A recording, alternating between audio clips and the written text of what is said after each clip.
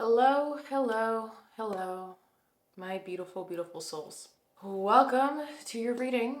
And the way that we're going to be diving into this message on what specific side of your shadow, what shadow self wants to come up right now, because they have something that they need to tell you, regardless of when you're listening to this reading.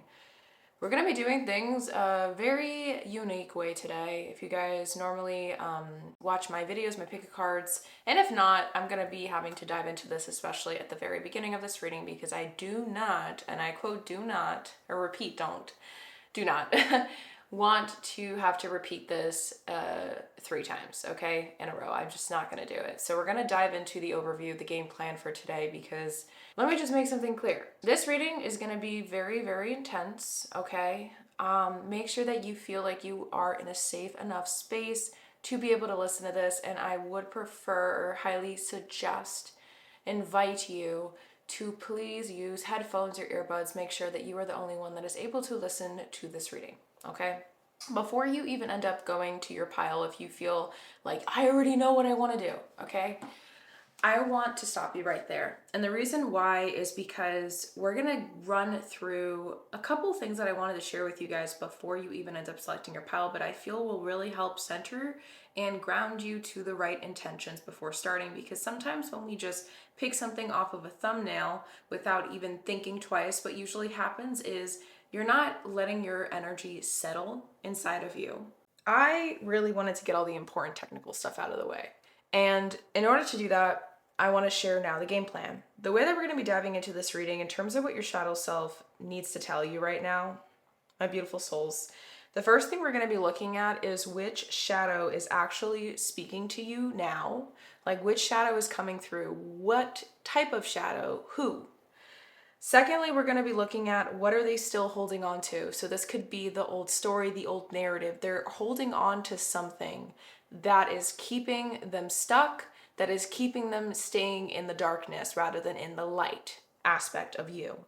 Thirdly, we're going to be looking at the specific message that this shadow has for you, obviously.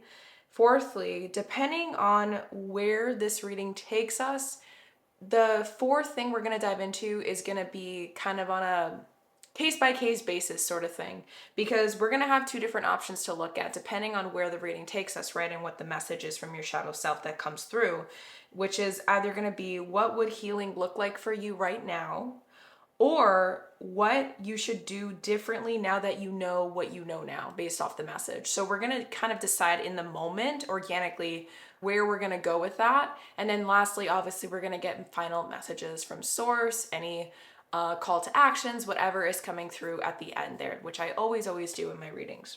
Okay, now that you see I have another little piece of paper, this is where it's going to get a little bit complicated or a little bit tricky. Normally, I always dive into this in order, right? But today I felt so called to do things differently while I was preparing all the decks. I have thousands of decks on the sides of me. You guys cannot see it in the shot, obviously. I try to keep everything organized and as uncluttered as possible for the frame for you guys. And today I felt super, super duper uber called to dive into my mystical shaman deck. But not just using the cards to pull out, but actually a spread of a 4-card medicine wheel spread. I felt so called to bring that up, and my handwriting is so nasty. But basically, what we're gonna be doing is, okay, I'm so sorry my handwriting's bad, but I try my best. And because I naturally write like large letters and large, but the paper's small, so I try my best to make it somewhat understandable. So we're going to be pulling out 4 cards for the different directions of a medicine wheel. The first card is going to be the south card, second west, third north, fourth east. And if you haven't noticed, we're going to be having 4 areas that we're going to be looking at before we go on final messages from source at the end of your reading. What this means, every card that we pull out within the medicine wheel itself and its meanings I'm going to go into, we are going to associate it with each section. So for the south card that comes out for all of the piles, it's going to be associated with which shadow is speaking now. The west card is going to be what are they still holding on to. The third is the message the shadow has for you for north, and the east direction is going to be part of one of these two questions that we're going to decide upon depending on what this message is about. Now, to get into more specifics with the directions and their meanings here in the medicine wheel, the South card that we're going to get is the exact old wound that you're meant to shed, that you're meant to let go of, that's not serving you anymore.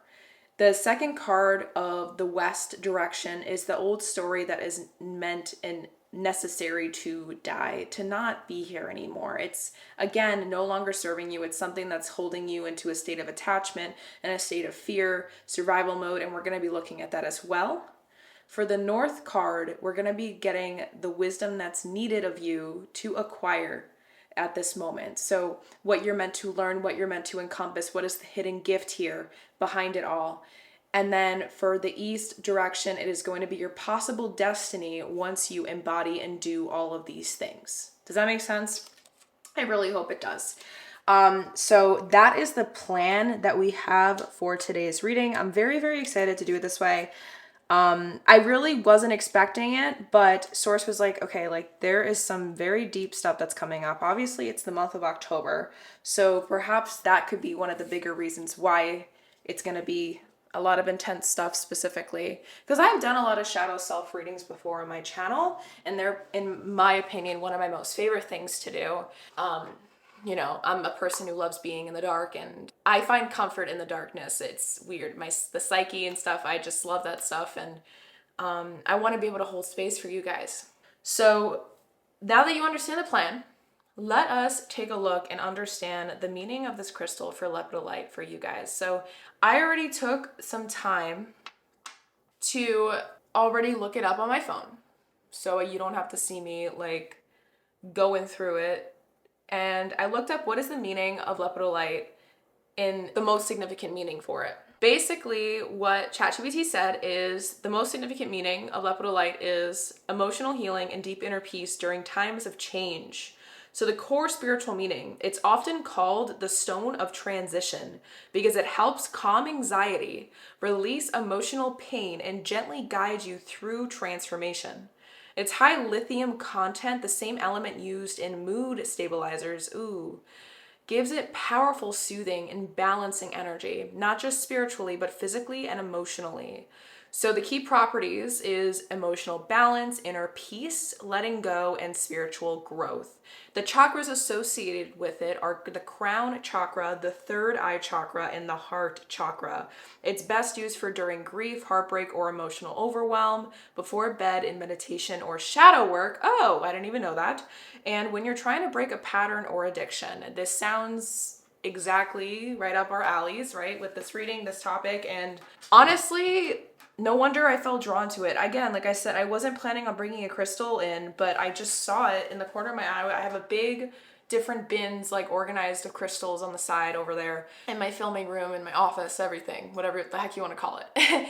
And I just saw it there and I was like, oh, well, you're the one here. You're the baby. Like, you're my babe. Let's come on.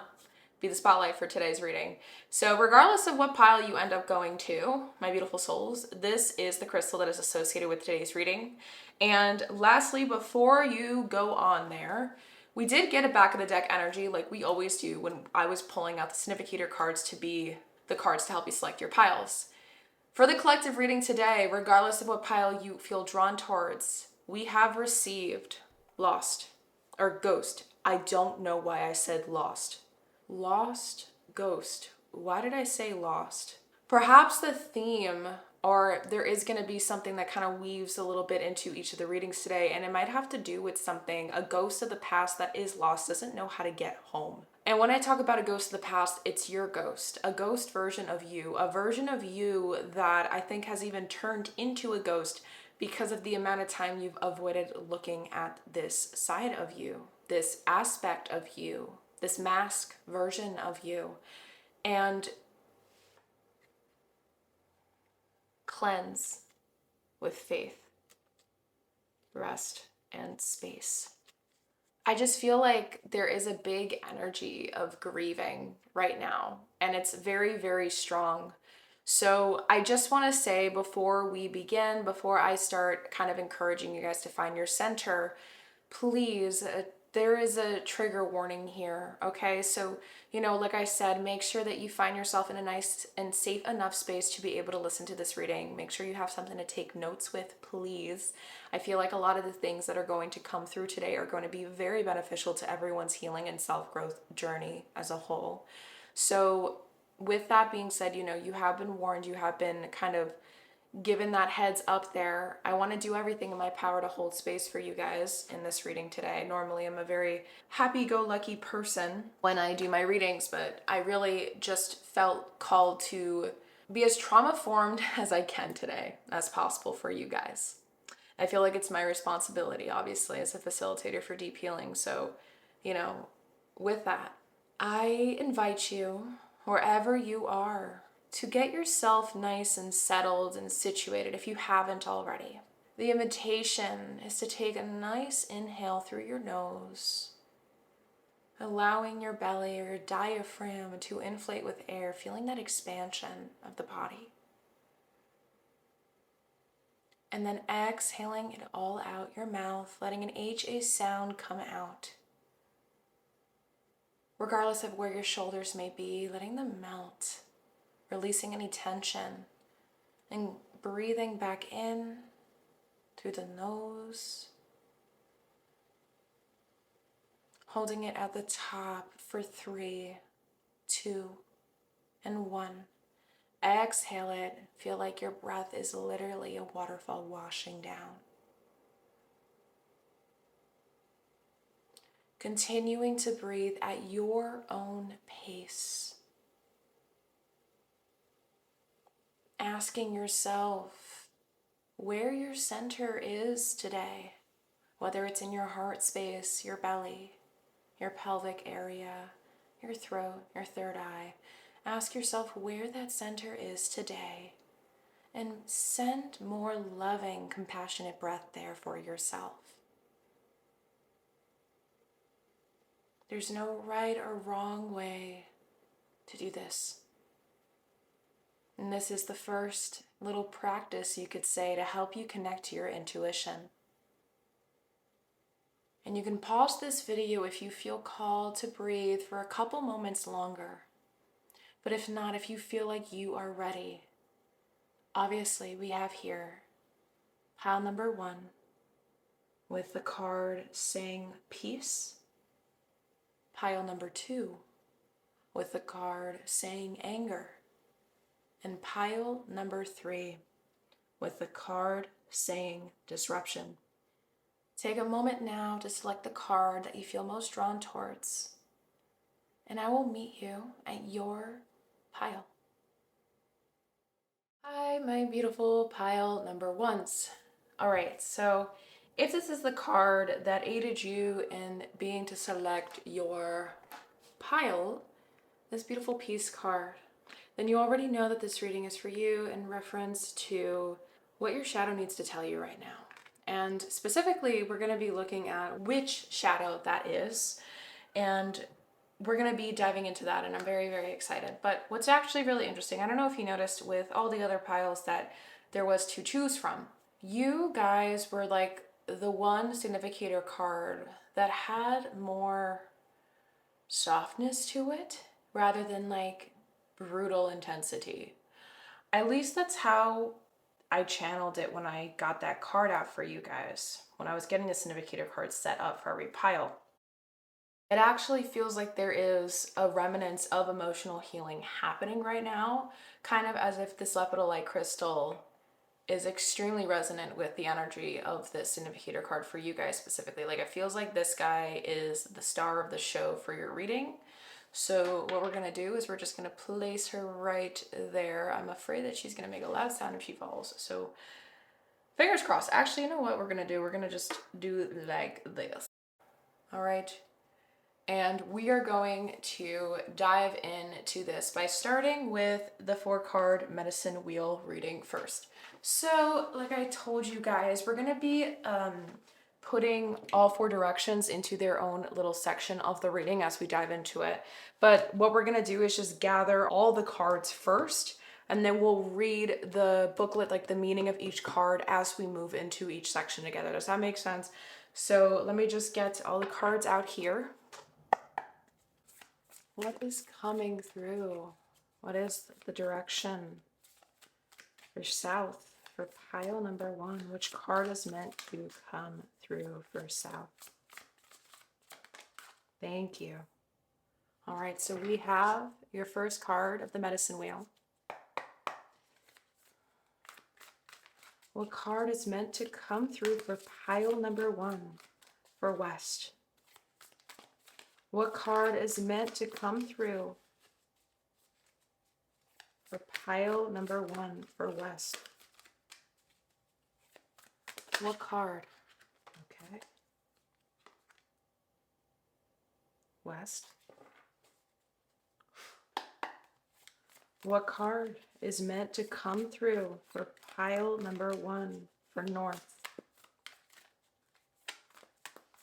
What card is meant to come through for pile number 1 for north? All right. And lastly, what card is meant to come through for pile number 1 for east?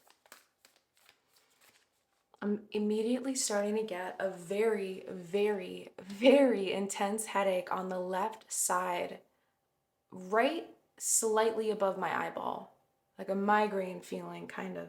There is a lot of resistance here, a lot of it, enough to make me stop. And why did you want me to stop, Source?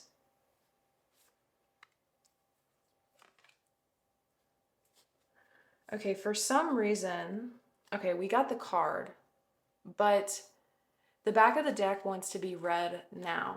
And I feel like this is going to give us an idea on your current state, or maybe even your shadow self's current state, but I want to see what that message is. Okay, so we have this being the south. I'm going to place these in the areas outside of the frame. I'm going to zoom out slightly because I just realized how zoomed in this is. I'm going to place these cards on the outside of the frame where they're set up for their designated sections of the reading we're going to dive into. Okay, so this is going to be for south, which we're going to dive into first, actually, so I'll leave that here. West, north, okay, and then east is up here. Actually, I'll put that next to here. North. So this is north, east. Okay. South. Smoky mirror. The headache just immediately went away. I don't know why. That's why I'm like, what the hell just happened? So let me just place this up so you guys don't have to look at it. Okay. Jeez, pile number 1. The energy here is intense. Okay. Let us get to the energy of the smoky mirror card. And I just realized 4 and 7 add to 11.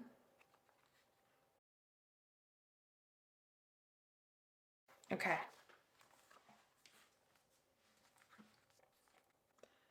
The essence. The smoky mirror represents the aspects of what is implied yet cannot be immediately known in the world. The mystery of how things come together and how they fall apart without obvious causality. Sorry, I have no clue how to pronounce that, but let's continue. This symbol also represents the shadow of the human psyche, the parts of the self that one disowns. Wow. Oh my gosh. If that isn't a sign that your shadow self is here, coming in hot, pile number 1, I do not know what is. I am so beyond tripped out. I rarely have used this deck in my lifetime, but it is one of the first decks I've ever bought. It just always was so, like, I used it for a good chunk when I first got it, right? Like, I'm very honest, and I rarely use this deck. Like, I always wanted to read the book and, like, understand it better. But the deck is just such an intense thing, and I feel like the tools, the way that this deck can be used and honored, are just so, like, heavy energy-wise, like, in a good way. Like, it's just a lot of responsibility to handle this type of deck, the Mystical Shaman deck, that I've always, like, I guess, felt too intimidated, or I just never had enough time to really put enough energy and honor into it, like, learning it. So this is the first time I've ever seen this card ever. And that's just, I didn't know that this has to do with the shadow self already. That's trippy. The smoky mirror can also represent a state of denial or the inability or refusal to see the truth. So, the invitation: when the symbol of the smoky mirror appears, you're invited to see beyond your own self. Acknowledge that, past the limits of your current ability to perceive, there is a vast interconnected world where events are orchestrated in divine order but challenging to fully grasp. Now is the time to trust that no matter what the current conditions of your world reflect, in the hidden realms, all aspects of the human journey are celebrated. The beauty and the darkness, the misery and the courage. No matter where you are on your journey, know that some things are meant to be a mystery, which you are meant to understand only through experience. Take heart, for the smoky mirror will ultimately show you beauty and wonder once the fog lifts, the distortion you see now. Oh my gosh. That was a lot. And I just can't get over how my head was killing me out of nowhere. The left side, that's divine feminine energy, Ing, from Yin and Yang. That's how it's technically pronounced, but I'll just say it the Americanized way: yin and yang. This is like yin energy, water energy, inner world energy. Divine feminine is kind of like your inner world, the emotions. And it's already here. It's like we've welcomed it, we've summoned it, and I just can't get over that. That's insane that that card came out, and I can't get over that headache, guys. I literally just, it just disappeared. That's crazy. All right. So, for the south direction, this is the card that shows to us the old wound, the wound that is meant to be shed at this time. We have the Sorcerer upright with the number 48. This is the first time I've ever seen this card. I feel like I have a gut feeling I'm going to see a lot of cards I've never seen before. And this adds to 12. And this reminds me of the 12th house, and that is the house of the unseen. Okay. Let us get to it. So this is an old wound. 48. Let us go there. Oh, it's the card right next to it. Trippy. Okay. This is the source of dark power. The sorcerer represents the destructive aspect of the human psyche and the self-centered behavior that harms others. It symbolizes the unconscious beliefs and ideas that foster separation, conflict, and scarcity. Wow. Okay, this is intense. I was not expecting it that. For some reason, I thought the sorcerer was gonna be a very like a medicine woman kind of, but I don't know a lot about shamanism. So if I'm disrespecting anything, please know that this is just me learning, and I'm being kind of naive, I guess, with this because I don't know. So I'm trying to learn, and just know that I have a lot of utmost respect for these things, and that's why, hence why it took me so long to physically really try to learn this book and this deck. Okay, let me just move this a little bit. So this is the south energy. It's just so we have space. Okay. And the corn's coming out, and the fact that the number's not coming out shows to me that the card itself doesn't want to be revealed. But corn, when I think of corn, I think of abundance because of how it can grow in fields. For some reason, that's reminding me of that, but also like the harvest, and that's also reminding me of the fall. For some reason, I don't know why. I guess like when you think of like fall, like you think of crops, or like there's something to do with fall. Am I tripping or am I not? Like I don't know. Something to do with crops and fall. I don't know if anyone knows what I'm talking about. Maybe I'm thinking of wheat. I don't know. But I'm thinking of an abundance, a surplus of something. The fact that it's coming out here, it shows to me that there is a very strong shadow self present right now that maybe might even feel like it's been in the driver's seat of your life. Maybe you've been dealing with, again, I did say trigger warning, guys, so if you weren't there, it's on you. Maybe you are going through some sort of depression right now. There is a mental health ailment, obviously, here that's coming through very strongly for me, energetically. If it's not a mental health thing, it's a mental health thing that got developed because of chronic pain that just wouldn't go away, that made you start getting into depression. If that's something very specific, that is something coming through. If that doesn't resonate, again, take what resonates, leave what doesn't. It's giving me this energy of like giving up, honestly. Giving up is easier than trying to make peace with it for some reason. So it's like you found a sense of peace, but is it really? Or are you just letting that shadow self have full control over everything right now? Because we're trying to understand what shadow is speaking to you right now. We're in the first section with the South card. Let us see what the invitation here is. Okay, the invitation. So this invitation is showing to us the old wound. Okay, I want to make that clear, but this old wound is the shadow that's speaking to us now. We're going to get more cards out on the table and we're going to kind of piece everything together. All right. So the invitation. When the sorcerer enters your circle, you're being called to look at how your beliefs around scarcity and self-centered fear manifest in your world. Examine the destructive part of your psyche that misuses power or harbors feelings of resentment, vengeance, lust, greed, bigotry, or hatred. Oh my God, that word is so strong. Perhaps you've harmed someone because of these dark tendencies. If so, all is not lost. You have only forgotten that all beings are interconnected and the universe is abundant. The sorcerer arrives to challenge you to change your thinking. You're given a second chance. Correct your course and practice not blaming others for the darkness that lives inside you. Wow. Make peace with it. Make peace with it and choose another way. Holy, I wanted to cuss so bad, guys. Holy shish kebab. Guys, it literally make peace with it and choose another way. This is on full blast right now. No wonder the corn doesn't want to fully be revealed, because there is an abundance energy here. Maybe this can be shown in the sense that this is taken over right now energetically, but also it can be showing to you how there is abundance of source. There is a lot, but you can't see it right now with the smoky mirror energy. And so this is giving me a really strong side that this shadow self that is speaking now, that is coming through right now. I'm going to place this book up here for now, and then we're going to like go back. Actually, I'm going to place it over here. We're going to go back into this like as we continue on, obviously.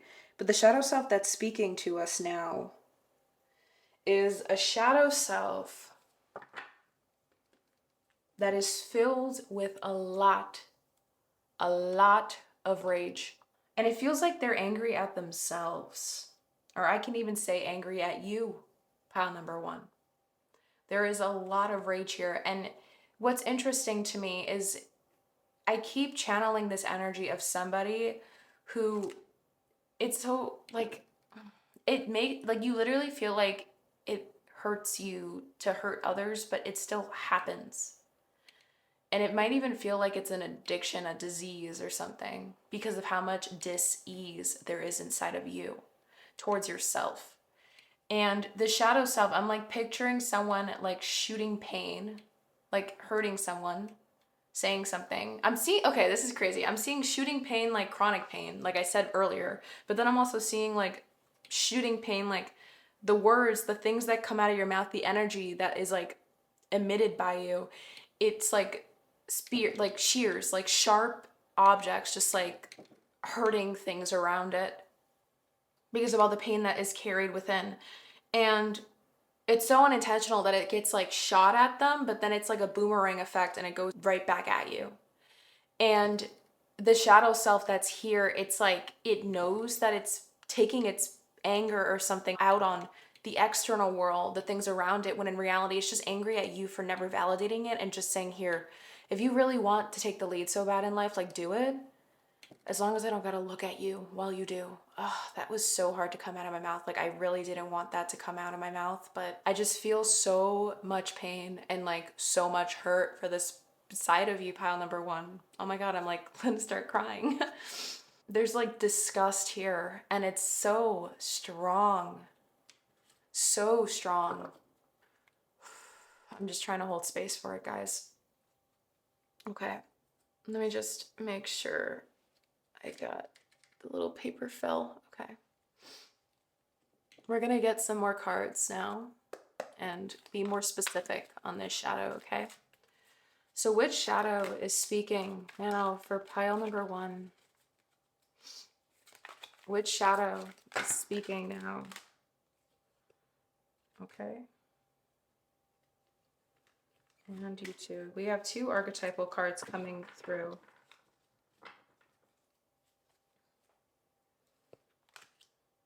We're also going to get a card from my Learning Tarot deck. That's what it's called, but I got it just because I love the keywords and I love using it as like an additional oracle kind of, or like just to add more clarity or symbols or depth to readings. So we're gonna pull one card out of here as well. And we're gonna read the words associated with it that are upright, because there's words that are for the reversal meaning and then words that are for the upright meaning. So we're gonna read the ones that are upright, that come upright when we get the card out. Which shadow is speaking now for pile number 1? Okay, I wasn't expecting to get 2, but again, did you see how it felt like it sliced? I wasn't really watching the camera. I had my eyes semi-closed while I was shuffling, but I felt like such strong energy. And I'm not making this up, guys. That is insane. Back of the deck, Page of Pentacles upright. This is an opportunity. Yeah. Again, okay, now I'm getting another headache. The headache is coming in to my right side, but it's not as strong as the left. The left is gone now, but I'm feeling like traveling sensation. It's very uncomfortable. Okay, so we have received upright, so they want to be seen now. I did have one more deck I was going to look through. We have the 5 of Swords coming upright, with the terms being defeat, surrender, change, walking away, self-sacrifice, self-sabotaging behavior, underhanded behavior, deception, lack of communication, aggression, bullying, and intimidation. We have the sign of Aquarius coming through, the keyword being defeat. I believe this is the sign of Mars. Tell me if I'm incorrect, please.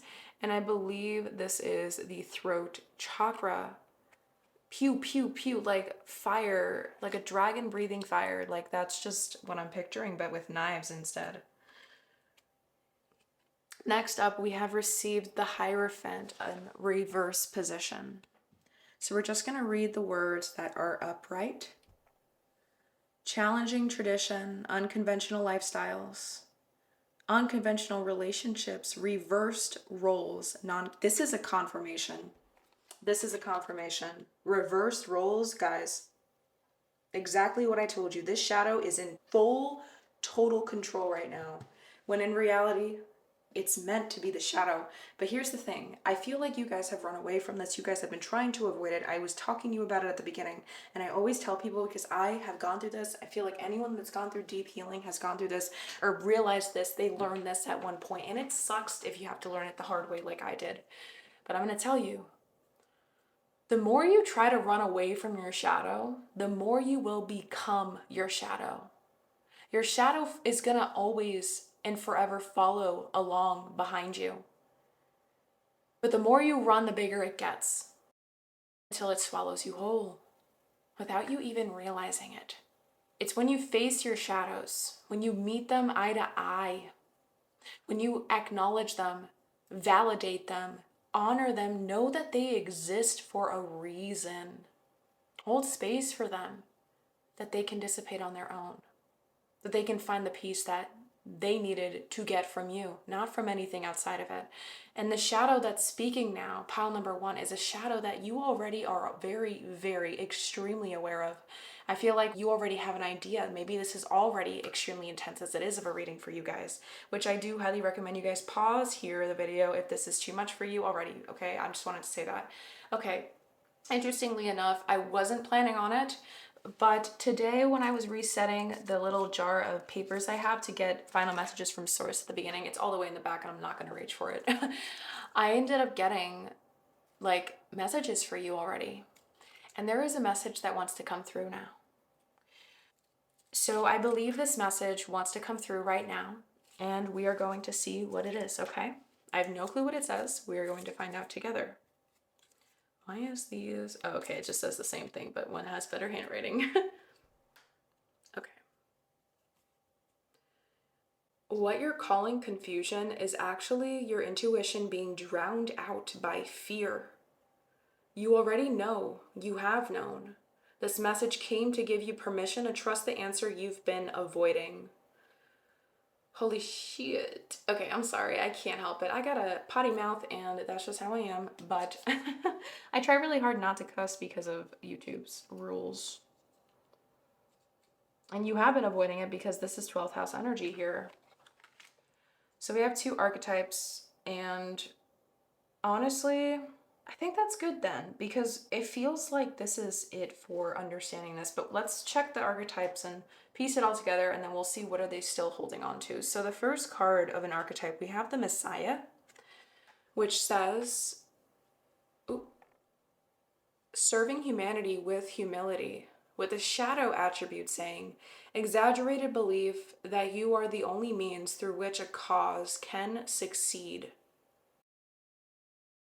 This is giving me a lot of information on this shadow, but let me reveal the last archetype card and then I'll share it right then. We have Child Magical. So the light attributes of this card are seeing the potential for sacred beauty in all things, the belief that everything is possible. And the shadow attribute is pessimism, depression, and disbelief in miracles, believing that energy and action are not required for growth.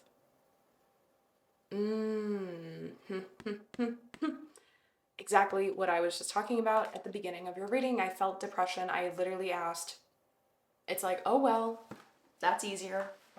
It's easier to just give in. It's easier to just not care, isn't it? It's easier to just pretend that everything's fine.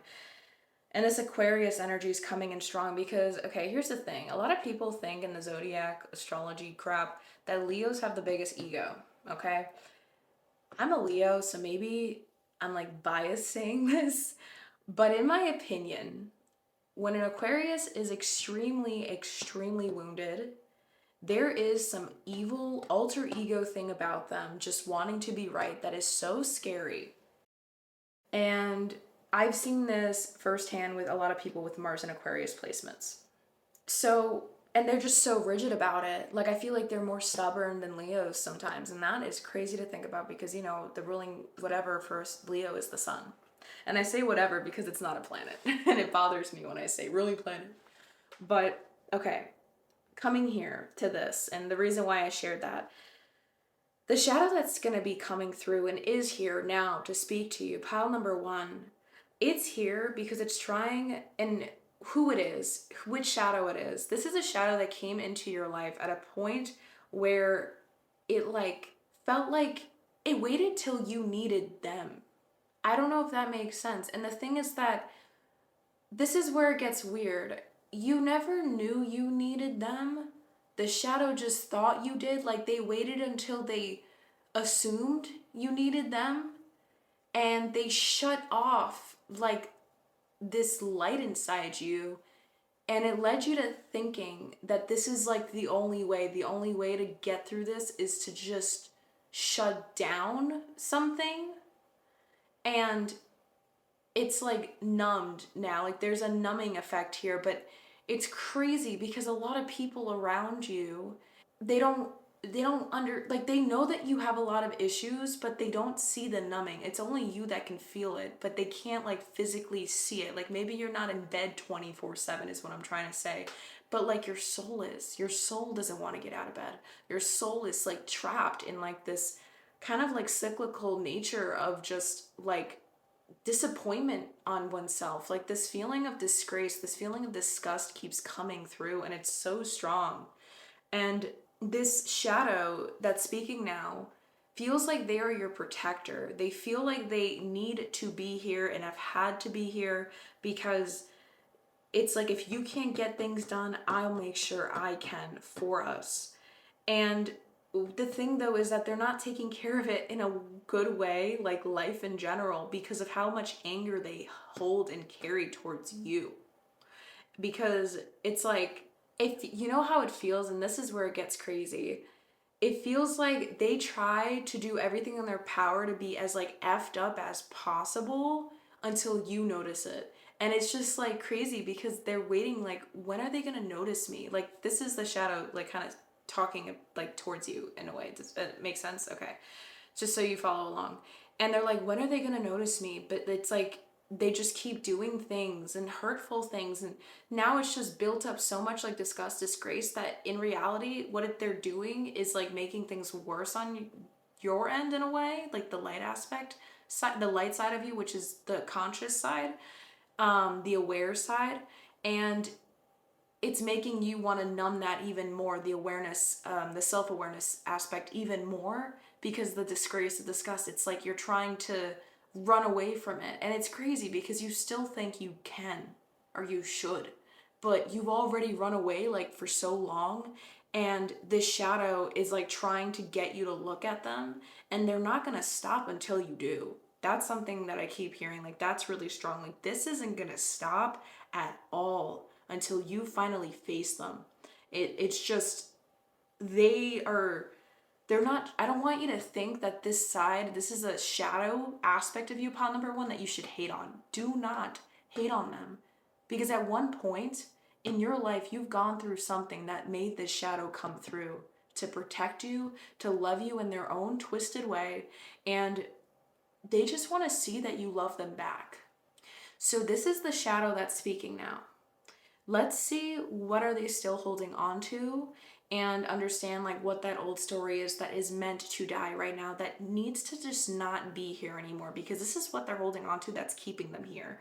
I think we kind of dived into it, but let's see the card, the mystical shaman card that was associated with this, which was the direction of west. So I have that over here, the direction of west, and then we do have a couple of other decks over here on this side of the table, and we're gonna pull them out after we reveal to see like what else wants to come through here. Okay, so we're gonna see what the shadow is still holding on to, which is aka the old story. This is the direction of west. Let us see. We have, oh my god, number 12. Remember I said the 12th house, but the coyote is in reverse. This is the old story that needs to die. Doesn't belong here anymore. And this is also the same exact old story that keeps being replayed in this shadow's head. So let us reveal that together. And with this being in reverse, what that basically means is, instead of reading the invitation section for the meaning of the card, we're going to read the medicine section for the card, okay? So let me get to number 12. All right. So, the essence of this card for coyote. The coyote is the symbol of the sacred trickster, the one who provides tea tours for growth and understanding by ensuring that things don't go as planned. The coyote brings the energy of divine deception to set you free from the shackles of that which doesn't serve you. Sometimes it appears that you will get everything you want, only to find that coyote brings you the opposite of what you hoped for. The lessons offered by coyote may at first appear confusing, but they are the most sacred and always for your highest good. Oh my god. This is instantly reminding me of the back of the deck, the smoky mirror. Not all is as it seems. Choose peace. I mean, yeah, embrace peace and choose differently. Remember that came through. No, that was for this. I don't know. I know, but you get what I'm saying, okay? All right, so for the medicine of this card, are you being seduced by what you think you desire? Could it be that the more superficial, sparkly, shiny aspects of your ambition led you in this moment? Perhaps you feel that in order to get what you desire, you have to compromise yourself, control others, or manipulate situations to ensure your goal is met. Coyote howls in the shadows to remind you that this may be a lesson too painful to learn. Beware the shallow waters right now. Something or someone might pretend to be deep, but that doesn't make them so. No matter how seductive their superficial traits and how beautiful or sparkly they appear, all that glitters there will not turn up gold, no matter how many wishes you make to change that. Yes. Yes, yes, yes, yes, yes. There is this whole idea here. Pile number one. Wow, this is crazy reading. There is this whole idea here that based off of what the shadow is still, they're still holding on to this idea of like being a winner, but like for the wrong reasons. To say that I knew I was right. And it's so wrong. Like, I guess that's where the Aquarius stubbornness and that ego, that very strong ego is coming through. Because this is giving me the idea of somebody who like believes that, like for the shadow is holding on to like this old narrative that it's still there. You just have to try harder. And the way that they're trying harder to get to where they're trying to be, or where you guys both have been trying to go together, isn't correct. And so this shadow is still holding on to this story that maybe didn't work out the exact way that you hoped it would the first time or the second time or the third time. And it's drove you so insane to the point where you just don't care anymore how you get to your end goal. And the shadow, you don't care anymore. The shadow's like, okay, I got to protect this. I got to make sure that we get that money, we get that bag or whatever it might be. It could be love, but it's not doing it in the right ways. And there is, again, a lot of disgust, a lot of disgrace, a lot of disappointment coming through, but you're so in a state of just like not like refusing to be brutally like honest with yourself about just the pain you've been carrying. I feel like maybe you were trying to, this is crazy what's coming through. I feel like maybe you were trying to, at this experience that led to this shadow's birth in a way, because this the birthing of where the shadow comes from is the story they're holding on to, because that's what made them come out. Okay, I just want to make sure we understand that we're on the same page. But there was like, ah, crap, I lost it, guys, because I kept trying to make sure I was trying to be considerate. It feels as if the shadow, it like you were going through a period of trying to get somewhere, and it like isn't stopping at anything to get there, and it's doing everything it can to get there, and it's sort of as if you've given it permission just by not caring anymore. But when you don't care to a certain extent, you're gonna numb, right? We're gonna numb to not feel the negative feelings that come with caring, right? Because we got to remember, on the same side of the same coin where love is, there's fear, okay? And the same thing where there's good, there's bad, there's love and hate, positive and negative. I could go all day with this. And what I'm trying to say is that like it's so easy to fall into the temptation to do things the morally incorrect way when the same thing that we desire is on the other side of that. But then here's the kicker. It's not about the destination, it's about the journey of getting there, right? And so when you're going through this journey of trying to get there, your shadow self is doing this to you. And this is the narrative I'm trying to tell you. They think that the destination is the most important thing right now. They don't give a shit. They don't give a damn of the journey that it takes to get there. When in reality, it's supposed to be the other way around. And so you're so numb to this experience, you don't care anymore. And what is happening, what they're still holding on to, this idea that that's all you care about now, that you still care about that. Maybe you've had glimpses of it and you were like, oh, why am I not enjoying this? Well, here's the thing. You're still dissociated. You're still numb. You're still not letting yourself see everything. And so there's this idea of like, there was already so many beautiful things around you during the journey. And maybe like the things that were lost are the only things that you had a focal point on. And your shadow was like, okay, well then I guess there is a lot of bad things around me and I need to come in and protect them. It's like a defense mechanism that comes in. It's like you've been wounded so hard, pile number one, that this alter ego like comes in to protect you. And it's kind of scary because of how heartless it can genuinely be. I'm also hearing, okay, this is a very specific and a very triggering thing that I'm about to say, okay? Trigger warning. I am picturing someone who has been aggressively abused growing up. and I didn't want to say it the normal way because I didn't want YouTube to hate me. A bust. I'll just say a bust. Heavily, aggressively a bust. And they got so good at dissociating, they got so good at numbing a busing happen and not feel it every time, that's why it's so easy for the shadow to just step in and like you not notice it happening. And it's like you didn't even realize who you were becoming while it was happening. It just happened. Does that make sense? It felt like in the blink of an eye, and it's just crazy to think about because it really feels like the shadow has been here for a while. And okay, now I'm getting another very different channel message that some of you guys have been trying to work on this shadow actively already, but you still get glimpses of it when you're trying to, like when you're about to taste happiness and then like there's a fear that kicks in of like losing it. Or like the idea of, it's like when you're like falling in love with somebody and like you don't want to give yourself full permission to, this is just a random example from personal experience. Like you're afraid to fall in love with them because the idea of being so happy but they can die the next day like scares you, so you numb because you don't want to feel that. But here's the thing, when you numb, you don't feel the good or the bad. You don't feel anything.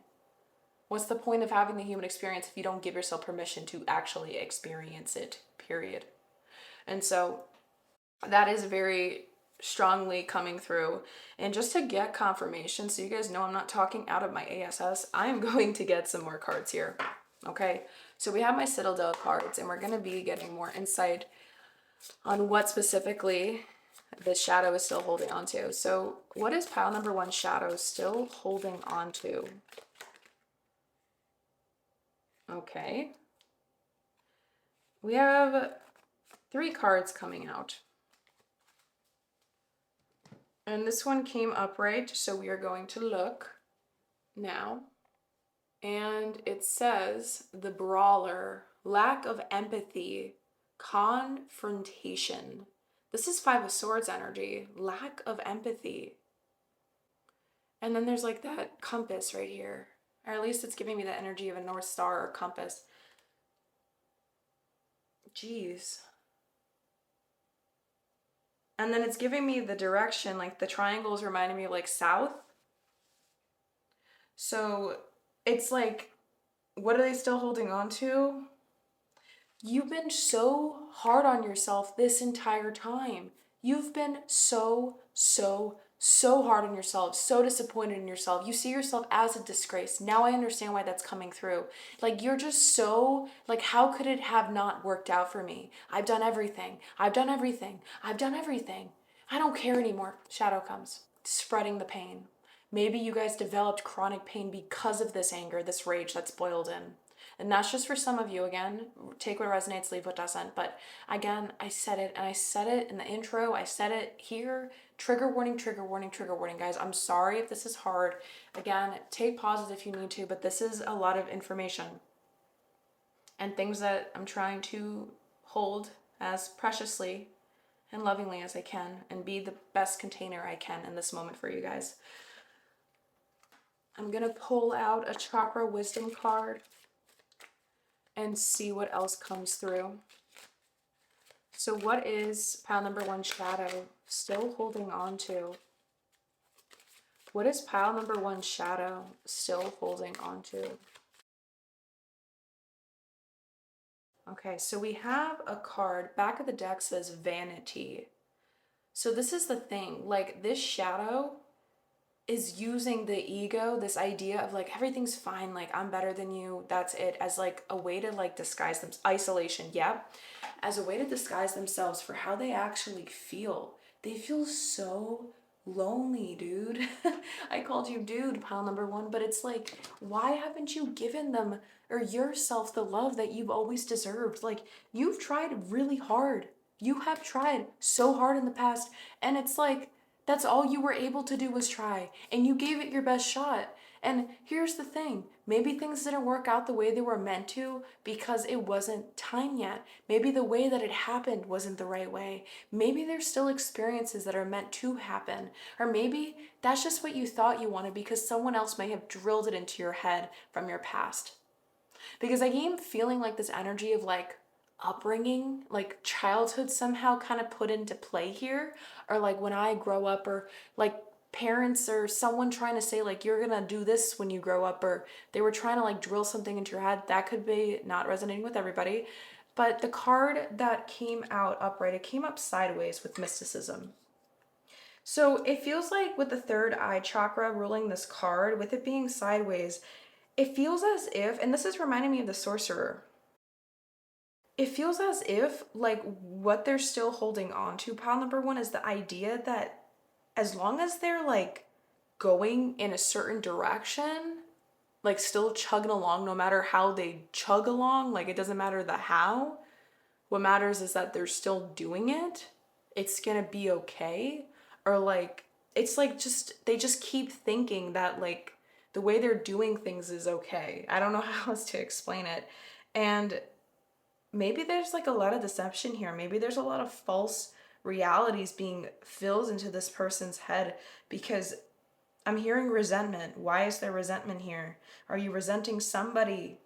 I'm hearing, are you resenting somebody when your heart was too big and you didn't know how to show up for you at the time, so maybe you gave too much to somebody else, and then now there's like resentment here, so now you don't care about anyone else's feelings, so the shadow comes in and oh my god. Okay, there's so many like different messages coming through.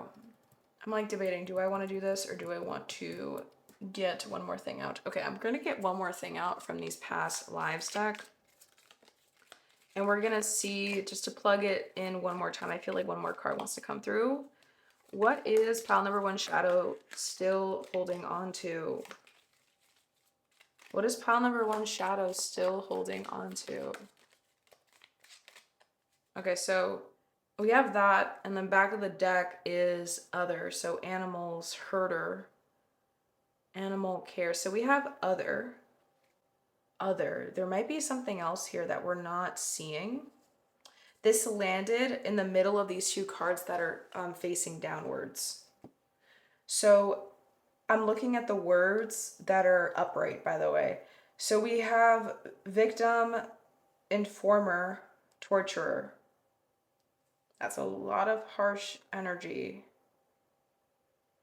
Ah, okay, see, it feels like there's a maze here, kind of like we're talking about the origin story, but then what made the ego so strong here and so wounded? Oh, I literally said deception, and we have the enchanter, deception and trickery, Seven of Swords energy right off the bat. Someone, I think, in your life told you that if you acted like like some type of toughness, or like if you do things this way, this is how you succeed, and or like it's a man versus man's world. It's man eats man world. Like I don't know what it is. I'm like picturing someone being taught so many different things drilled into their brain, and then they grow up, and then now they're like the product of that brain, like someone instilling a belief in you or something, and like now it's just led to this whole falsehood of how life should be, lived, what the point of life is, when it's just, this is all these old stories that the shadow's feeding off of, because you never made peace with your past yet, pile number one. The last card we have here is the Pilgrim. Oh my god. Do I still have it out? Remember I said the back of the deck, Page of Pentacles, opportunity? Dude. Look at this. The Pilgrim. Opportunities. Growth. This looks like a pentacle in the middle because it's all shiny. Good news in earthly matters, solid beginnings, setting goals, developing a plan, laying the foundations, taking advantage of opportunities, jumping in, consistency, excellent prospects. Okay. Oops. The Pilgrim. There's a new beginning. And what you're still, it's again, I think this is actually confirming it to me. And I just realized the Page of Pentacles is associated with the root chakra here. So this is giving me the energy of like foundation, your roots, your lineage, your ancestry, your upbringing, whatever, whoever was like you looked up to growing up. Maybe it was multiple people. Maybe it was people you ran into growing up, and your upbringing, like as you were growing, maybe you tried to like start a business at a young age. And I guess what people would consider to be young, and it didn't work out. And it was because you were listening to other people around you, and or something, the pain happened, right? This horrible thing. And then people are like telling you in your head it's because you didn't do it this way, you didn't do it that way. And you're just so flipping hard on yourself. Pile number one, I can't get over that. Geez, it is so like the torturer energy here. It could have been a bus from growing up that's led you to this numbing and all this other stuff, but I'm also feeling like because of it, the voice in your head that is so hard on you isn't even your own voice. It's the voice of the person that did the busing, or you now do it onto yourself because of it. Maybe some of you guys, you know, do the thing. Maybe you pinch. There's like some sort of tactile sensory thing that's done here. But it's so nonchalant, it's weird. I don't know how to explain it. You'd never show that to anybody. Or maybe that's something you used to, like a tick or something you used to do growing up. Something that like, maybe they were like mean to you because of, there's so many different like channeled things coming through. Again, please take what resonates and leave what doesn't, guys. Oh my gosh. Okay, I think I was able to get everything I could out of this part of your reading. So what we are going to do is get the tarot out here, and we're going to look at the north direction, which is right here, and we are going to see what the specific message is from this shadow and what they have for you right now to tell you. And before we do that, there is one of those little messages in the side that are looking at me, and I'm looking at it. And I think it wants to be seen now. Now is the time to show it for some reason, so we are going to read. And I don't know what it says. Okay, I guess this is a source like clocking in randomly with you.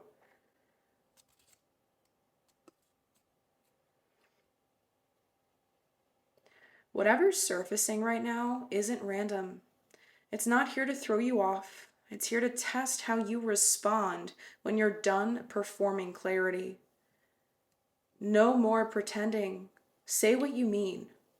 Whatever's surfacing right now isn't random.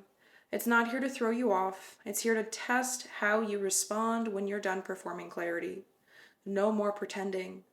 Say what you mean. There is a major release that wants to come through. Oh, I have goosebumps shooting up my left arm. There is a major release. There is crying. There is why couldn't have happened this way. You have tried so hard to suck up all the pain from this traumatic experience, pile number one, and that's what's led to the emerging of this shadow, because you didn't let yourself process the wounds. So now the shadow came through because it's like I have to protect them from it because it's too hard to bear. It's too much to swallow. Here's the thing, you're not supposed to swallow it. What did I just tell you at the beginning? The more you run away from your shadows, the more it swallows you whole and you become them. And this is the whole thing that's coming through. There's elusive energy here. There's illusion. There's attachment for things wanting to be the way that you perceive them as before the trauma even happened. It's like there's a disconnect from the psyche and like the reality right now. Like there's a lack of wanting to believe where you're at is where you're at because of this, and that. And it's just, like I said, it's just easier. That's what I keep hearing. It's just easier to do it this way. I don't like that. That's not the right way. Okay, I really hope you guys were taking notes because I'm going to clear up the table. And we are going to get more information on the message now that the shadow has for you. This specific shadow has for you. All right. So let us do that now. I'm going to just make space for all of the cards. Okay.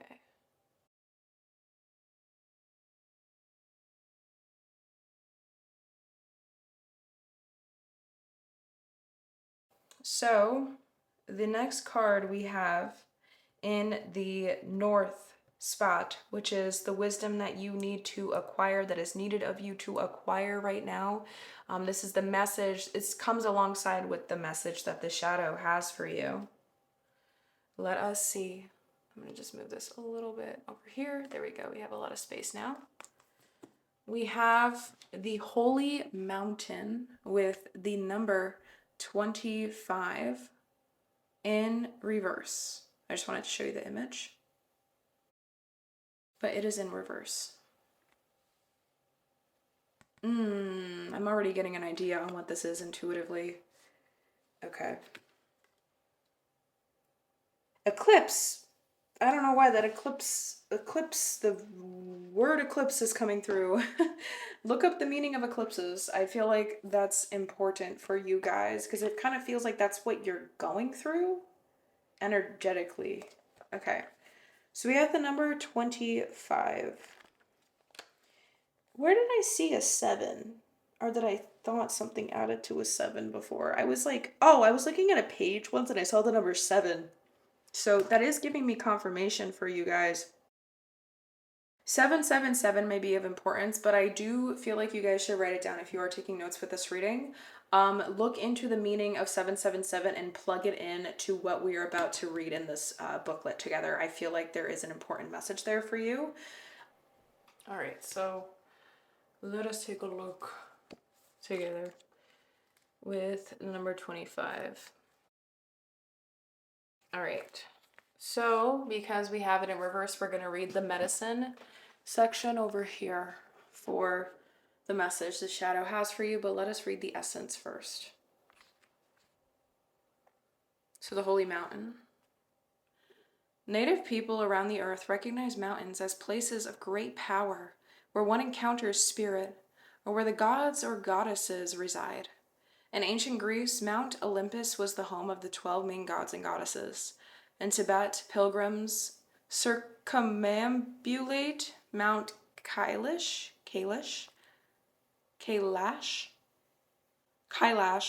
to bring prosperity. In Peru, pilgrims climb the ice-capped Mount Ausengate to receive the starlight and bring fire to the earth. Oh, wow. Okay, I tried my best, guys. Again, I'm sorry if I butchered a lot of these things, but here is the medicine. When the Holy Mountain shows up, it is time to be active. Do not let your doubts deter you and keep you bound. This is a time to leap over challenges and to remember that from the top of the mountain there are no obstacles, only beauty and an unobstructed view of the entire earth. And there's no need to go shopping for the right hiking boots or camping equipment to climb the Holy Mountain. You already have all the gear you need.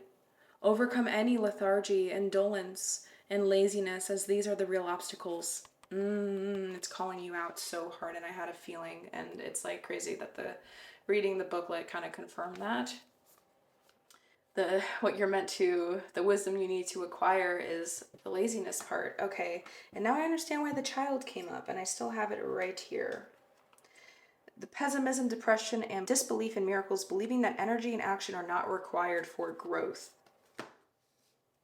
The shadow already thinks they're perfect as they are, but maybe it's because the thing that you wanted the most you couldn't get, so you just accept the fact that you can't get it, quote unquote, when in reality you've always been able to. You just aren't living or aligning yourself with the right frequency and reality that makes you get it. All right, so that was intense. And then we have whatever surfacing right now isn't random. It's not here to throw you off. It's here to test how you respond when you're done performing clarity. Yep, no more pretending, say what you mean. There's a lot of releasing that wants to come through, but let us see the other cards as well that I got here on the side for the message this shadow has for you. So what is the message that pile number 1's shadow has for them right now? What is the message that pile number 1's shadow has for them? Oh my God, integration and union is shot out like a slice. I don't know if you felt that. In the back of the deck is change and courage. And I love this. I flipping love this. Because, okay, maybe your thing that you were trying to get was love, but I don't think it was. And if it was, okay, cool. But energetically, union and integration is marrying your shadow back because there's reversed roles right now. Remember we were talking about with the Hierophant, like your shadow's in control, but it wants to go back to its home and where it belongs, and it wants to become one with you again. It wants to unite with the light aspect of you, the self-aware side of you, the side of you that knows what they've been doing this whole time. They just didn't want to admit it. And you need the change and courage to do it, but your shadow is ready, and it's been ready. And that's why it feels like the more you run away from it, the louder it gets, and the more pain there gets put upon, or maybe there's like lashing out that happens. There's just a lot of explosiveness that I keep picturing. And again, like blowing fire, like, and it's not, it's painful to people around. Like my heart feels like it's hurting. Like the perimeter, it's like wrapped with something and it feels uncomfortable. Oh, I'm yawning, sorry. I feel like when I'm yawning, I'm getting like a lot of energy that isn't mine to carry. So that's interesting to me. And then we also have, I want to get a Moonology card, and then we're going to go right into the tarot. So what is the message that pile number 1 shadow has for them? Ooh. What is the message that pile number 1's shadow has for them? What is the message? Oh my God. Come on. Source. Ugh. Or shadow. We have 2 freaking Moonology cards. We have the full moon in Virgo with you are good enough. Yes.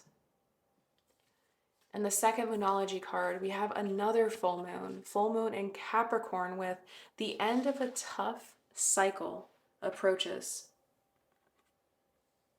This is, I do not know what that sound was. Okay. Oh, I figured it out. It's my fiance. He's about to go fishing. Okay.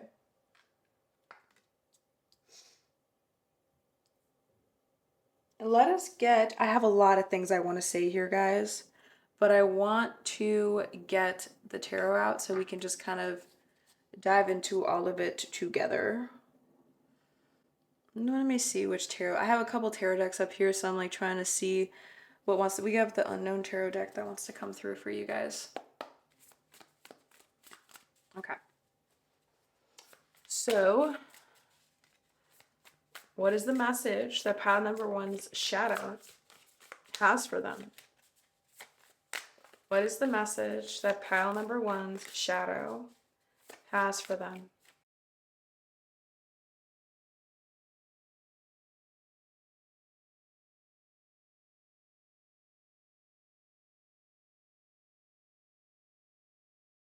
Okay. Oh my God. We have a lot of things going on here. So what I'm going to have to do, back of the deck energy is the 10 of Pentacles, and I will get into that. And this kind of confirms to me the legacy aspect. I don't know where I want to put this. You know what we're going to have to do, guys? We're going to have to move the back of the deck energy of the mystical shaman. And give me a second to work my magic here, guys.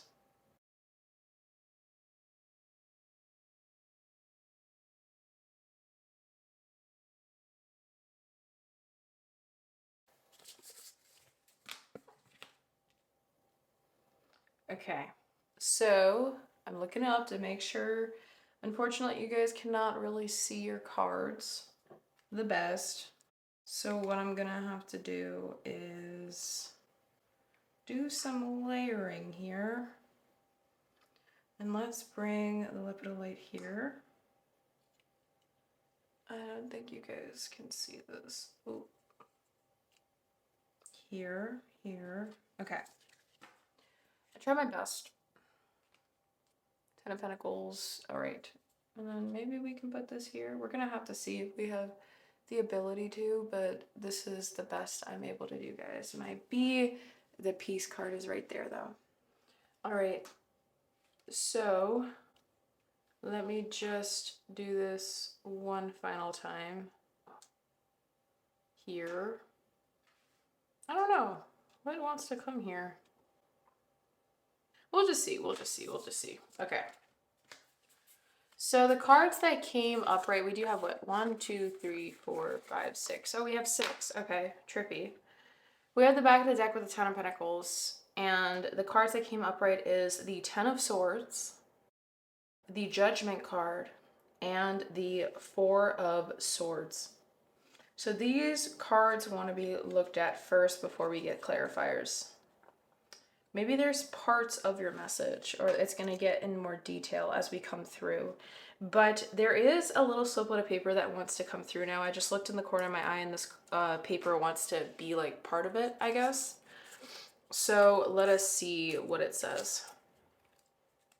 Oh, this is such a bad cut of paper that I did, but let's see what it says. Your words are powerful. Speak from truth, not defense. Am I tripping, or we've gotten like papers that said like talk, like speak, dude, like come on, speak up.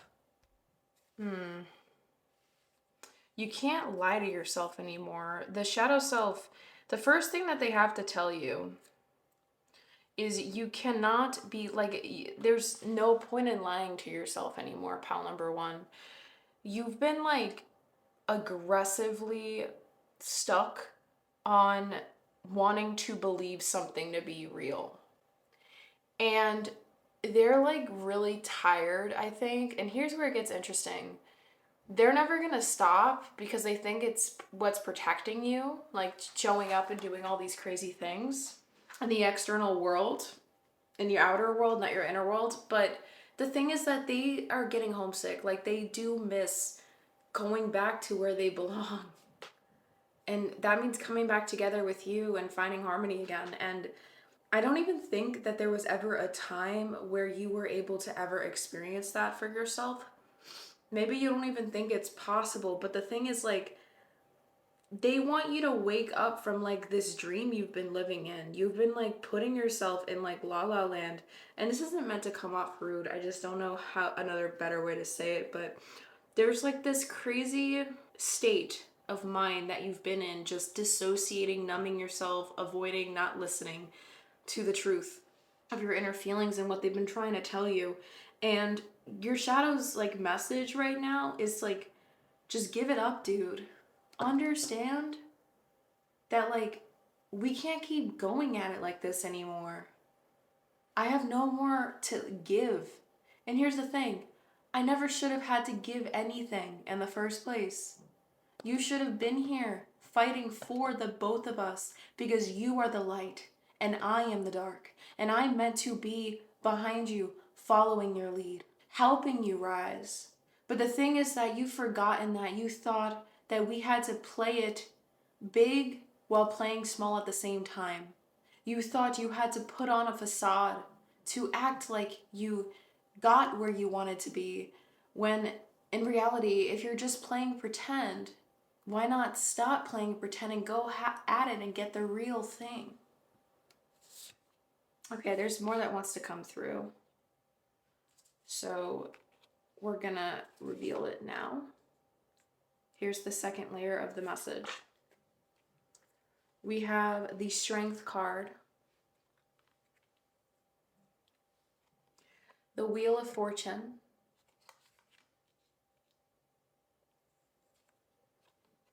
and the Mother of Wands, also known as the Queen of Wands.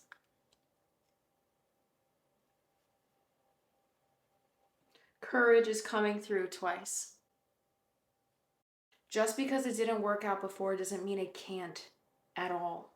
Doesn't mean it won't at all. There is a narrative that's being fed here so like aggressively to yourself, and it has a lot to do with the legacy you wanted to leave behind. It has a lot to do with what your lineage of your family line wanted to leave behind. Or I'm also hearing some of you guys that selected this pile may have been adopted or something, or you don't even know your own birth parents. You don't know, like they maybe gave you up to somebody else. I don't know. That's just very specific, but it could, like, it's coming up for a reason, so I'm sharing it. And regardless, like something about your upbringing, like you've always tried to fit in, quote unquote. And your shadow's like message for you has a lot to do with like acknowledging that. Like it feels like they're kind of validating your pain. Like what you've gone through for them to be birthed. That's why they came up, because they know how much you've had to fight and claw yourself out of the trenches to begin with, and then only to have it like not work out at this point. They can understand your pain. Like, they understand it. They want to validate it for you. Like, it's understandable why you're so like, you don't care anymore, or like exhausted, or just like you feel so defeated. And here's the thing though, that's all a mental game, and your shadow is trying to make you recognize that. Your shadow has been screaming at the top of their lungs nonstop to everyone around them, trying to show them how better they are than everyone. But it's just because it's a wound that hasn't been loved, held, supported, and seen by the one and only thing that could help heal it, which is you, pile number one. No one else can. And so they're kind of acting like everything is about them. And they're making situations seem bigger than they are. They're making little things seem bigger than they are. There's a lot of like, I guess, ego coming up. And it's all just trying to protect you. I want to make that clear.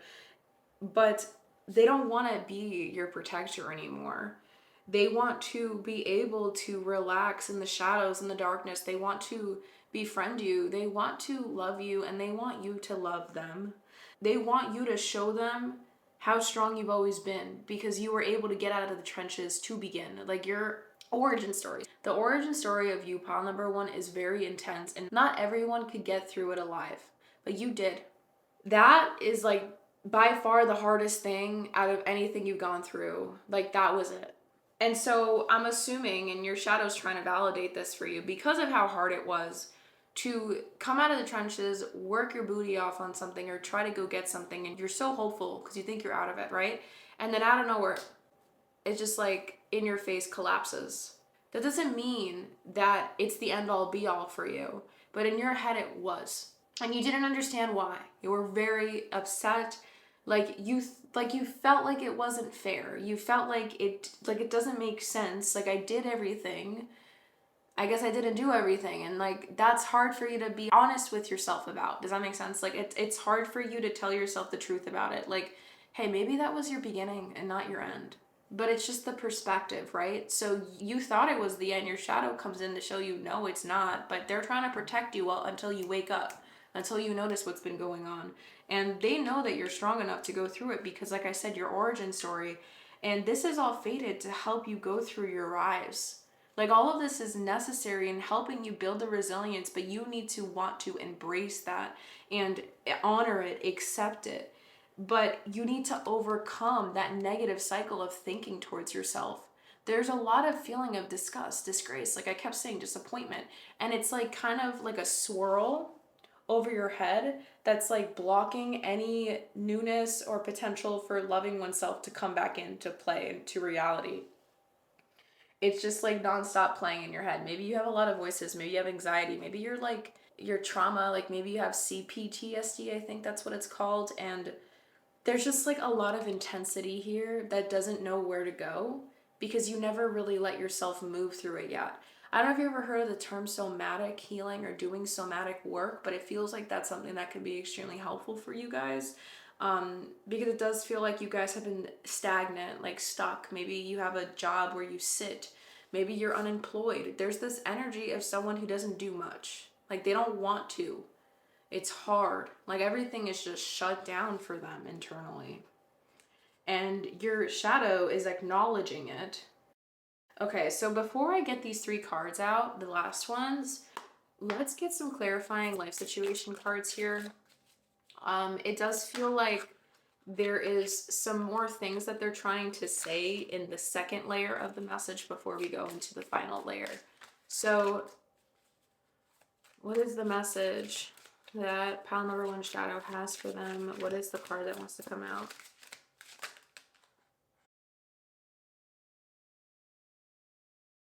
Okay, we have the back of the deck being, we're going to read the words that are upright.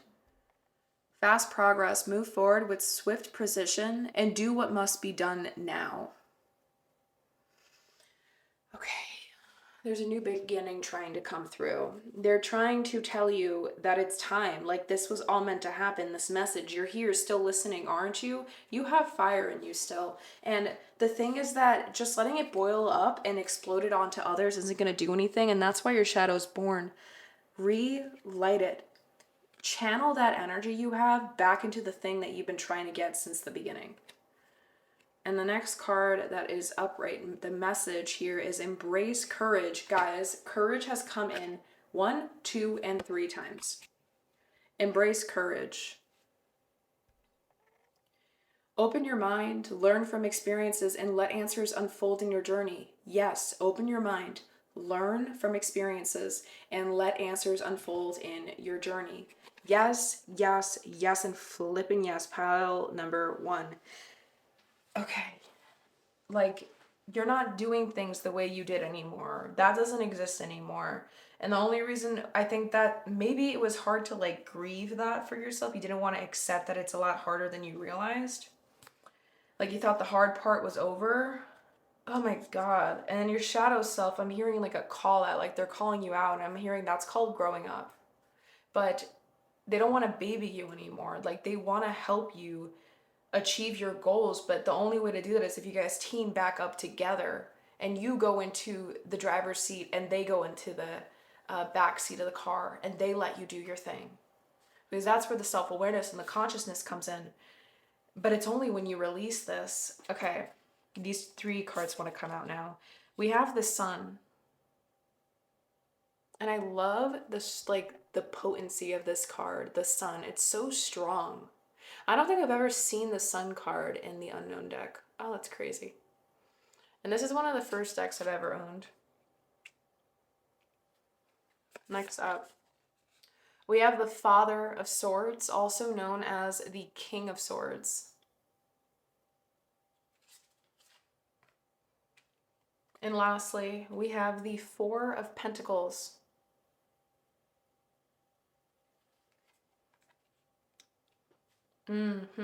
Wow.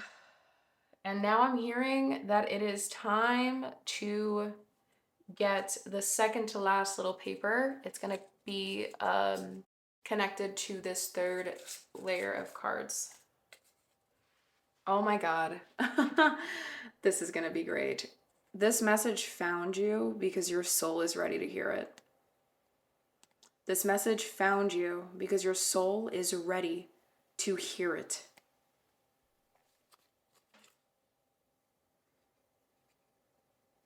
There's one more thing coming through that source is like, do it. Okay, I have an essential oils deck. I wasn't planning on using it for you guys because it was supposed to be for the first section. But source is like, pull it out, shuffle. There's something that's going to get plugged into this right now. Okay, so I'm listening.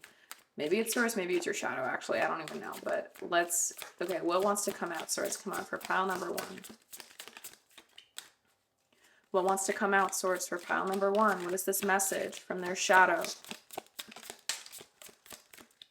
Okay, we have one coming out, and it landed right between the South and the West cards. So the old story and the old wound, the things that need to shed and that need to die.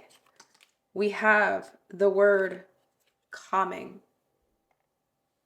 with the keyword being acceptance. Trigger statement, I cannot trust anyone. True statement, everyone deserves my love. I open my heart to heal and release. I open myself to the peace of divine love and grace.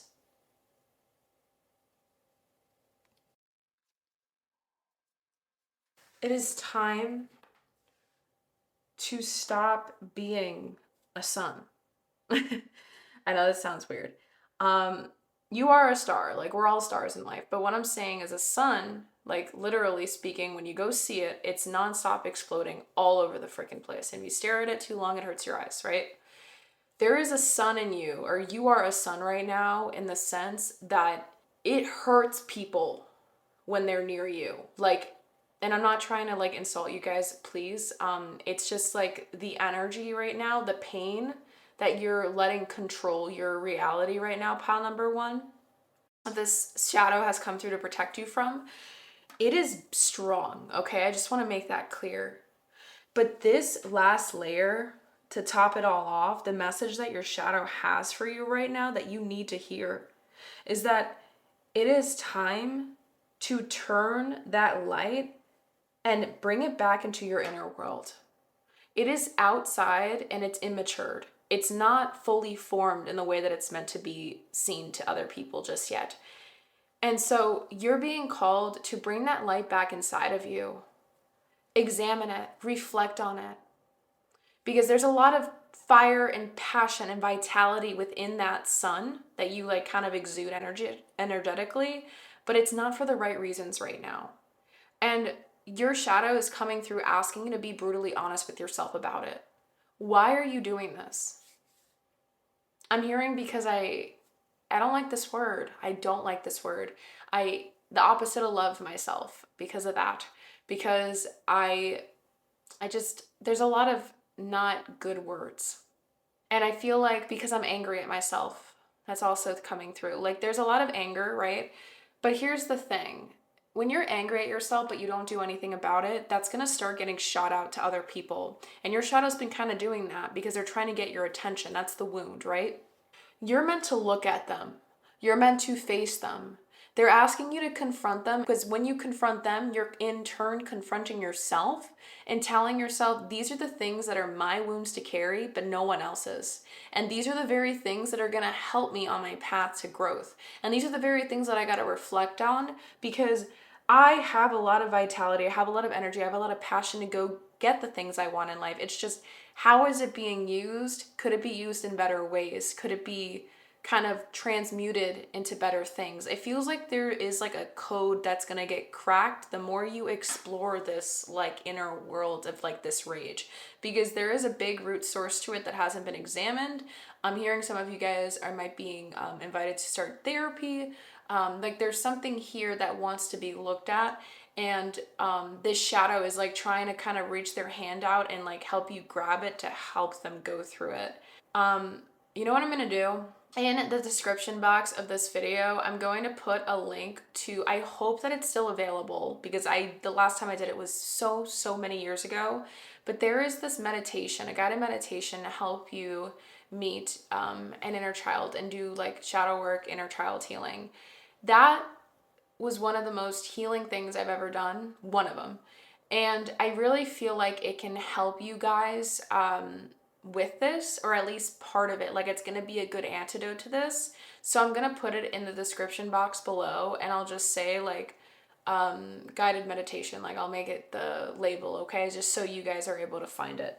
So I just wanted to say that like I feel like that's really going to help you because you're trying to figure out like what's your anger to carry and what's other people's. And I feel like other people's is like your lineage. Like there's like generational trauma here too, kind of encoded into this, that your shadow self is trying to help you like decipher and understand, that like differentiate like your rage with your family's rage or whoever brought you up in this life. Like there's something here. And I guess that's also why you're so hard on yourself, because you feel like you have disappointed something. But it's time.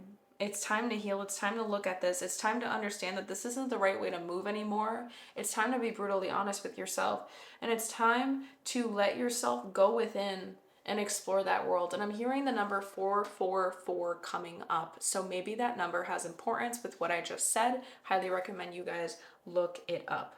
With that in mind, my beautiful souls, we're now going to decide organically what the final part of the medicine wheel. Obviously, we have the East card, but also what question we're going to be looking at. So for this, what we looked at, I feel like it's obvious for what you would do differently now that you know what you know.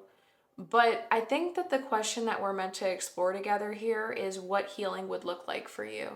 Like, what would that look like? What is something that can help you with this? Because I did give you like the guided meditation, but you know, I'm crossing my fingers that it still exists because I literally last time I did it was like 5 years ago, 4 years ago. So I need to check. But I feel like this is going to show us obviously your possible destiny if you were to do all these things. So let us look at that now. And we have the Ancient Ones in reverse with the number 1.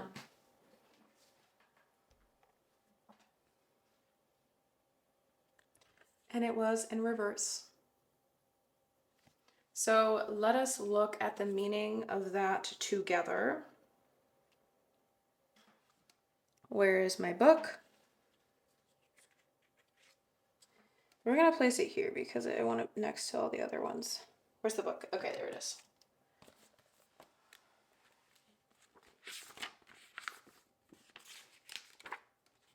Okay. The Ancient Ones. The Ancient Ones are the shamans of old who defeated death and escaped from the tyranny of time. The Ancient Ones once walked the earth like us in flesh and bone.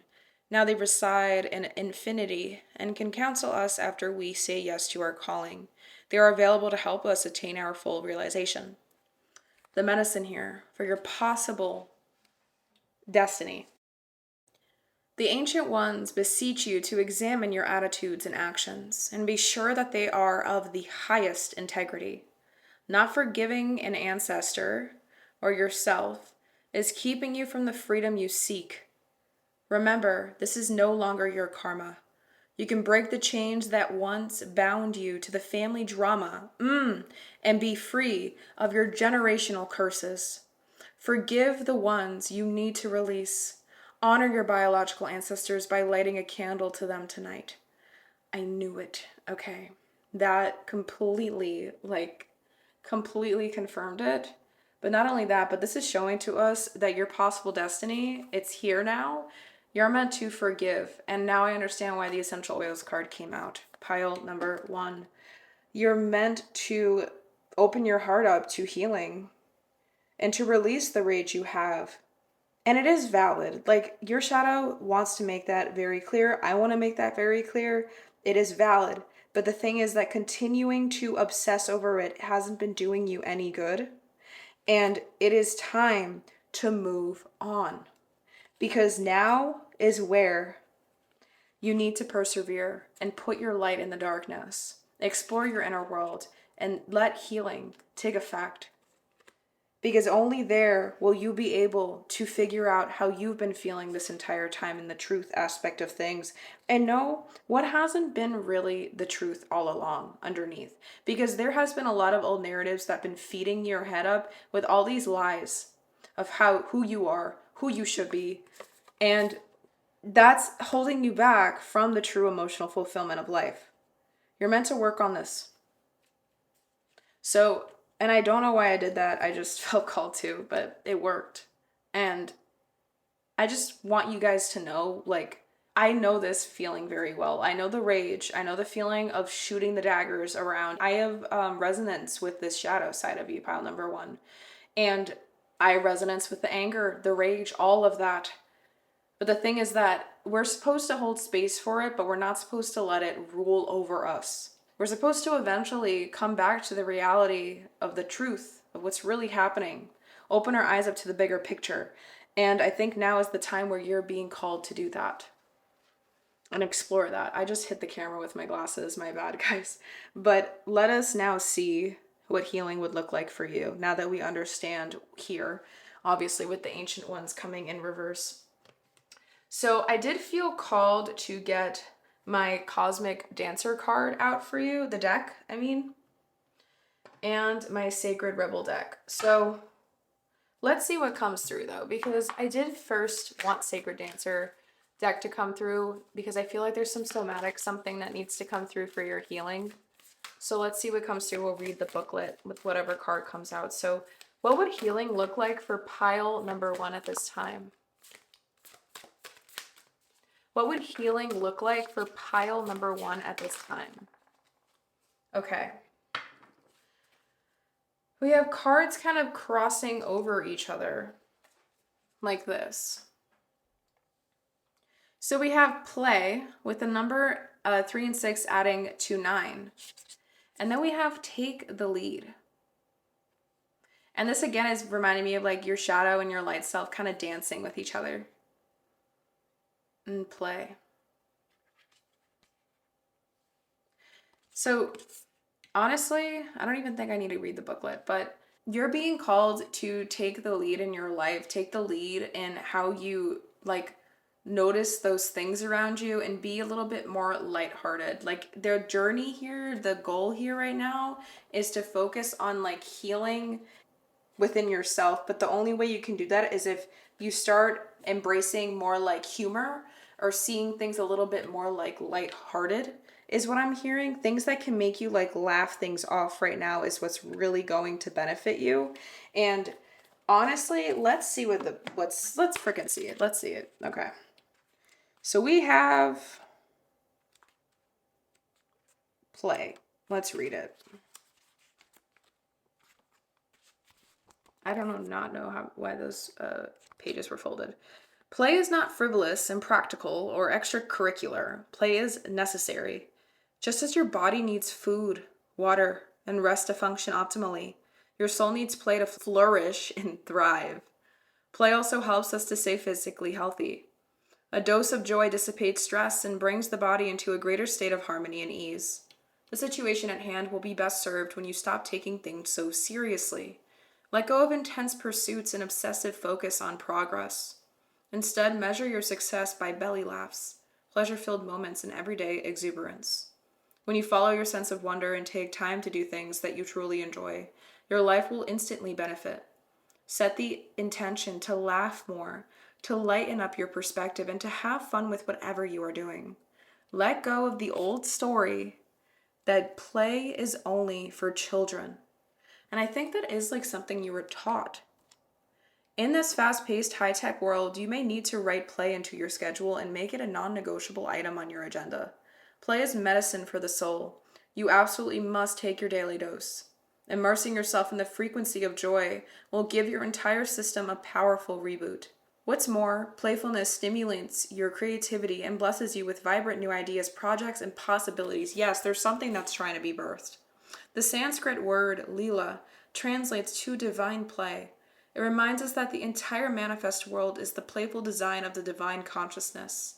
When we cultivate playfulness in our lives, we awaken universal energy within us and become a microcosm of the spectacular dance of creation. Replenish your sense of childlike wonder, open up to the gleeful glory of sunshine sparkling on water, the magic of flowers, and the sublime dance of cloud patterns in the sky.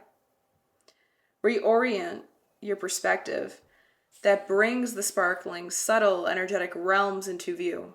Choose now to chase rainbows, fly with the fairies, swim with the mermaids, and run with the unicorns. What is it in this world that fills you with giggling, exuberant wonderment? It is of vital importance that you take the time to find it. You are also counseled to rediscover the initial joy that once drew you to your passions. That's it. Often we love something so much we commit to it as a craft, discipline, or career path, and this is wonderful. Still, we must make a point of regularly rediscovering the lighthearted excitement that inspired us to commit to that path in the first place. Dancers must remember the joy of dancing with wild abandon. Writers must remember the pleasure of writing in a journal for personal gratification. Athletes must remember the satisfaction they felt when they first discovered their chosen sport. To lighten up and rediscover your neutral playfulness, skip. Skip down your sidewalk, around your house, or barefoot across your lawn. Feel your heart soaring, your blood pulsing through your veins, and your spirit breaking free. Like a child who innately trusts in life without attempting to analyze, understand, or control. Let go. Be fearless and jump into the wild unknown. Surrender to the flow, laugh and at yourself, and experience true liberation. And take the lead in that. That's what it's basically asking you.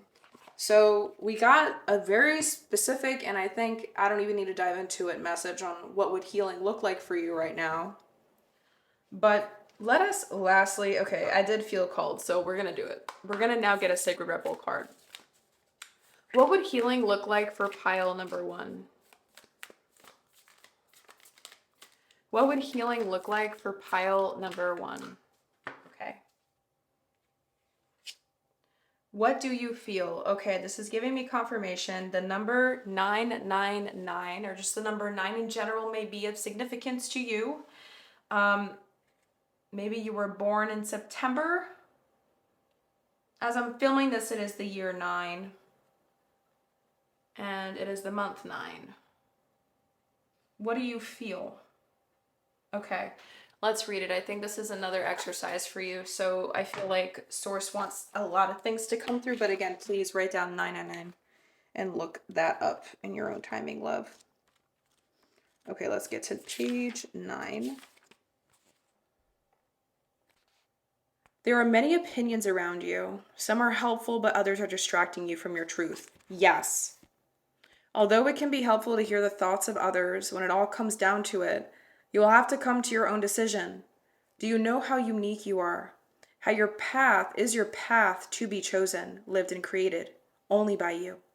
Someone else can't become the source of your decision-making power without negative repercussions for both of you in the long run. This oracle comes to you because you have become swept up in thinking things through.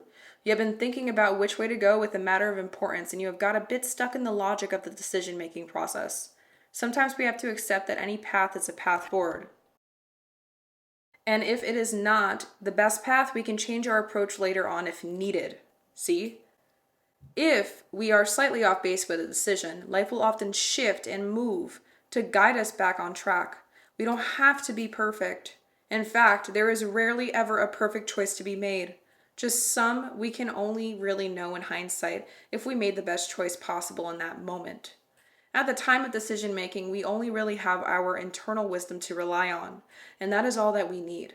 The oracle of what do you feel is telling you that there is no need to punish the torturer card. Remember, there is no need to punish or traumatize yourself with possible choices.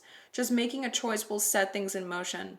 The best way to catalyze the situation you are in and bring about healing change, stimulate your creative juices, and find a more inspired, energized, and enjoyable approach to your life is to just make a choice based on what you feel right now, not based on anyone else's feelings, just yours. So ask yourself, what do I feel right now? And go from there. If you can't relate to the need to make a choice between two or more clear alternatives, then the oracle brings you this message. You are at a crossroads in your journey, and the choices you make at this time, even simply to choosing to do little things differently, without much drama associated with the decision, are powerful triggers for some great magic to enter your life. Take a different approach to something. Be open to that which makes you uncomfortable, but could be exciting and interesting. Even small adventures will yield big rewards right now.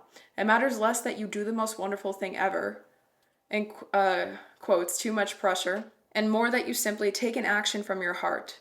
Open up to the creative magic of life and don't worry about how it's all going to work out. The bigger creative flow of life is sorting out all the details, and you are not immune to that plan. In fact, you are a natural part of it, so just spend some time with your own feelings and know that all is going to work out perfectly. Yes. Healing process. Here's a good thing to write down or take a screenshot of and pause this video if you need to. Close your eyes and relax. Rest your open palms facing upwards on your legs. Imagine that you have a ball of light in each hand. If you find it hard to visualize or feel, you may prefer to draw this process in your journal instead.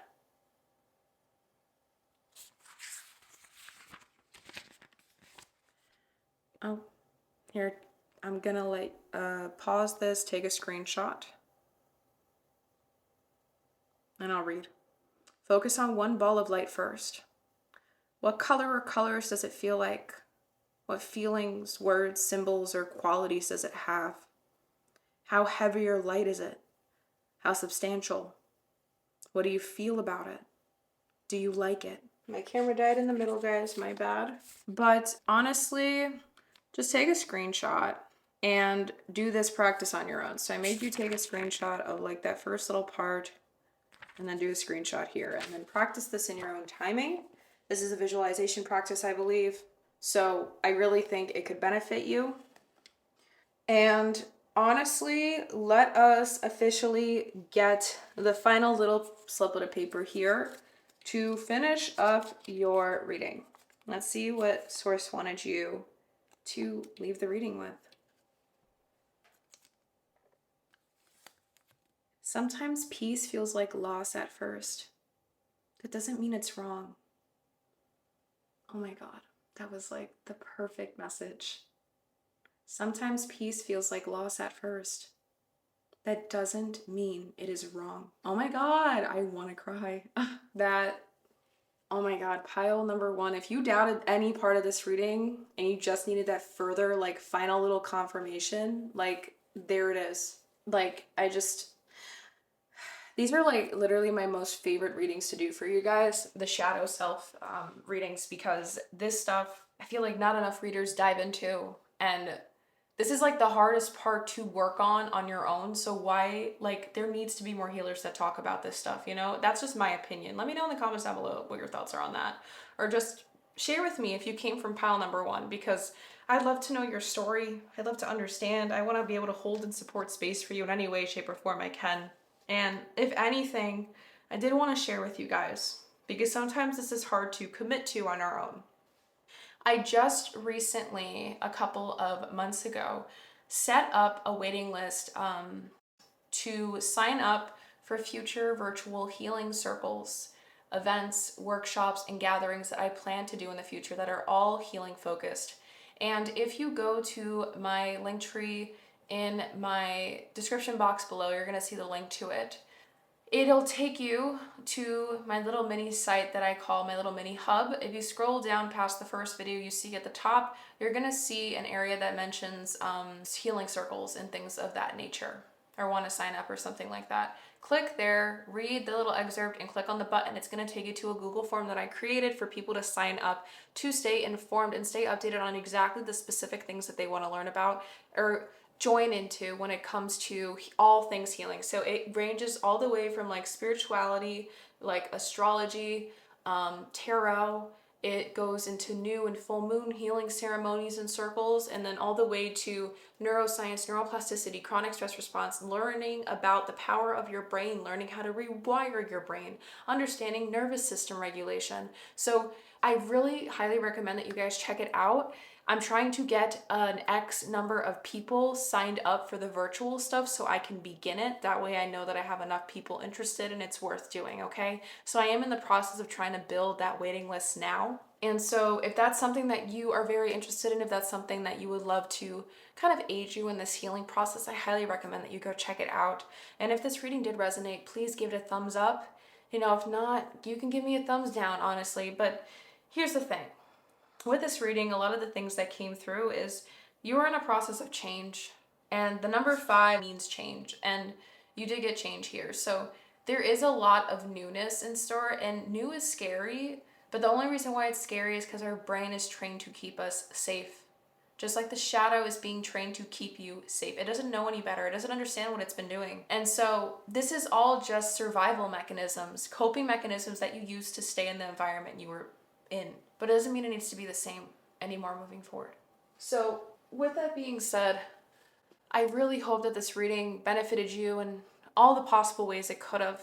I hope all the little messages, everything that source kind of brought in here, your shadow brought in here, it was all divinely led, and like I really hope that it resonated. And so with that, I send you so much healing light, so much unconditional love, and hopefully I will see you on my other pick a cards to come. And if not, hit that subscribe button so you can stay informed on when the next pick a card comes up. Because my channel is all about self-growth, helping you become your own inner healer, and doing everything I can in my power to support that in the screen. Have a beautiful rest of your day. Bye.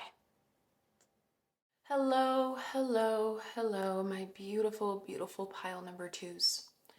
And if this is the card that aided you in selecting this pile, the Anchor card,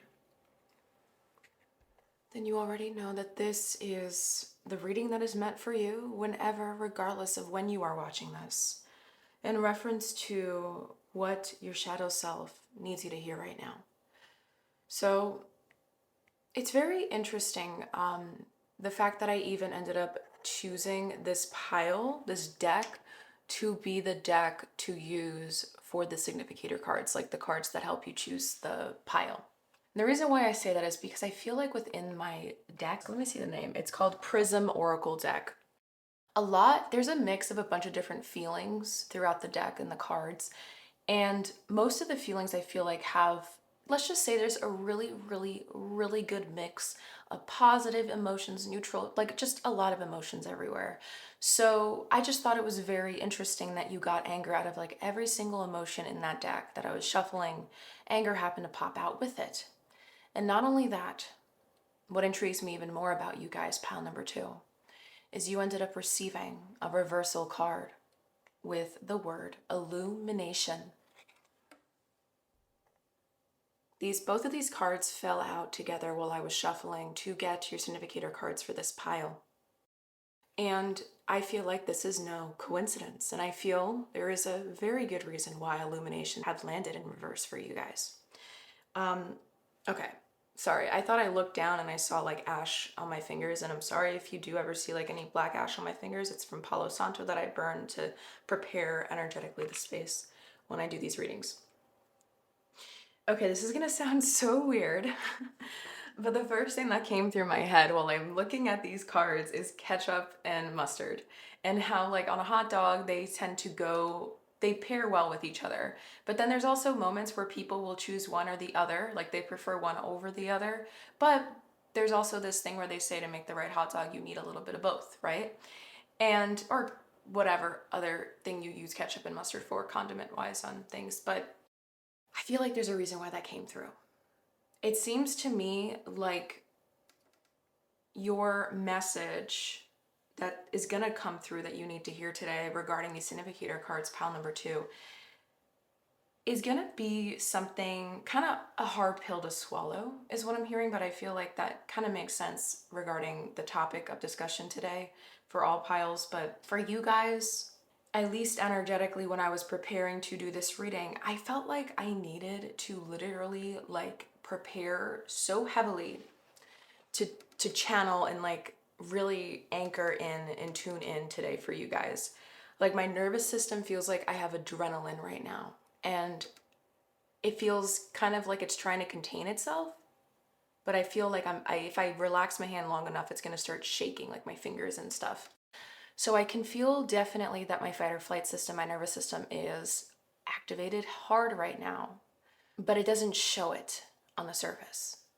And I feel like it's not showing because there's a disconnect of some kind. There's something we're not seeing here.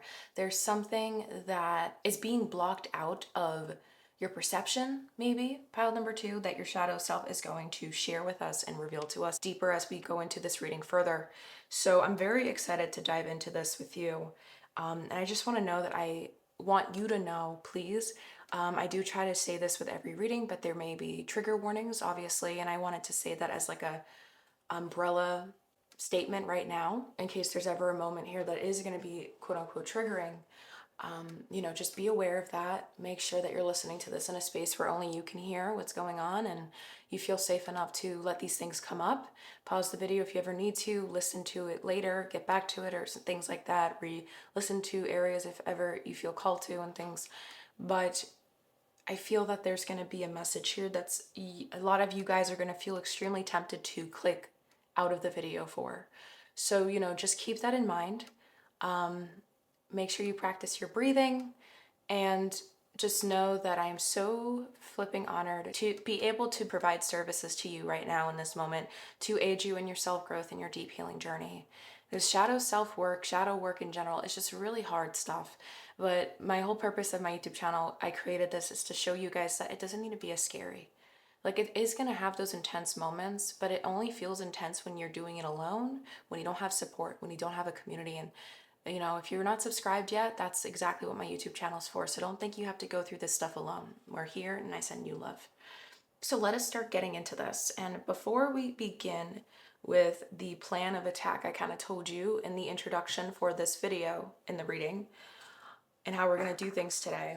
I was resetting the energies of the cards. I always reshuffle before every pile I dive into for all the decks I have on my sides that you guys can't really see in the shot. But I ended up getting, I think, 8 in total. Yep. Messages for you guys from Source, that Source is going to want us to, or maybe even from your shadow, that your shadow or Source is going to want me to kind of drop in between the reading throughout, basically. So I just wanted you guys to be aware of that. That's why we have this little pile of folded up papers here. Very curious because you guys have many more channeled messages coming through than pile number 1. So maybe there's a lot to say here. There was a lot of things left unsaid in the past, and that's just a statement that I heard come through my head. There's no because there.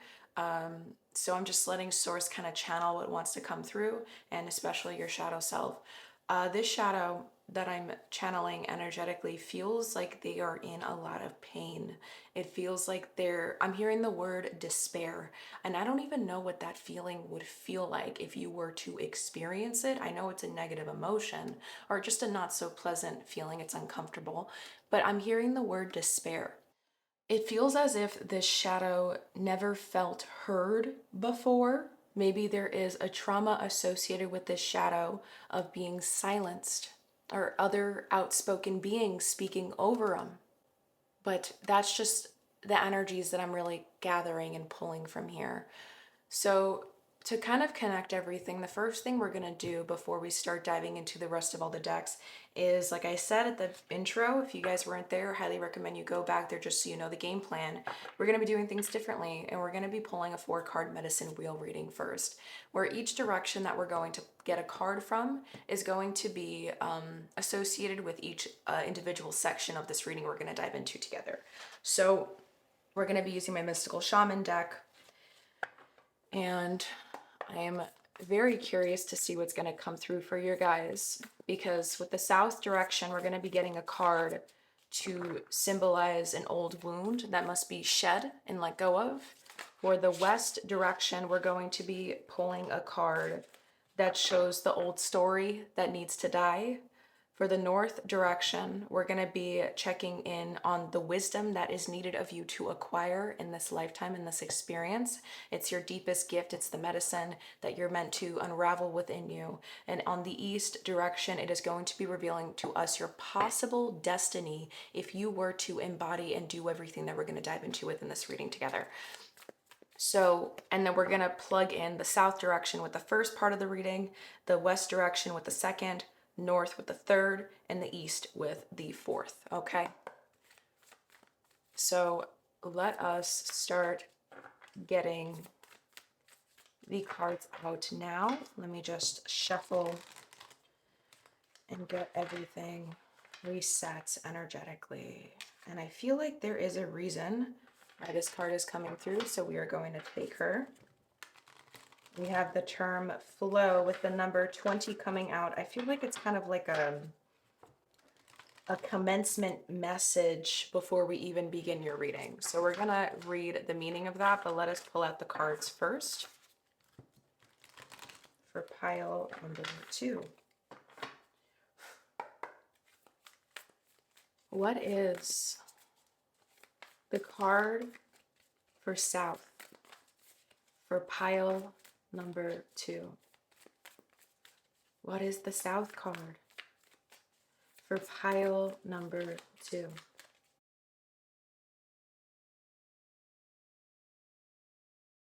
Okay, I'm trying to shuffle. I am feeling so much pent up energy, like building up into the back of my head. It is so odd. I've never felt that before. Feels like I need to take very deep breaths. I think this is something that has been repressed for a very, very, very, very long time.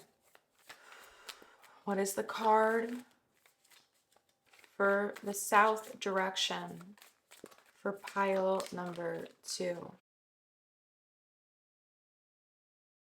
Okay, this is so odd. I was not planning on doing things like this today, but I have. Okay, I thought I was going to pull out cards one at a time, but it feels as if this is the north, this is the west, south, and east, okay? So we are going to go with it together. All right. Let me read this card before we start looking at all of this together, because we're going to dive into each of the directions that you received throughout each section. Does that make sense? So the first section, we're going to look at the south direction together, but let's read the card that came out in the middle of shuffling, because I feel like this is kind of like an initiation message for you. So let us read the booklet together. The essence of this card. There is a natural movement of events in the world. You can see it in phenomena such as the tide, the ebb and flow of oceans and rivers that rise up from the earth, then flow to the sea. The symbol of flow represents the effortless and natural movement toward a certain destination. It signifies an ability to gracefully move around obstacles and reminds you of the sense of allowing. The invitation. When flow comes to visit, it's a sign that your intentions have been in motion. Now is the time to allow nature to run its course. You are being called to effortless movements in the path of least resistance. It's like being called within music, flowing within partnership. Think of the artist who creates without guile or craft, calling creativity up from the soul and bringing it to life without effort. You are called to be like a river, knowing the fulfillment of destiny is assured. Enjoy the ride. Now I understand why this is coming through. It feels to me as if Source and your shadow is kind of like, look, pile number 2. This is going to be some intense stuff we're about to unravel together. And I believe you are being called to flow, surrender to the process with it, and allow what needs to come up to come up. What's actually very fascinating to me is the fact that this card has a full moon in the back. And we know moons kind of affect the tides and the rising and lowering of water right in the ocean. And what intrigues me about this is there might be moments throughout this reading that is going to feel like ebbs and flows within you. And it's about holding a container for yourself throughout this reading. Again, knowing where your limits are, pausing when you feel the need to, okay? Maybe there's going to be a lot of unrealized truths coming up in your own psyche throughout this reading. And it's just make sure that you are open to holding space for that. Again, if you don't feel safe enough in the environment you are at listening to this at this point, please pause this video and come back to it when you know you are ready to show up for yourself fully. I'm actually filming this during eclipse season right now. So the full moon in the back, in a couple days, when I'm filming this is a timeless reading, but I feel like even if you're not in the timing of life that I am at while filming this message may still be of importance, so you should still look up its meaning. We have a full moon in Pisces coming up in a couple days from now, and it is in a full eclipse. Right now, while I'm filming this, the North Node is for the collective in Pisces, South Node is in Virgo. This is giving me an indication that there is some illusionary things that are going to be released throughout this reading. Maybe that's something your shadow is going to share with you, and you are being called to embrace this process of de-shedding. This might feel extremely uncomfortable, so just be prepared, but know that you are safe, know that you are held, and I do these readings in a trauma-informed lens. As a facilitator for deep healing, I want you to know that you are literally loved and not judged in any way, shape, or form throughout this reading. And I try to do these holding the highest integrity and highest standards that I possibly can towards myself to make sure that you guys feel safe enough to release during these messages, okay? So just keep that in mind. I feel like there's a reason why that message came through. So just, take it, absorb it, and honor it. Hold that frequency as we move through, okay? Maybe this is also telling me that there is going to be an integration process that is going to occur during the next couple of weeks as we unfold your message. So maybe this is something that is going to take some time for you to fully unravel within yourself. And again, holding space for that too is very important. So I'm just going to look at all the cards together. We're going to reveal what each direction card is. But obviously for the south direction, we have the Sweat Lodge in reverse with the number 54, adding to the number 9. Right now, a message coming through, you're shedding something that leads you to closer independence and a closer autonomy with your true self.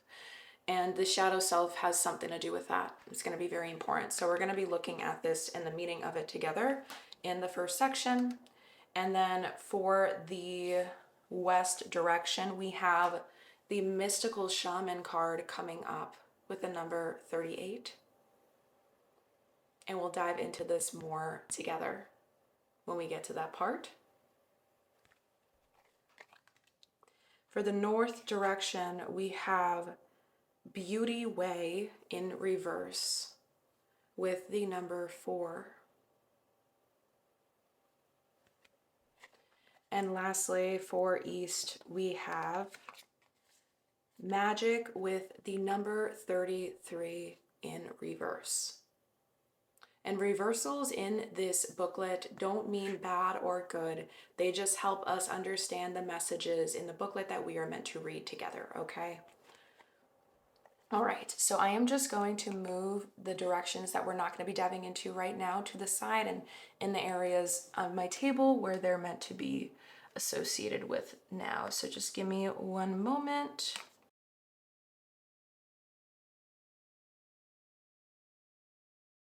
So let me just move your significator cards to the side. We have the sweat lodge coming here in the south direction. And okay, I grabbed those for a reason. I don't know why I did. I was trying to move them, but then I'm hearing, no, no, no, read me. So I feel like these are going to be the first messages that we're going to read together along with the meaning of this card in its booklet. So let us see the sliplets of paper that are coming through. And what we are diving into now is which shadow is speaking to you at this moment. So which side of your shadow is coming up to be uprooted, to be seen, and to receive your support at this time. Your spirit is expanding, but your habits haven't caught up yet. That's why it feels uncomfortable. The friction isn't failure, it's the part of you still adjusting to living from truth instead of fear. Okay, I'm going to read this again. Your spirit is expanding, but your habits haven't caught up yet. That's why it feels uncomfortable. The friction isn't failure. It's the part of you still adjusting to living from truth instead of fear.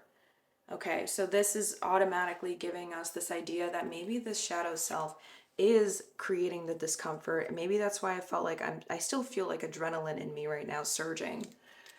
But it's being repressed. Now, that's what's interesting to me. It's like it wants to be released, but it can't. It doesn't have the ability to. It literally feels like it's stuck in a cage and it can't get out. It doesn't have the key to get itself out. The next message of paper we have here for you is you're still asking for something spirit already cleared from your path. It's not coming back, and that's protection. You're still asking for something spirit already cleared from your path. It's not coming back, and that is protection. Again, there is just this feeling of like repression and stalling and refusing to acknowledge something as truth. So this is very intriguing to me. I don't know if you ever saw Fairly Odd Parents growing up, but these colors are reminding me of Cosmo and Wanda. And it's like, again, this idea of like ketchup and mustard, like they go well together, but they still have their differences. I don't know if that makes sense, but that just keeps coming through. So I'm just holding space for it. And let us see the sweat lodge's meaning with the number 54. Because it just feels like a forced release, but it's not fully like being given permission to happen. So which shadow is speaking now? Let's see what's coming through here. So when it's in reverse, we look at the medicine, the essence. The sweat lodge represents the womb of Mother Earth. Volcanic stones are heated in a fire outside, then brought into the lodge and placed in a shallow hole in the center. Participants sit in complete darkness around the red hot stones to sweat away old habits and beliefs and heal dis-ease. When you return humbly to the womb of the mother, you are offered second chances. Okay. For the medicine. Oh my gosh, it's on 111. Okay, this is the chance at a new beginning here. Now remember, we are reading this from the lens of an old wound, something that is meant to be let go of. Life is offering you a second chance. Take it, since this chance may not come your way again for a while. Mother Earth is calling you into her womb and inviting you to incubate as long as needed for a spiritual rebirth. Give yourself time to be with your darkness, your fears, your pain, and your seeds of beautiful potential until you come out the other side free, wise, and full of creativity. Okay. This is actually very, very interesting. This newfound sense of independence was coming through before, but this shadow that's speaking now is afraid of that, is afraid of a separation of some kind. Why are they so scared? Like I'm hearing, you can be free, but they're like, but I don't want to. I don't know if it's safe. Like, I don't know if I can. Okay, let's look at the other cards I have for you so we can continue diving into this together. So, which shadow is speaking to pile number 2 now? Which shadow is speaking? Okay, thank you. Interesting. We got thief as the archetype coming through. And let us continue getting the rest of the cards out and then we'll look at them together. Which shadow is speaking to number 2, pile 2 now? Which shadow of pile number 2 is speaking now? Okay. I believe there's a reason why it landed sideways. And let us get one of my tarot cards from my Learning Tarot deck. I don't know why it's called that, but I get why it is at the same time. But I just love it because there's meanings for like keywords for reversal and the upright meaning. So we're going to try to get a card out for you guys and see, continuing to plug this in so we can understand the origin point, like the meaning, like the why behind this shadow. Like, why are they here? How are they created? Do you know what I mean? So which shadow of pile number 2 is here now? Okay, again, are you guys not noticing how fast? Every time I shuffle, pew, this feeling of anger, this feeling of like rage, but repressed. It's like giving me, again, that feeling of adrenaline. Back of the deck wants to be seen. We have King of Pentacles in reversed with ungrounded male, unsuccessful businessman, corruption, extortion. Yeah, there is this feeling of something trying to take over within you. And that is the shadow that just wants to be seen. It feels like it doesn't get your acceptance or support. I don't know how else to explain it. Okay, so I was trying to just get one, but we ended up getting 4 of these cards, and we have the thief. All right, so let's just reveal and look at everything together, and then in sideways position, let's look at these cards. We got the archetype of thief with the light attribute being sheds light on the potential wealth within you that can never be stolen. Shadow attribute, stealing money, creative ideas, affection, or other powers you think you lack. Okay. I think I'm understanding this even more now. And the next card for the essential oils deck we have the oil Woman's, keyword being soften, trigger statement, I take control. Yes, like corruption. Something is trying to overthrow you. True statement, I am compassionate. Take a moment and allow yourself to see things from your heart center. From that place, allow your intuition to guide you. Yes, it feels like you're already like aware of like a truth. Like maybe there's things that I'm already saying to you that's clicking, but it's still hard to hear. And then the other cards we have received, the first 2, we have the Tower coming upright with, I believe, the crown chakra. Number 16 is standing out. With chaos, destruction, sudden upheaval, trauma, unexpected change, disaster, loss, tragedy, revelations, confusion, pain, divorce, a bus, violence, bankruptcy, I can't say that word, that's why I said it like that, and natural disasters. Next up, we have the moon upright position with the third eye chakra, Neptunian energy. Pisces sign is coming out. There's a mantra on the side. Oh, I didn't even read the mantra for this one either. But it says, the path may not be clear, but my intuition lights the way one step at a. That's exactly what I'm feeling. And then the mantra for here, I surrender to the storm. Surrendering, remember the word flow. Intuition, illusion, dreams, vagueness, instability, deception, anxiety, fear, misconception, subconscious, and insecurity. Okay, there is something you guys want. Okay, this is not a shadow thing. This is you, pile number 2. But this shadow is the thing that feels like it keeps bumping against something you've been trying to do for yourself. The other 2 cards we received, and then we'll dive into it together. We have the number 14 with solar plexus chakra, temperance upright, Sagittarius energy, Jupiter energy, balance, peace, patience, moderation, inner calm, perspective, tranquility, soulmates, and serenity. Mantra is, I know my extremes, now I seek peace. See, ketchup and mustard, but they still go well. It's like giving me that alchemizing energy. And then the last card we had received is the Ten of Pentacles in reverse, with the only words that are upright: unexpected changes, financial disaster, bankruptcy, huge losses. Okay. So this is giving us the indicator of what shadow is speaking to us now, is coming through now, and it's also showing to us the old wound that this shadow is associated with. This shadow is the energy or the essence of you that is terrified of going at something alone right now, that is terrified of not knowing.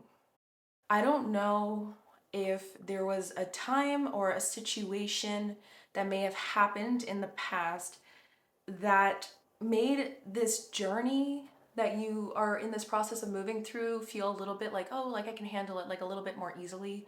And then something may have happened that led to the destruction to that belief where, oh, like, okay, maybe this is easier than I thought. Now it doesn't feel that way anymore because now you're realizing the truth of something. There's like been an epiphany like moment through it, and it's not fun. It's not a nice feeling. So maybe epiphany isn't even the right word. This was like a forced de-shed moment.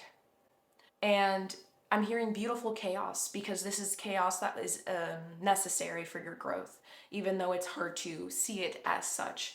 And this shadow that's speaking now came through that.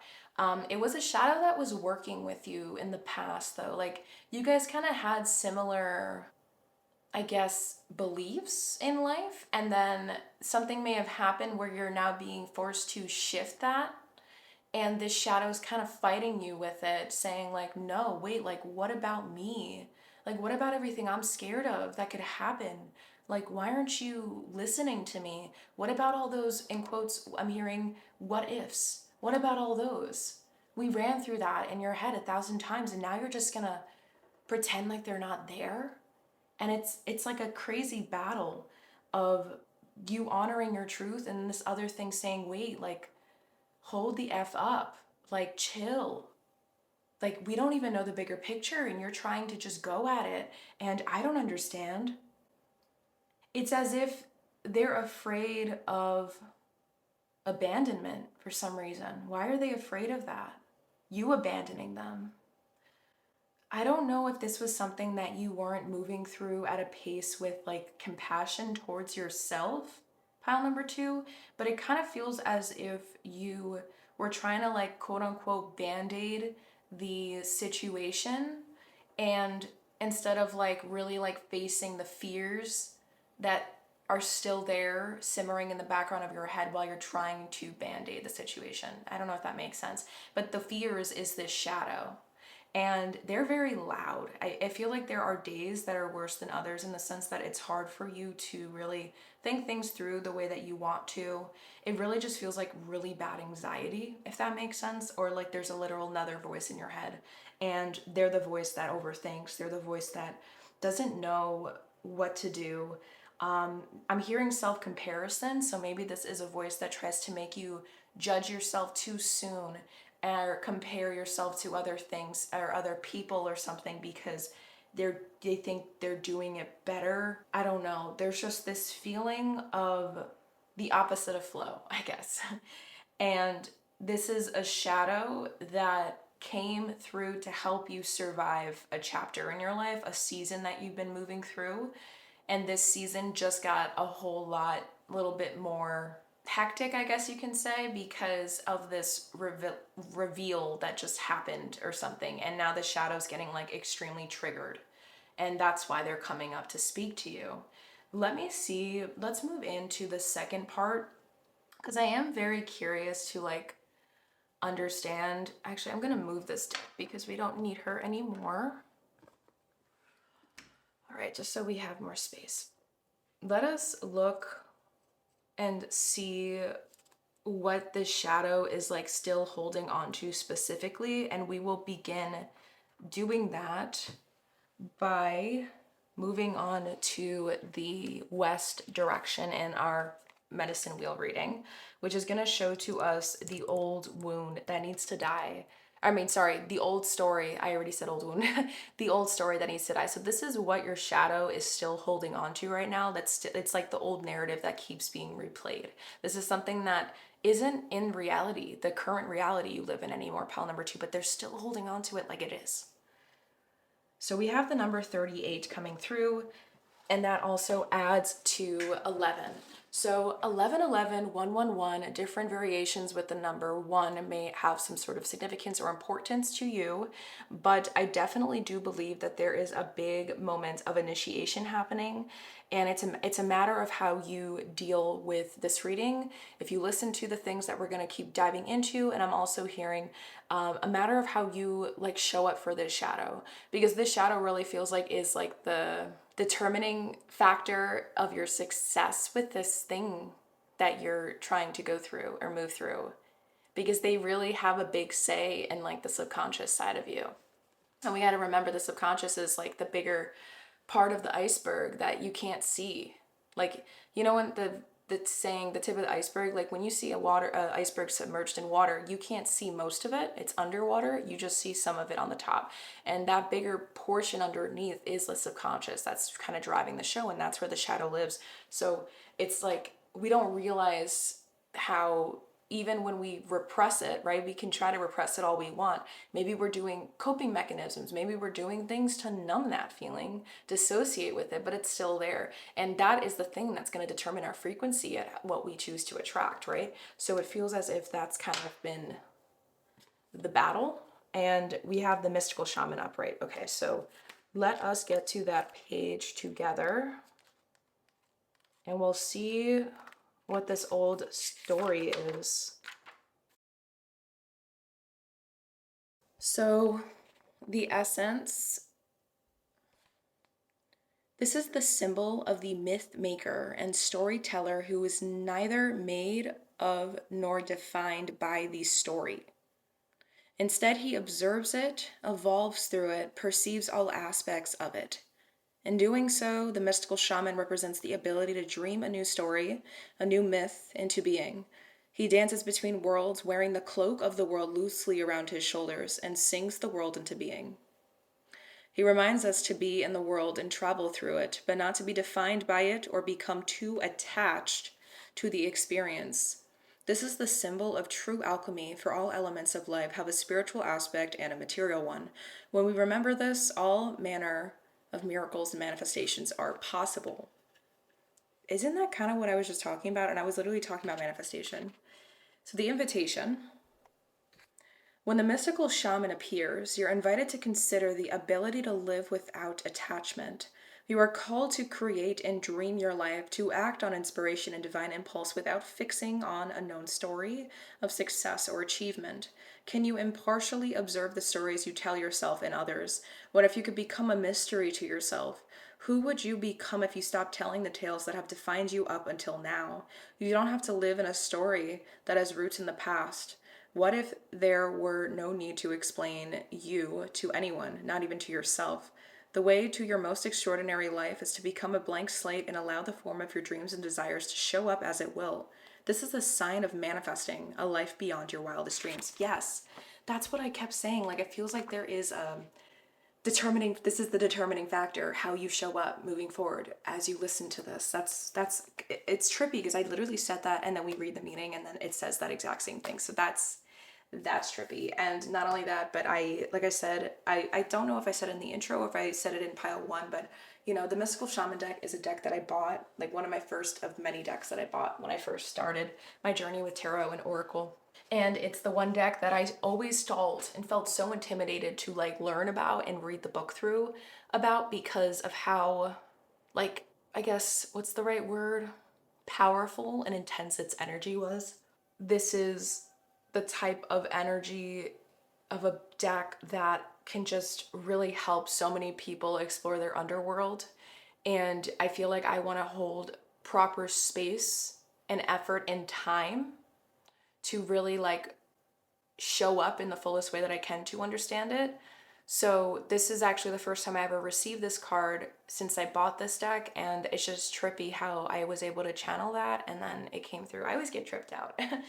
But Okay, the fact that this card is associated with the old story that needs to die and what they're still holding on to, I think it's kind of showing us again this idea on like marrying your fears and your desires for like growth into something beautiful, because the fears can also help you grow, and you don't need to just throw them out the window or pretend that they're not there to keep doing what you've been trying to do. I hope that makes sense. And that's where the word alchemy or alchemizing the experience comes into play.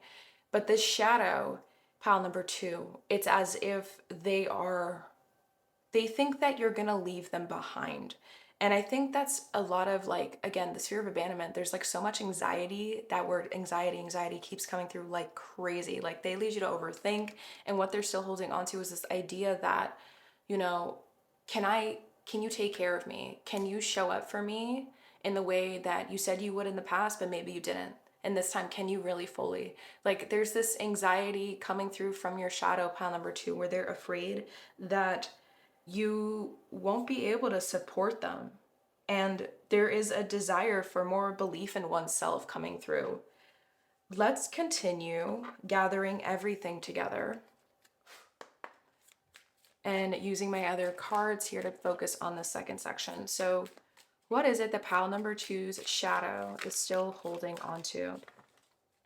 What is it that pile number two's shadow still holding on to?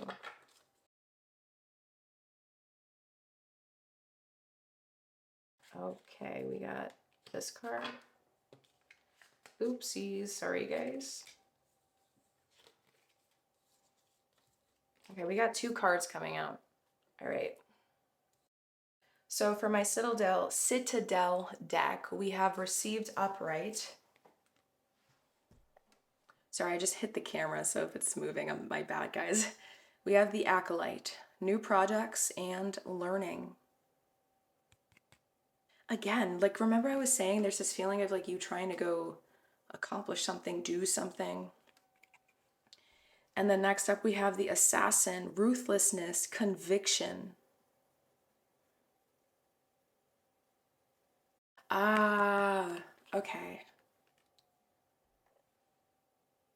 There's this feeling of thinking like I'm hearing self abandonment. And now I understand why there's fear of abandonment here, because I completely get it now. Pile number two, I get it, I get it, I get it. This is crazy. They are afraid that you are going to abandon your full and whole truth, your authenticity, your real light. Pile number two, meaning them, because they're part of your whole picture of you. If you were to go like copy something else or do something in the way that you think quote unquote should be done, I feel like, again, ketchup and mustard, maybe this is your intuition with logic that's battling each other, but they're meant to alchemize and integrate and find union with each other. There is this feeling of self comparison that kept coming through, right? And this is still again coming through again, because this is feeling and showing to me that there is this energy of a pioneer that wants to come through, and it's been trying to come through in your personal story, pile number two. But, and the shadow's afraid that you're like, if you don't honor that truth, and now I get why 111 and one in general is just such an important number for you, new beginning. You're like the magician. I'm thinking of the major arcana card with the number one as the magician. And you have this ability to do this and shape your reality to how you want it to be, but you need to know that you're capable of it. There's this feeling of lack of self belief that, again, keeps coming through. And what they're still holding on to is this old story that you are incapable of showing up for you in the most honest way that you can.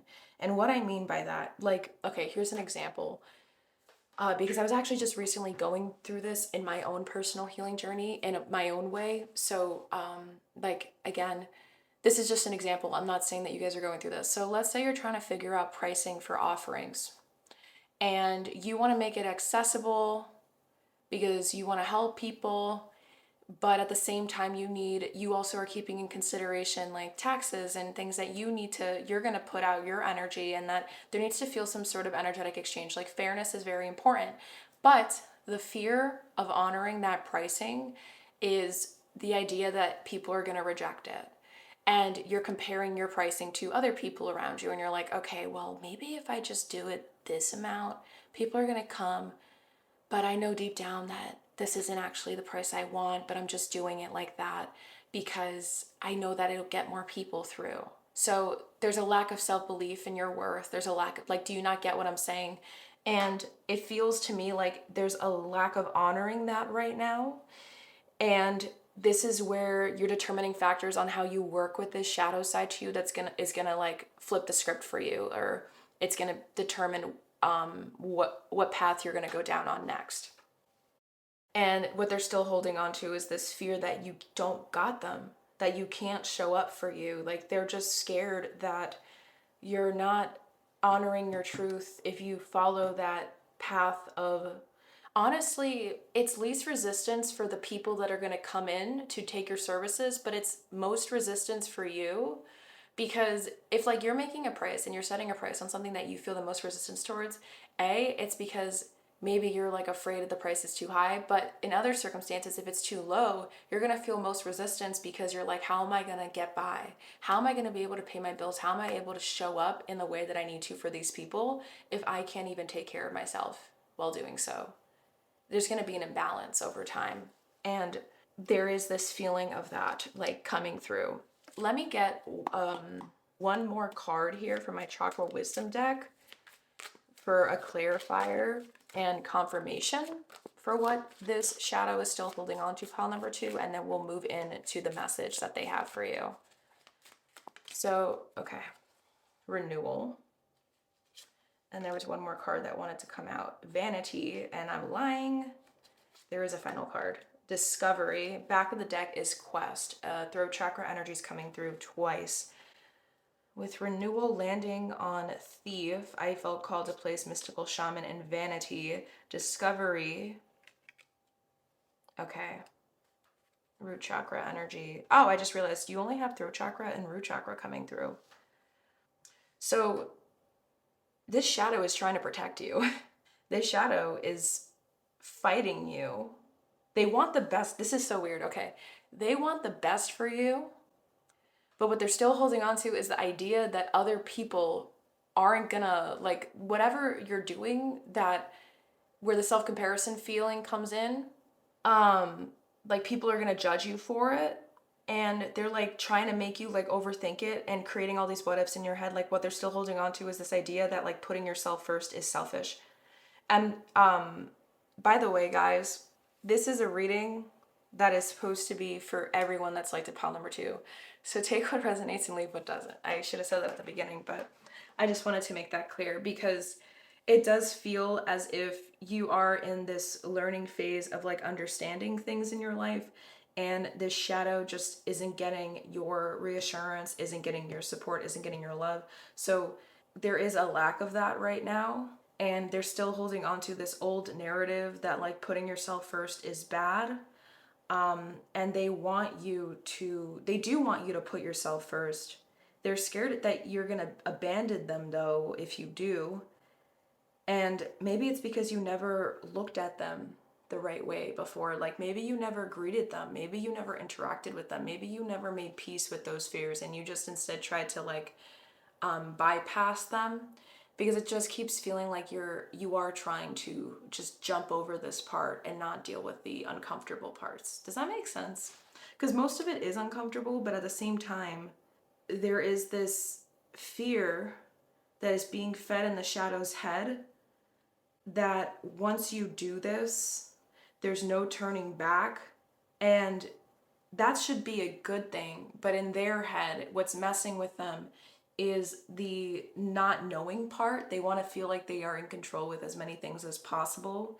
And they know that once this begins, there really is no going back. It's not like you can start the price at one, like this is, again, I'm using my example. It's not like you can choose this price and then lower it over time if no one comes. Like, I don't know, I'm just giving you a random example. It's about you owning your self-worth and honoring it, standing firm. And I think that there needs to be more belief in self. That's really what's coming through. There needs to be more honoring of the fears, like holding space for them.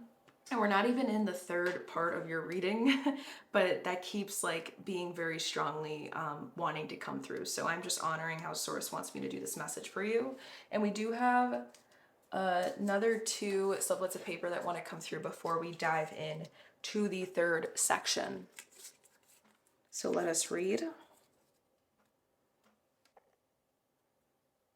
Something in your field is unfinished, and you know exactly what it is. This message isn't about starting, This message isn't about starting something new. It's about finally closing what should have ended a long time ago.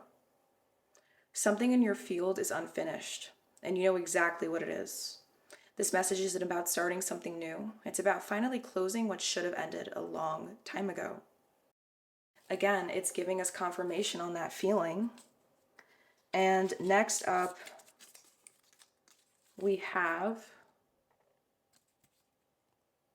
Chiron in the room. This is known as the wounded healer in astrology. Your healing will never feel finished. Show up anyway. Exactly. Your healing will never feel finished. Show up anyway. Exactly. That's what it is. You're trying to like skip this even though this is a crucial step. You need to believe in yourself, and you got to start kind of rewiring your brain, I guess, to give it that reassurance, or maybe even do like a guided meditation for shadow work to heal this. Oh my God, is this giving me this feeling of like, oh my God, it's just giving me crazy ideas. I've been getting so many messages to want to start offering this virtually for people, like shadow work circles, shadow healing circles, holding space for the shadow, meditative, doing guided meditations for the shadow self. I just feel like this is some type of healing medicine that the collective really wants. So this is also giving me assurance as well, because it really does feel like you are meant to make peace with it. But I did tell pile number 1, I am going to put something in my description box for a meditation that has tremendously helped me heal years and years and years ago. It is to meet an inner child side of you, but again, this can be very helpful for healing these things. Okay. I think this is just showing to you how it's like kind of calling you out. There is a feeling of like ignoring this, and this is why it's been pressing on you like crazy in the back of your head. It's weird, like people don't realize how much anxiety you're holding, and you try to stay like calm and collected on the surface, but in reality, like there is so much on the line for you. Or that's what I'm hearing. That's what just came out of my mouth. So I'm just holding space for that. And you don't know how to hold it, but you do. It's your secret knowledge within you, your ancient knowledge within you. You know how to hold yourself in this moment. It's just you haven't given yourself a chance to do it yet, and you need to be willing to. You have to hold space for yourself, pile number 2. Okay. So we are going to clear this lower portion up. Actually, I lied. What we are going to do, or do I just want to layer it? I don't want to. Sorry, I'm trying to decide how or figure out how I want to do this for you guys. I'm going to clear this up, guys. So I'm going to clear up the table because I need space to do this reading. We're going to be now diving into my Elemental Wisdom Tarot deck for the third section, which is the message that the shadow has for you. I feel like we kind of dived into a lot of it already, but I want to keep the mystical shaman cards out. So I'm trying to make space. 1 second. Okay. And all right, so we have this here. Perfect. And that way, let me do it like this. These 2 messages came with the Sweat Lodge, and these 2 messages came with the Mystical Shaman. All right. All right, so let us get the north direction to get into the message that the shadow has for you in specifics. So we have Beauty Way in reverse again with the number 4. And this is showing to us the wisdom that is needed to be acquired at this time. All right, so let us get where's the booklet? Am I like having a brain fart? Where did the booklet go? Oh, there it is. Okay. We are going to go to the fourth card. And let us read the essence. The beauty way is both a path that you travel on and a daily practice. The path is where you choose to perceive only beauty before you, behind you, and all around you as you journey through life. The practice is where you take action to bring beauty to every situation you are in. When things get ugly, you act to bring integrity and peace to the difficult encounter. When everyone else perceives only darkness, you point out the light and help uncover the hidden treasures. But here is the medicine. We got it in reversed. Stop trying to fix relationships that you believe are broken. Recognize that things are exactly as they need to be in this moment and acknowledge the inherent beauty in that. When you understand this, you will be able to bring about the change you want.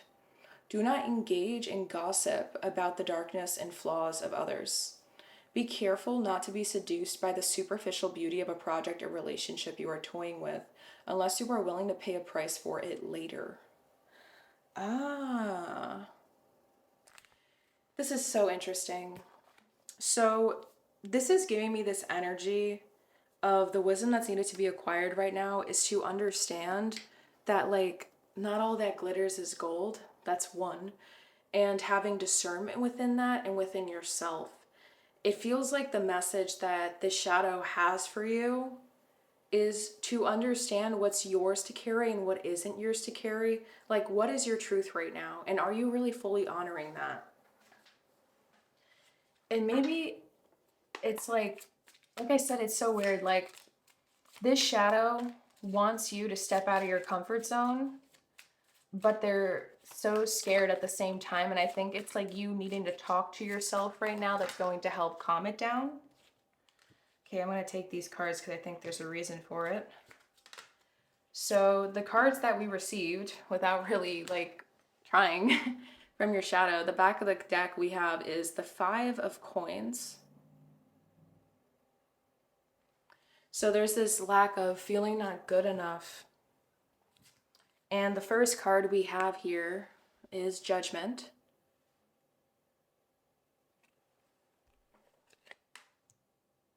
Second up, we have the 4 of Swords.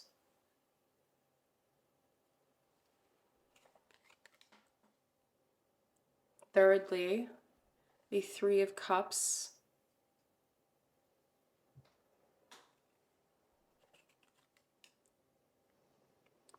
The 7 of Coins.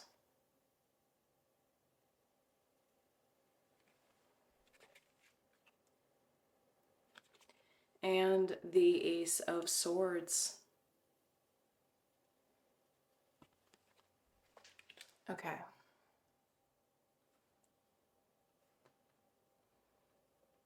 Before we keep diving in, I am feeling called to pull out a card from my Yin Yang Oracle as well as my Moonology deck to put everything together. So let us do that now. And I'm also hearing it's time to read 2 siblets of paper. So we're also going to do that too. What is the message that this shadow has for pile number 2? What is the message that this shadow has for pile number 2?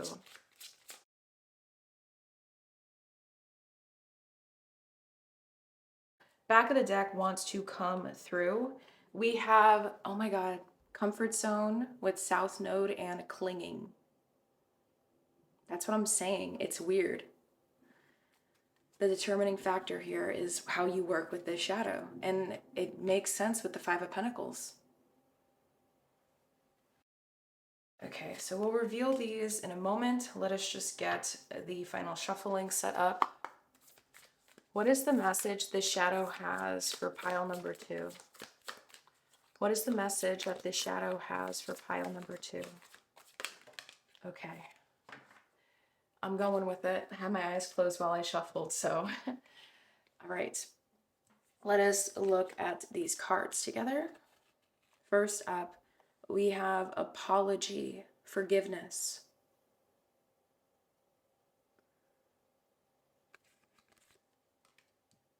And then next up, we have release, surrender, and purge.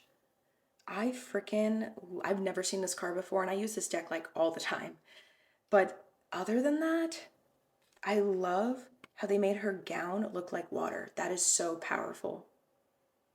That is so powerful. Like, for some reason, that just adds so much power to this. And again, it's giving me that feeling of flow. And I feel like there is a reason why Source wanted me to place these cards like this. And then lastly, for your card revelation, we have water, but it's upside down. Nothing is yet set in stone, with a mutable moon. And this is kind of giving me like a waxing crescent moon vibes, I believe. And this is kind of the time where right after a new moon, like things are still fresh. This is a time to still set your intentions, send your hopes and desires into the world. And with it being mutable, we're thinking about Pisces energy, Virgo energy, and that word Virgo was coming through like crazy. Pisces, Virgo, and Gemini. And is that it? I think Sagittarius. Yes, Sagittarius as well. And so that's what I'm saying. Like, this is the determining factor. Again, that kept coming through like crazy. And with this message that your shadow has for you, pile number 2, I feel like we were kind of already in it. But not only that, hold on, I feel called to cut this deck. I think it's going to give me a clarifier for something that I was looking for clarity on. 8 of Wands, 7 of Swords, and the Magician. Wow. Okay. And the 4 of Cups is showing when I cut the deck. Okay, so this did give me the clarity I was seeking, and now the 8 of Coins is right underneath it, and I think there is a reason for that. The message that your shadow self has for you, pile number 2, is the fact that you haven't been honest with yourself enough yet. You've been too focused on like giving to others what you think they want or like they desire out of you, but like, are you doing it for you or are you doing it for them? And there's this feeling of like consistently trying to like show up in so many ways energetically, and it puts so much like strenuous energy onto you, and it's exhausting, but it's like stealing your energy away from the things that actually matter, and that is your truth. I love the fact that the Magician came up to clarify this Ace of Swords, because this is again confirming to us that 1-1 energy, the 11-11 keeps coming through, and you have this waxing crescent moon here showing to us that still you are in a manifestation period. You had the mystical shaman, you are in a manifestation period. And with the 4 card being in reversed here with the wisdom that's needed to acquire, you're meant to have discernment in this moment to ask yourself, are you avoiding the hardest part of this whole journey? And that is to show up to your shadow right now and to love them. Give them the reassurance that you can show up right now for you unapologetically. And that regardless of what happens, you know you have your own back. The number 777 is coming through. I highly recommend that you write it down and look up the meaning, the spiritual meaning of that number, and combine it with this overall message that has resonated with you so far. It feels like there's something coming through. I am feeling very called now to shuffle one more time and get a clarifying life situations card. So give me a moment to do that. I wasn't planning on it here, but Source and your shadow is just like, look, okay, just keep going, Bridget. So I'm going here. What is this message that the shadow has for pile number 2? What is the message that the shadow has for pile number 2? Okay, we have 2 cards. So this landed like this, and this landed sideways up here on Beauty Way and the Mystical Shaman. So I believe this is more upright than sideways. So we're going to read the message in the upright position. And now it just landed the other way. Okay, I think we're meant to read both messages because it did that. And same with these because this is sideways. So This landed in between the Four of Swords and the Three of Cups with the Eight of Wands conjunct. So the first message we're reading here, and the mirroring. Serene haven. Embrace tranquility as your refuge, where serenity blossoms and peace enfolds your being. And then the other message, harbor of peace, find serene refuge in the peaceful embrace of a gentle harbor, allowing tranquility to still your waters. Embrace tranquility as your refuge. Yes, okay. Like they're asking you to show up for them right now, for you guys, like your wholeness, pile number 2. They miss you.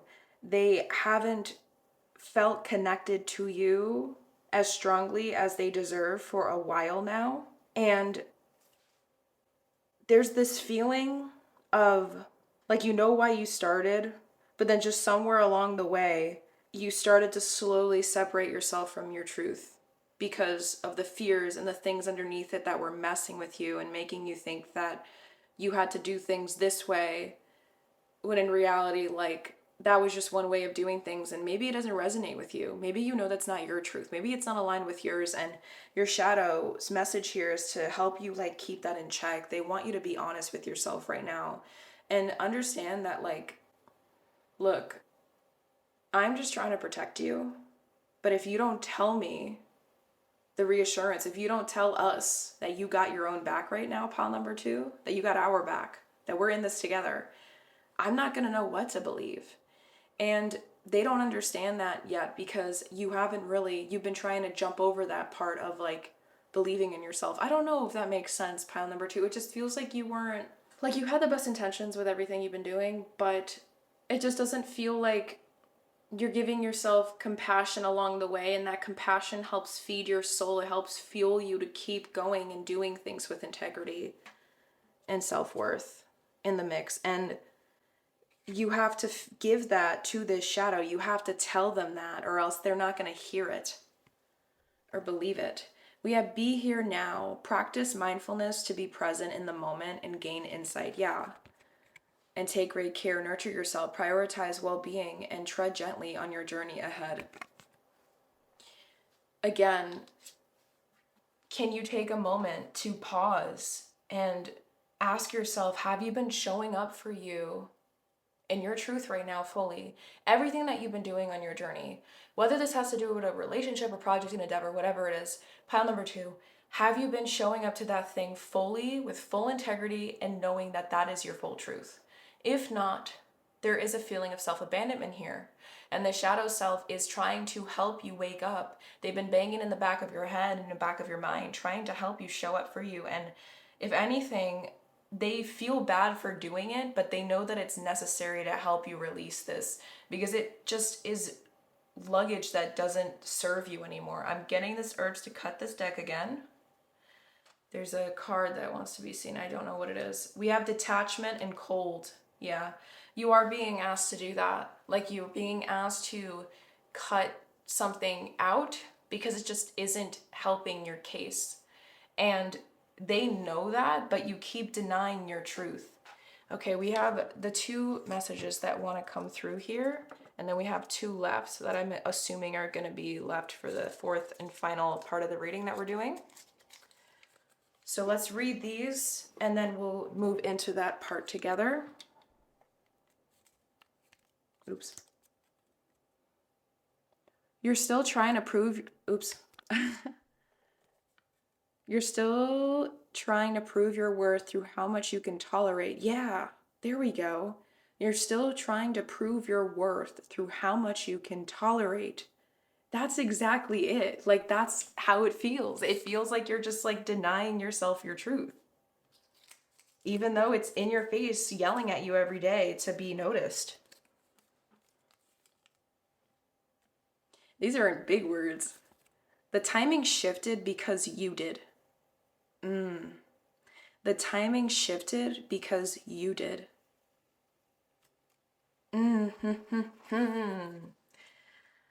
Damn. Okay, that one's hard to hear. That was probably, I'm feeling like a slice. I feel like for anyone, that's a hard pill to swallow because we don't want to admit to ourselves when we were being the least authentic. sometimes we want to think, oh, yeah, this is what I want, right? But is it really, if you can sit in your own head, in your own silence for moments or a day or two, would that still be the case then? Because sometimes we'll even try to trick ourselves into believing that is the case when no. I feel called to look at the back of the deck here, and I feel like that's the final little message that we're going to look at before, and so we can clear this up again and move into the final part of your reading, which I feel called for your message because I did say it in the intro. We're going to decide organically what this, how we're going to move into this fourth part. So we're going to actually look at the question next, what you're meant to do differently now that you know this. Okay? Because I feel like that's kind of what's coming through. For the back of the deck to finish up, we have full moon in Cancer. A personal issue reaches resolution. So full moon in Cancer energy. Cancers are soft on the inside, hard shelled on the outside. Full moons are about release and a time to harvest the intentions and wishes of past moons. It feels as if this full moon in Cancer is giving us this idea on like, you know what you need to do now. And this is something that has been in the works for a while, but it was hard for you to be honest about it. Forgive yourself for it. You've been a work in progress. And now is just time to make sure you and your shadow are on the right page, on the same page, sorry. And you guys both know what to do next. And they're waiting for you to make that call. That's really it. They have so much passion and vitality and rage, but it's like healthy bouts. It's ones that help you with your self-worth. Like, but what about me? Because I don't think you ask yourself that question enough, and so the shadow self asks that question for you. And they're trying to help you question that now. So with that in mind, my beautiful soul, we are going to again move the compassion, nurture, and feminine. I feel like that's coming through because it's telling you to embody more of that divine feminine energy, moon energy for you. So going into your inner world is going to help you align closer to your truth. We're going to start doing this, clearing up everything again at this bottom area, just so we can make space for the other cards.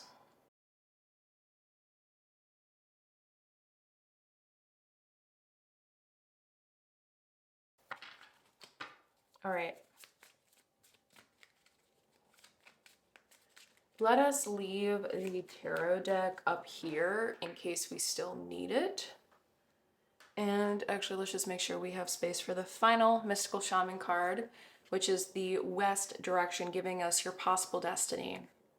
And I'm assuming this is your possible destiny if, well, actually, let's just see what it says. I'm curious first. But we have the number 33. So that is a master number. Highly recommend you look into it. I'm not that good at numerology. Like, I don't know that stuff off the top of my head. But I know that number 3 on its own means action. So magic in reverse.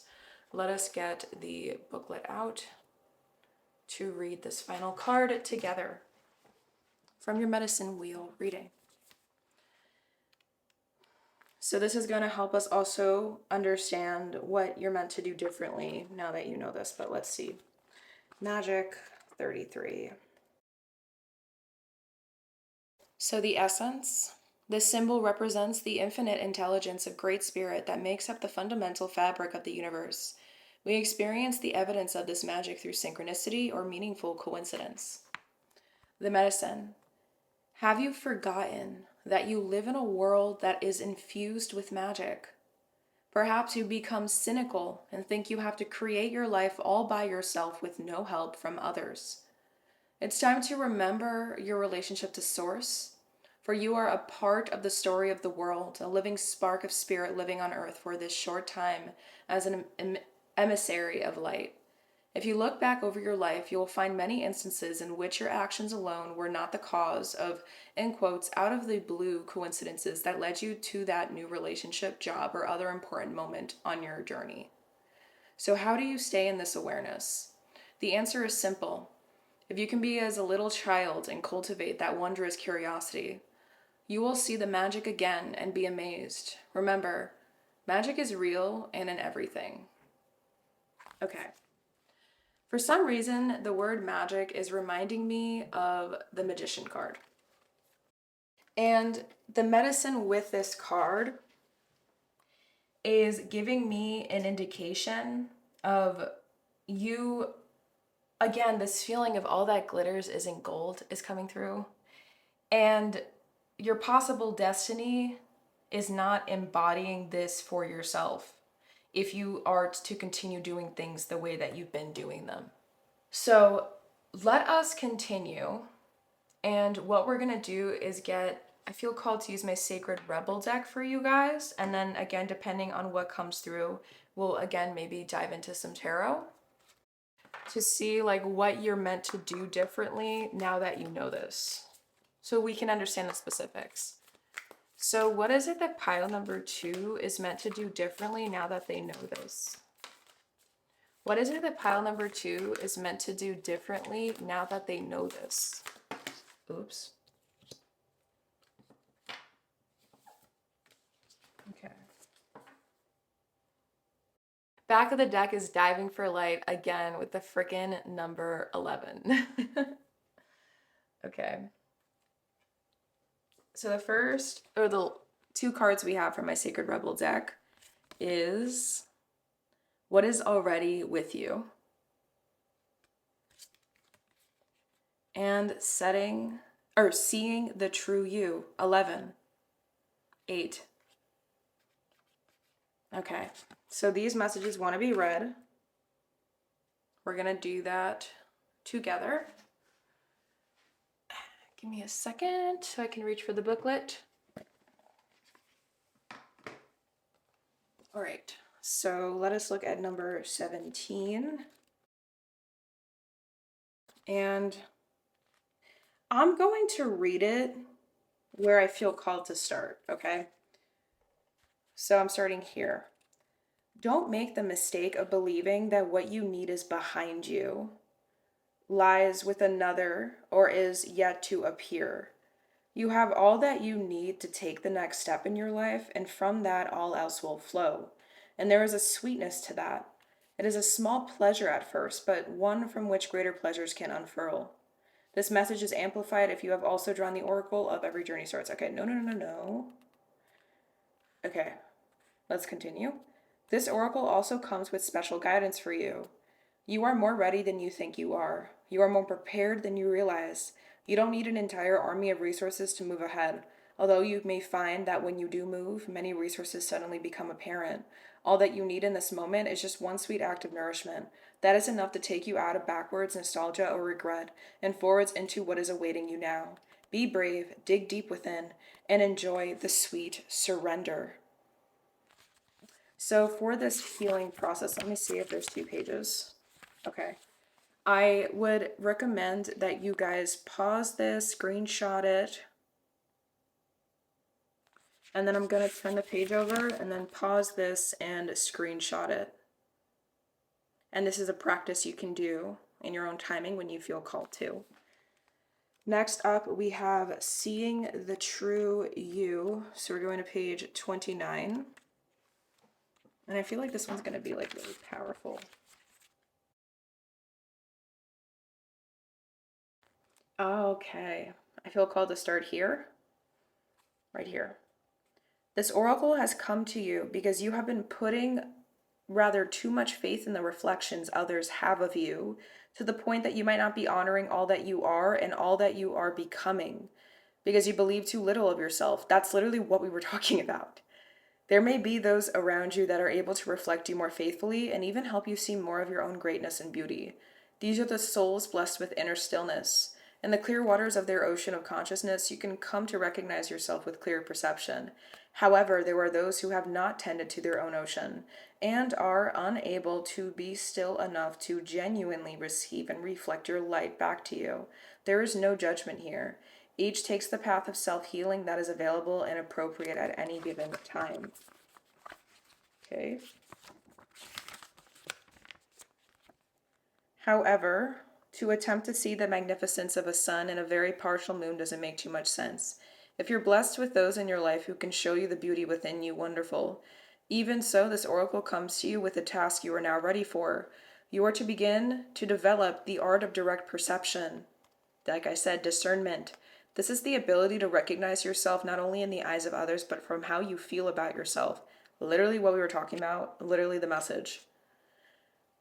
Oh, that was a comma. Sorry. So, this is the ability to recognize yourself not only in the eyes of others, but from how you feel about yourself, how you experience yourself, and how you observe yourself with compassion and kindness, like we talked about, from within. This is a step towards a radical empowerment that does not require perfection in order for you to recognize you are lovable and have much to offer. It is empowerment based on the acceptance of all that you are, working with your strengths, tending to your weaknesses, and being loving, encouraging, and nurturing of all that you perceive.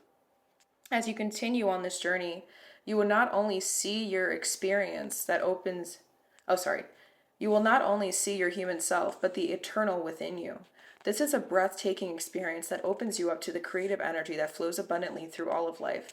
It is an experience that takes great preparation because we must be strong within our own self love and acceptance to be able to hold acceptance for all of life. This oracle is nudging you into that preparation for when you have the experience of truly beholding yourself. All judgment, fear, and doubt will fall away, and you will just know yourself to be sacred. Then you will be asked to embrace the deeper journey of sacred rebellion against judgment and fear, and into passionate creativity and unconditional trust in yourself. This oracle comes with a special message for you. If you are getting confused about who you are and your motives or actions based on what others are saying or how they are responding to you, step back. In your quest to be a responsible person, you may be unintentionally taking on the feelings of others, making their reflections of you more than they are in truth. More often than not, reflections are more about the state of the reflector than what is being reflected. Let those external perceptions go. Can you just acknowledge yourself? Do so and be free. Pause this, screenshot it, write it down, please. I think it's going to help if you write it down and then recite it to yourself. Maybe practice saying this for 7 days straight. Say it 3 times in a row. That's how neuroplasticity works. That was beautiful. And honestly, I feel like those were good for you. But if you want, because I know you guys love tarot, we'll just pull whatever comes through finally, and then we'll get a final message from source, because I am feeling like I want to get a card out for my self-awareness deck for you guys to finish up the reading, and then we're also going to reveal the final 2 messages here. So what must pile number 2 do differently now that they know this? What must pile number 2 do differently now that they know this?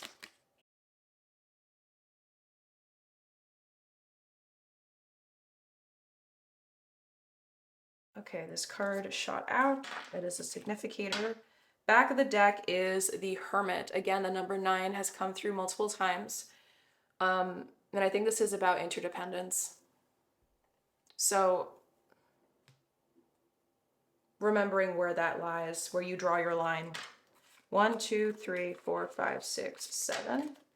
This one wanted to be paired with the significator, so we will reveal them at the same time. Am I going to trip? Oh my God. I am going to trip. We have the King of Coins with the Queen of Coins. Oh my God, marrying that mustard and ketchup. But they're still the same thing for the same purpose. They're different things that serve the same purpose, that aim towards the same thing.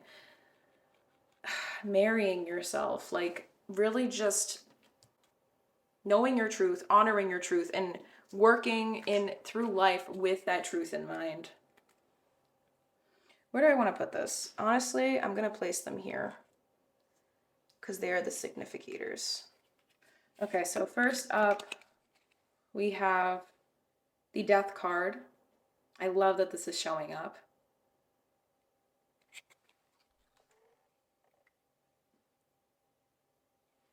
Next up, the Six of Swords.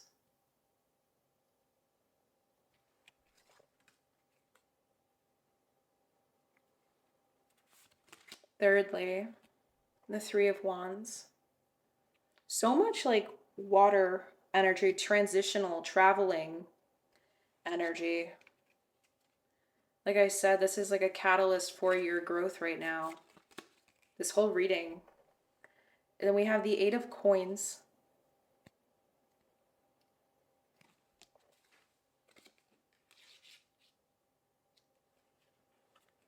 Actually, I want to place it here. I feel like these are all like meant to go straight down. And then second to last is the Nine of Coins.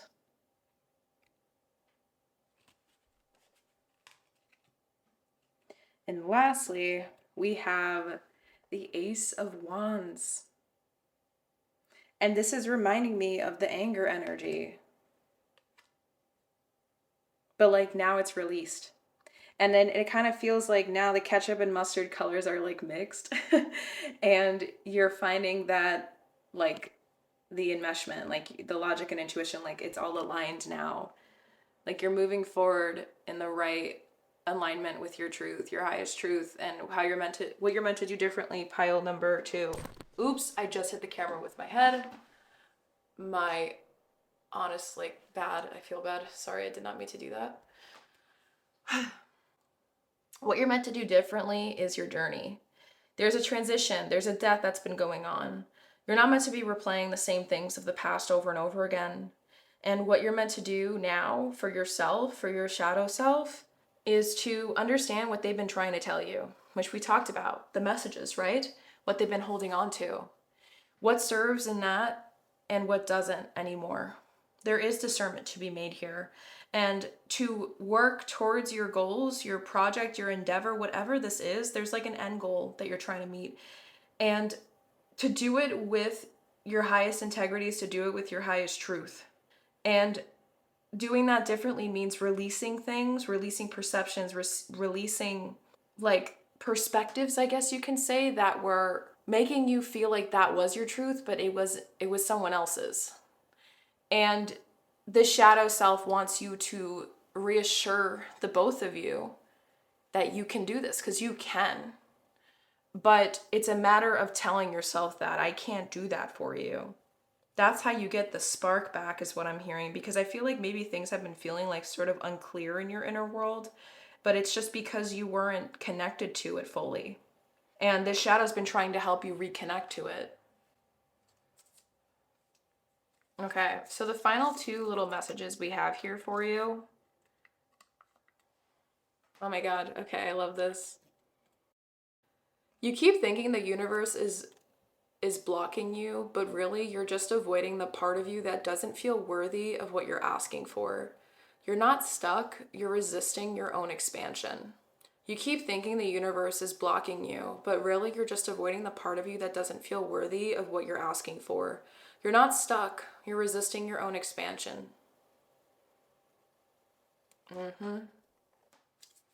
That's what I'm saying. Lastly, for the messages, pile number 2. Your relationship with control is louder than your relationship with trust right now. That's why everything feels like pressure.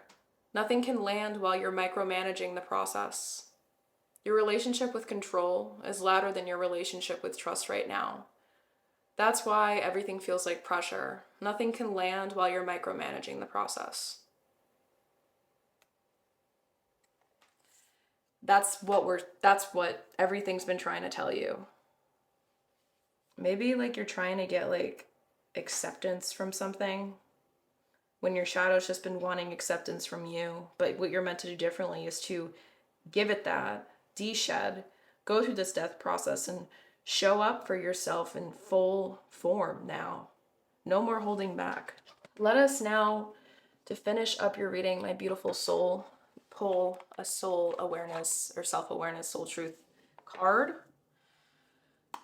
And I did want to say, before I get into this final part, for the shadow work circle I'm planning on doing, I did very, very much want to hold space for that, but I am in the process of building my waiting list, my sign up form. I have a form that I set up for people, for anyone that is interested in like any future offerings, gatherings, circles, workshops that all have to do with healing in general. So Here's the cool thing about it though. When you go to the form, you get to literally check mark the things that you want to be informed on. So if you like astrology, if you like tarot, like there will be things for that. If you just want to learn about science, psychology, neuroscience, and how to control your brain, how to rewire it, chronic stress response, how to regulate your own nervous system, there's things for that too. Like why anxiety happens, what trauma is. Like I'm doing everything. And I'm in the process of building my waiting list for that, and I want to get enough people that are interested for the virtual ones because I am trying to make this thing a worldwide and easily accessible thing. Because I feel like at the end of the day, like everyone deserves access to healing, and I feel like society makes it extremely hard for us to gain access to these things. But sometimes it's easier to do it in a collective form. It makes us feel a little bit safer. And I'm going to be doing healing circles, a lot of different things. And if that's something you feel called to do, I highly recommend that you check out my link tree. The link is in my description box below. It's also in my bio when you go to my YouTube channel and you visit there. And you're going to just scroll down at the top part of my mini site in my link tree, and you're going to see where to sign up. You're going to click the button. It's going to take you to the form and you can sign up for yourself, okay? So that's something I am in the process of building, but if that is something you are very interested in, highly recommend that you sign up because, like I said, I'm trying to make these things a reality. And these things they're hard stuff, right? Like shadow work is hard, but it's not that hard if you have a group, if you have someone to help you facilitate that space within yourself. And I'm just trying to empower you guys to remember that you are your own inner healers and you guys can be your own best inner healers. Does that make sense? So, feel free to check it out if it resonates, if you feel called to. All right. So let us get this final message. Final message for pile number 2 at this time. Final message for pile number 2. Which one? Okay, we're going to take this one and this one. Okay. So we have 2. And the back of the deck, in case anyone does resonate with this, I'm going to share it. So maybe these are journaling prompts like, what do I believe about money? Do my beliefs match my dreams? Okay, just something I felt called to share in case it does resonate. And then for the cards you have received, how can I deepen my trust right now?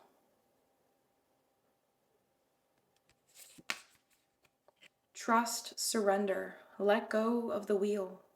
You can trust. You can trust yourself. Trust fully in yourself so that you can deepen your trust in others.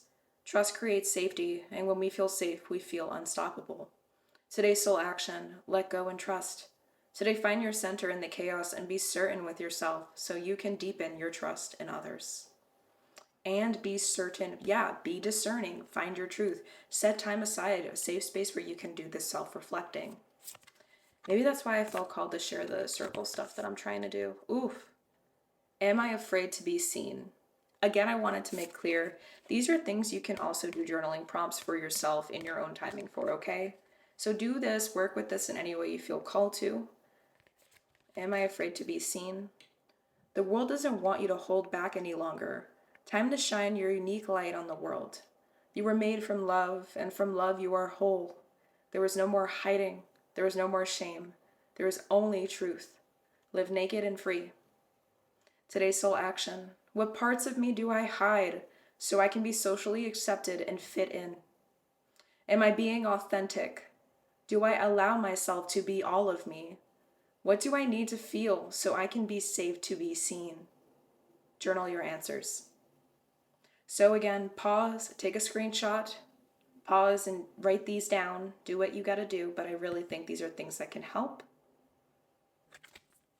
And why not? Why not? I'm gonna do it. I'm gonna do it for you guys because there's gotta be a reason why I felt called to even share it. I'm gonna just read the back of the deck's meaning here. Okay, so what do I believe about money? Do my beliefs match my dreams? How does your relationship with money affect your current situation? Do you believe you are worthy? Do you believe you are capable? Do you trust money? Does money trust you? Money is an energy. It ebbs and flows. You are worthy of it, and it's your responsibility to heal your relationship with money as part of your waking up to the whole of you and your purpose. Today's soul action. Take a deep dive in your belief system around money. Are there any beliefs you need to upgrade to create the results you are wanting most in your life? Write out your money story. Is it time for a sacred shift? What will your next chapter be? Fill in the blank. I am grateful to money because blank. All right. And again, I feel like you guys need like a final little reassurance thing. So we're going to get a message from angels to come through. And that was quick. So I guess we're just going to do it. We're going to just read it because, again, I've been telling you, they've been shooting out like crazy. And this is a prayer. So maybe, again, pause this, screenshot it. Maybe you're being asked to, like, speak this into existence for yourself. Dear guardian angel, help me to be flexible in my attitudes and beliefs. Help me not to fear the transient nature of life. Help me to remember the eternal light which emanates from my soul, and the eternal light which emanates from the heart of every living thing. Help me to remember that I am eternally guided and loved by God and all creation. Maybe this is meant to help you release and trust the flow. Maybe you're being called to actually look up the meaning of the number 20 as well. But there you have it, my beautiful pile number twos. I really hope that this reading resonated. I hope that you were able to get what you were hoping to get out of this reading today. And just know that you are so, so unconditionally loved. And that this is a sacred space for deep healing and soul remembrance. Like, this is exactly why I made my YouTube channel. These are the exact reasons why my pick a card topics are only and always will be about your self-growth and ways to help you through your dark night of the soul, spiritual awakening, soul remembrance journey, and self-discovery journey as a whole. So, again, if you do feel called to subscribe, if you haven't subscribed yet, please feel free to, or hit the likes, thumbs up button if this reading did resonate. All the interaction you guys do on these videos really helps me support my channel, supports my mission to help this world heal, because it is really only healed people that help heal this world, so let's be part of that ripple effect together. And with that being said, again, if you do feel called, feel free to check out my mini site and you can sign up for that waiting list to start getting updates when I'm going to start holding space for virtual healing circles, gatherings, events, and workshops, all things healing related, okay, to empower you and help you realize that you have always been your inner healer and your own best one this entire time. So I'm Ahimsa here. I hope you have a beautiful rest of your day. I'm sending you so much unconditional love and light healing energy, and hopefully I will see you in my other pick a cards to come. Bye. Hello, hello, hello, my beautiful pile number threes. And if this is the card that allowed you to select this pile, the disruption card from my Prism Oracle deck, then you already know that this is your reading in reference to what message it is that the shadow self of you needs to tell you right now. And I do have a surprise, because you guys are the only pile that got this many. You did end up not just getting one or two significator cards, but three.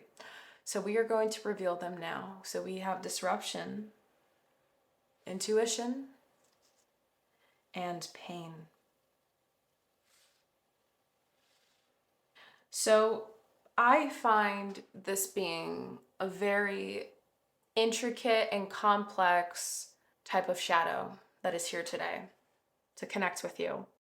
And I believe that the only way for us to really dive into it, because of its complexity, we're going to have to kind of just jump right into it, because I feel like there is a lot of, I don't know, it feels like there's hands around my throat right now, and there's suffocation. There's this energy of, it's hard to speak, like I'm swallowing, and it's hard to get words out right now. And it feels like they have a lot to tell you, but they don't really know where to begin.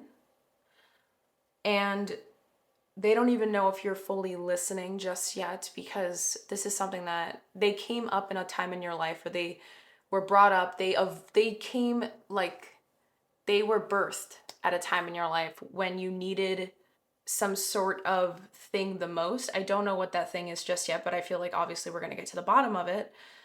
But I am just kind of allowing whatever needs to come through extraction wise within these cards before we start.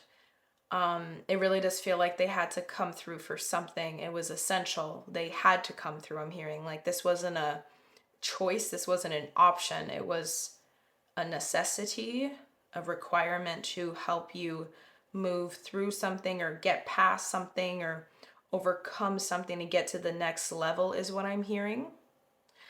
So, the very first thing we are going to be diving into together is obviously which shadow is speaking now, so we can get specifics on it and understand who the shadow is.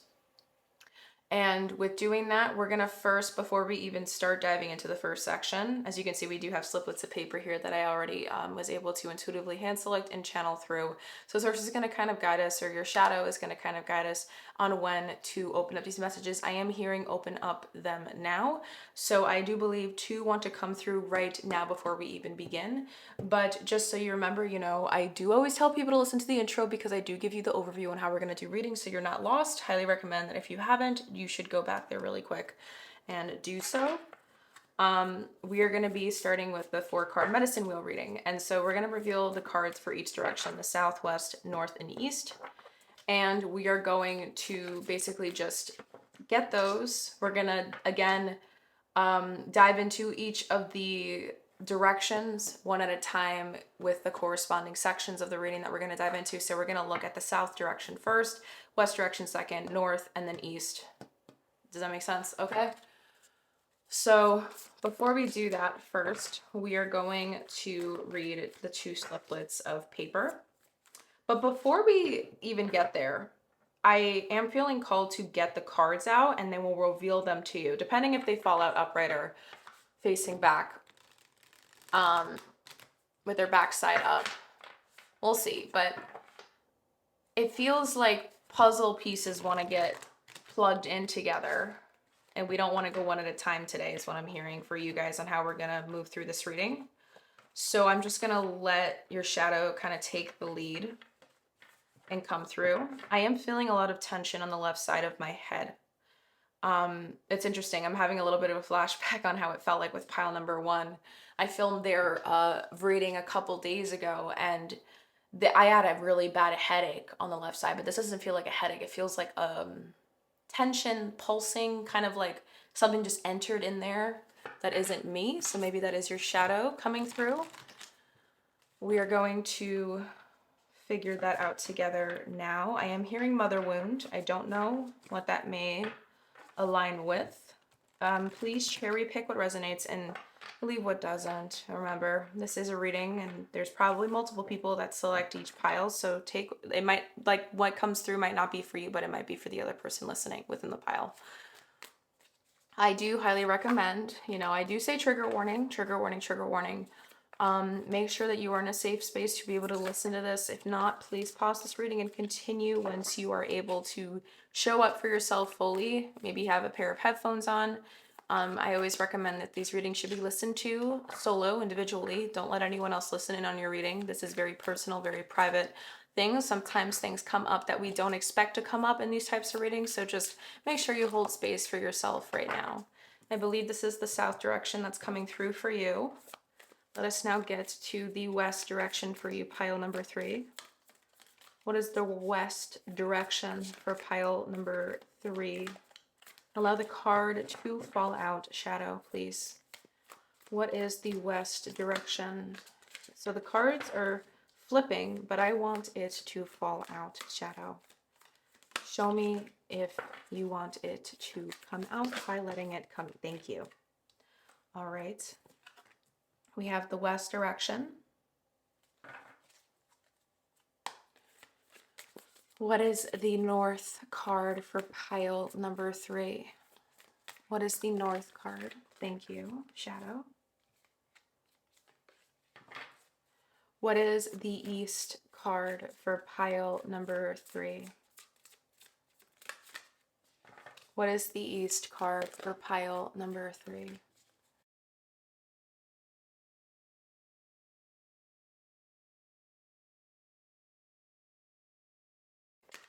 Okay, there's a weird energy coming through right now. I'm like trying to get this last card right for the medicine wheel reading spread, and it feels like it doesn't want to come out.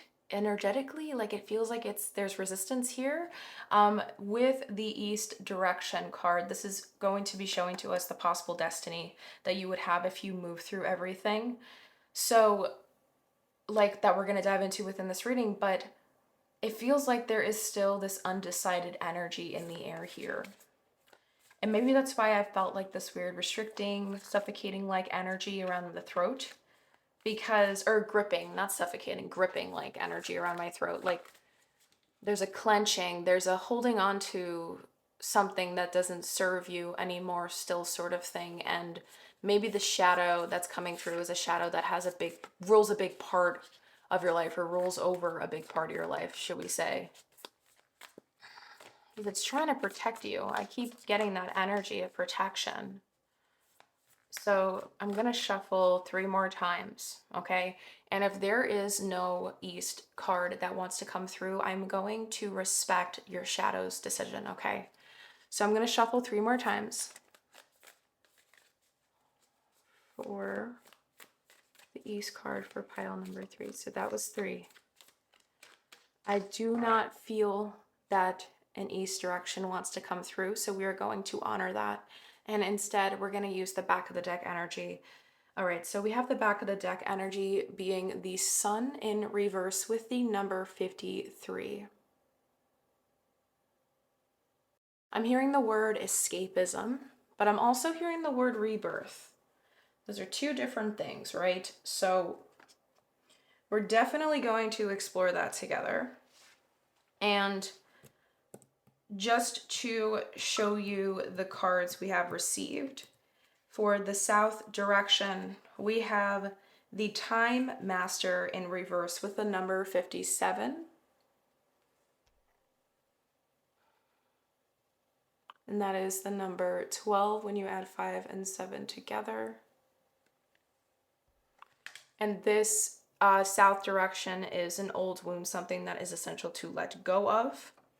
West direction is the old story that needs to die. We have the number 11 upright with the Council.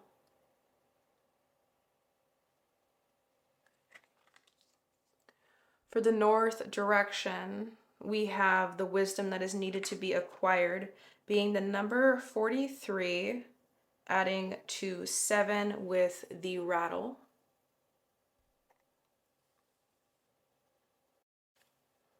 Okay.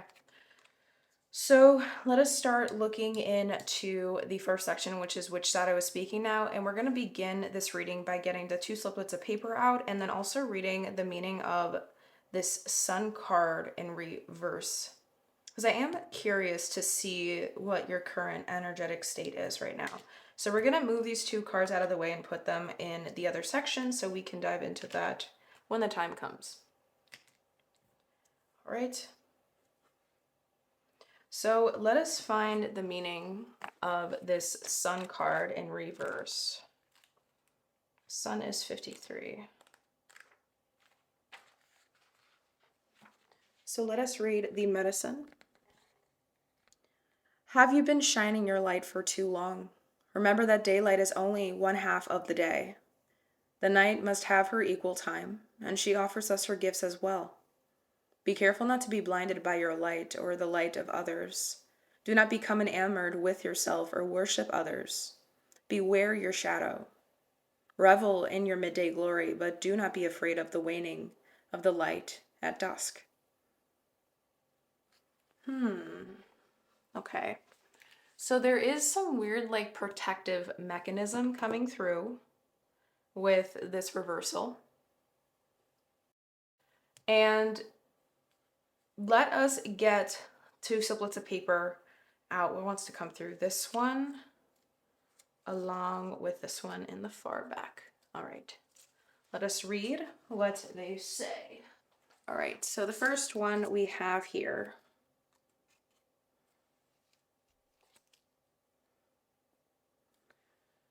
Oops. Let me make it focus. Remember, you are the one healing and trying to grow, not them. Remember, you are the one healing and trying to grow, not them. Maybe that's why the protective mechanism energy is coming through. That could be possible. Trying to make it straighten. And then the next sliplet of paper we have here to begin.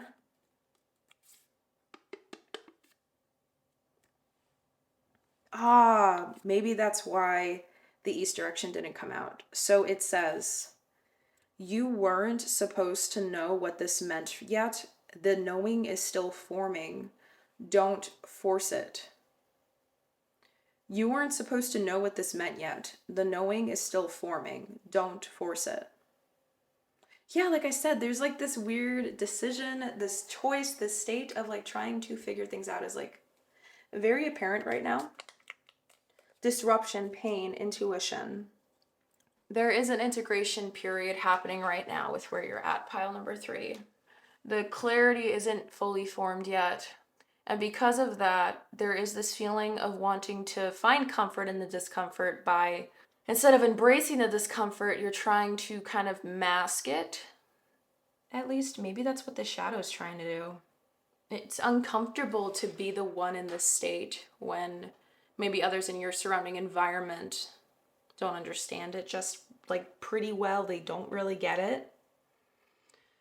All right, let us get the other cards out and then we will kind of dive right into it with what shadow is speaking now, and we'll begin by diving into the meaning of the Time Master in reverse to understand this old wound that is associated with the shadow that is speaking now, okay? But with that, just so we can go through this as swiftly and flow-like as possible, we're going to get the cards out for this first section altogether so we can kind of just dive into it all at once, all right? So, which shadow is speaking now to pile number 3? Okay. We have received damsel, and she came upright, so she wants to be seen now. We have damsel with the light attribute being understanding the nature of healthy romance inspires you to rely on yourself, with the shadow attributes being waiting for a knight to provide for you, seduction by romantic illusion. Okay.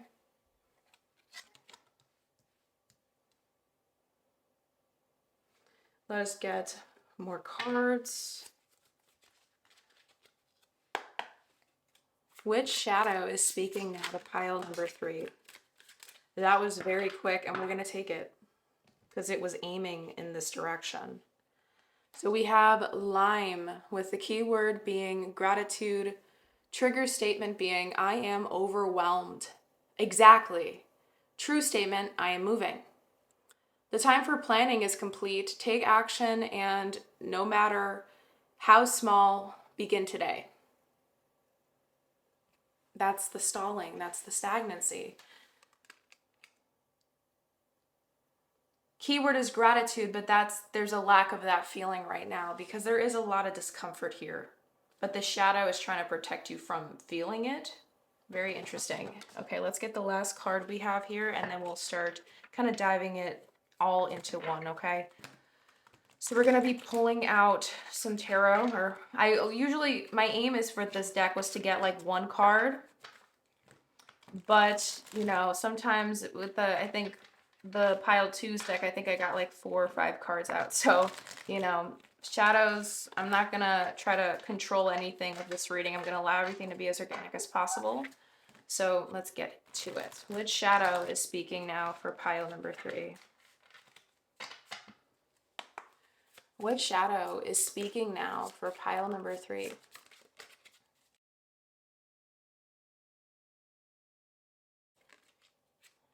I don't know if you want me to take these. I'm going to take them because I'm hearing take them. And unfortunately, well, not unfortunately, but we want a couple more cards are trying to come through. So we're going to take them. Wasn't planning on it, but this is how your shadow wants us to do it. These 2 want to be seen first. And these are going to give us more information on their specifics. What's the back of the deck energy? Four of Swords. Yeah, there is like this feeling of stagnation happening right now. Um, there is a lot of things going on beneath the surface. And it's interesting, right? Like we got the throat chakra. And I was literally talking about that feeling. There's fear, anxiety, stress, feeling overwhelmed right there. I am overwhelmed, feeling overwhelmed, mental overload, needing solitude, relaxation, rest, peace, and quiet, sanctuary, regrouping, recuperation. There is this integration process happening, that's kind of being stated clearly. And the shadow that's speaking now to you, pile number 3, right off the bat before we start looking at this booklet, we got the Three of Swords in reverse along with the High Priestess in reverse, and they both came together out. They're both associated with the third eye chakra, but since these are in reverse, we are not going to read that. We are going to only look at the things that are upright. So we have manipulation, cunning, trickery, wasted talent, illusion, and deception. Then we have releasing pain, overcoming depression, optimism, and forgiveness. There's trickery happening here. Remember I said there's like this masking going on, trying to protect you from feeling that discomfort? This is exactly confirming that to us. It confirmed it here with the sun in reverse, but it's confirming it again. Not only that, but we have the damsel. And the damsel's shadow attribute, waiting for a knight to provide for you, understanding the nature of healthy romance, inspires you to rely on yourself. Honestly, I am curious to see. I feel like we're gonna keep. Oh, and also we have the intuition card coming up here. Pain is associated with the Three of Swords, right? But there's a cockiness here as well. I got this. I'm hearing, I got this. I'm fine. This is the number 2. This is 3. There was a disruption. 2 and 3 equal 5. 5 is about literal change, but like change that isn't really enjoyable. Okay. It's very like lightning striking in the middle of you walking down a road type of thing. Unexpected change. Let's get the meaning of this Time Master and Reverse card. So we're going to read the medicine excerpt within that card and the essence of the card as well. So let's get there. We got number 57. Let's see the essence first. The essence.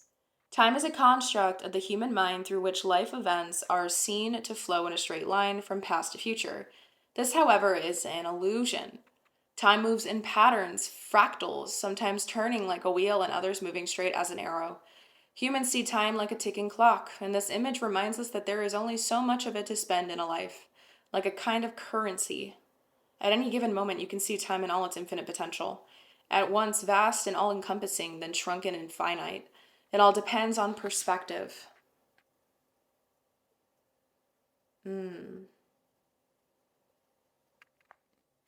The medicine. Sometimes it appears that you are running out of time. You worry you won't get what you need or want. Everything gets stuck like a log jam.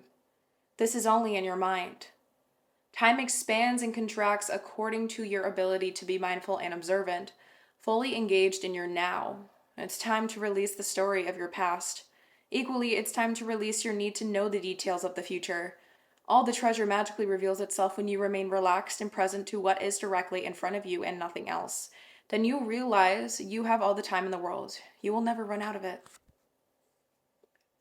Okay.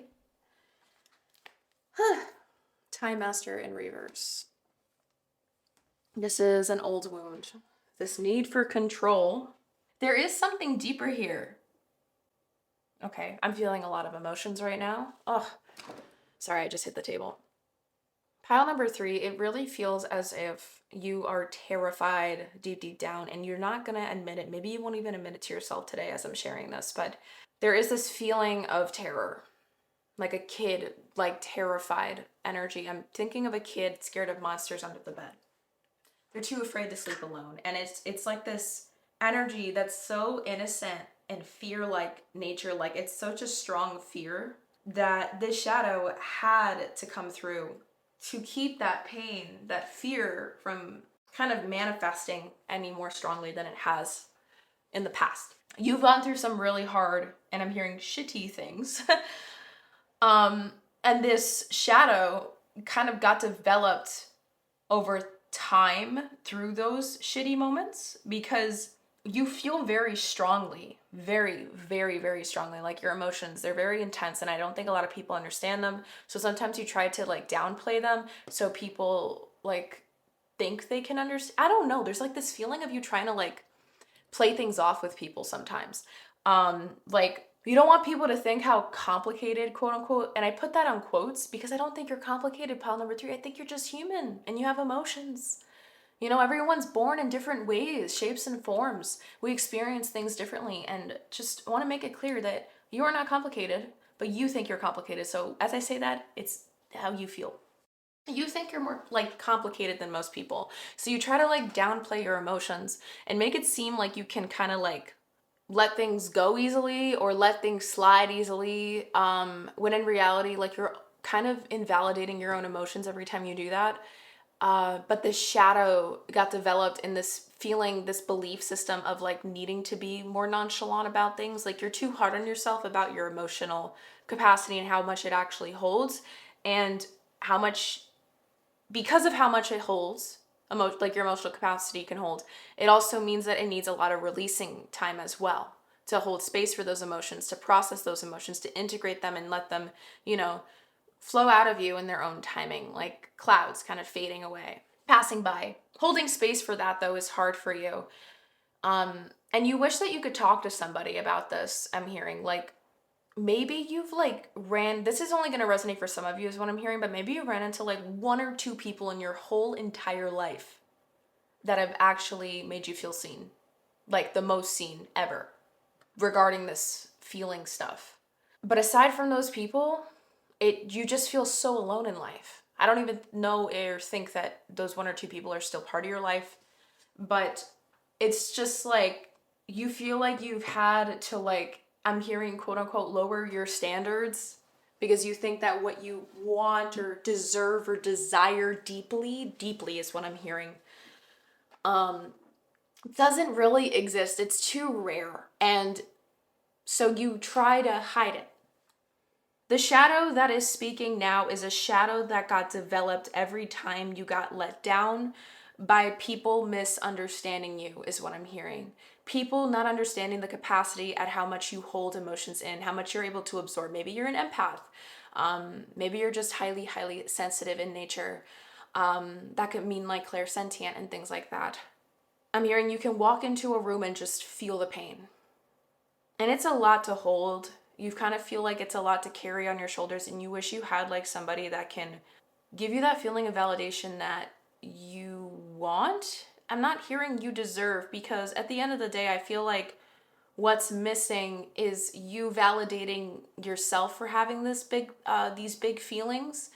And this shadow has come through and got birthed through this process of trying to deny your big feelings to yourself, because it's the thing that tries to make you feel more nonchalant. It's the thing that tries to shut down your more human side, the side of you that makes you feel more true to yourself or more authentic to your truth, because it's trying to also simultaneously protect you from like the big blows.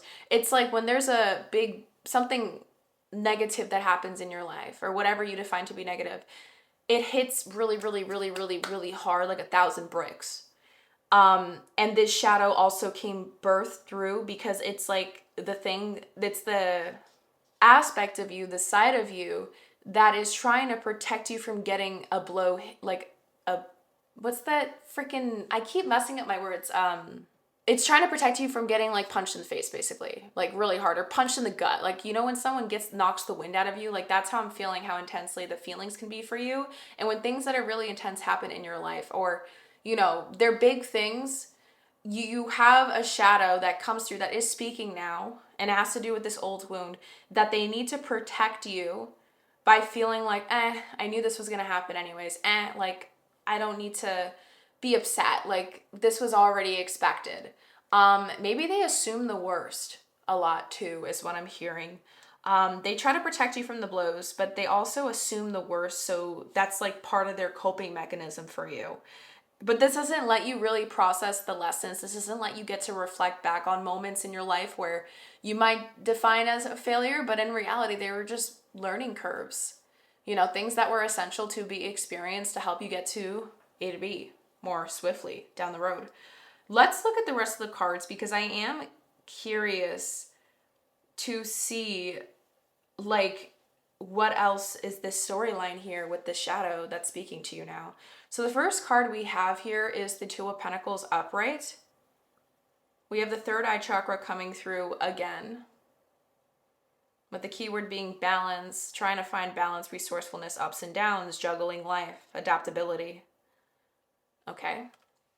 Next up, we have the Four of Wands in reverse, reading the upright. We have unhappy families, postponed, canceled, reunion, leaving home. Next, the Nine of Cups upright, wishes coming true, Jupiter placement, Pisces energy, yeah. Sacral chakra, ooh, that's why I heard escapism randomly.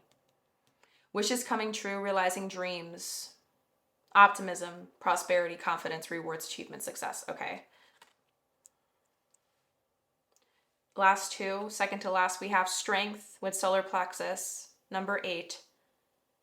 Leo, sun, inner strength, courage, bravery, confidence, compassion, taming, control, overcoming self-doubt, persuasion, influence, and focus. The mantra that comes along with this card is strength begins with the choice to be kind to myself. Ooh, I think you guys have to write this down. Strength begins with the choice to be kind to myself. I like you guys needed to hear that. Or write it down. Please write it down. I think that's something that can help you practice more self-love, because you really deserve to like accept yourself more for all that you have to offer, but also all the, like, everyone has baggage that they bring into a relationship, right? Or just life with other potential partnerships, friendships, whatever the case may be. And you're too hard on your own stuff. Like, you feel like you need to be like this picture perfect version of yourself to have any of what you desire, but that is so far from the case, because if you keep trying to be something that you know you are not, which is what this shadow kind of tries to do, that's speaking to you now, you're going to attract the wrong things. Last card we have here is the Knight of Swords upright, with the root chakra ruling this card, keyword being curiosity. We have Gemini, sun, delayed news, patience needed, ideas, inspiration, planning, vigilance, protective, guarded, fairness, think before you speak, don't get drawn into arguments, mental agility. Yeah. Okay. There's this cockiness. I was reading it, but the cards are literally saying cocky. But do you like mask your pain by making a lot of jokes? Like, are some of you guys like comedians? Like, what the hell? You know how, okay, I don't know if any of you guys are comedians, so I'm sorry, but I'm gonna say this, I don't care. Lovingly. And I love comedians. They're funny, hilarious. Some comedians, you know, like, they become comedians because they got so good at bashing themselves that now it's like whenever someone tries to bully them, they can bully, like, they have said worse things to themselves than the people that have bullied them. So it's like nothing phases them. And they had to develop like a shadow so cold or so unfazed to do those things. But what happens is it can make it hard for them to be emotional. It can struggle in relationships and things like that. And it feels like I'm hearing like people who, like, or at least the shadow that is speaking now, what they do is they try to like lighten the mood to not deal with it. It's hard. Even though like deep down, it feels as if like you're meant to move through it. Because when you don't give yourself permission to like absorb or fully integrate emotions, we're holding ourselves back from being able to go to the next phase or season of our life. And it feels like you've been sort of stuck on autopilot, maybe in some sort of cycle. Maybe you keep attracting the same people, is what I'm hearing. Like, there's this feeling of like, why again? Like, oh my God, like, surprise, surprise. It's easy to predict because you're still stuck in the same cycle. Does that make sense? And it's like the shadow thinks it's like, it's making you think, because the shadow is here speaking now, the shadow makes you think that you're one step ahead because you're so good, I'm putting in quotes, on like figuring things out before they happen, but it's just because you've been stuck in the same cycle for so long that it's easy to predict now.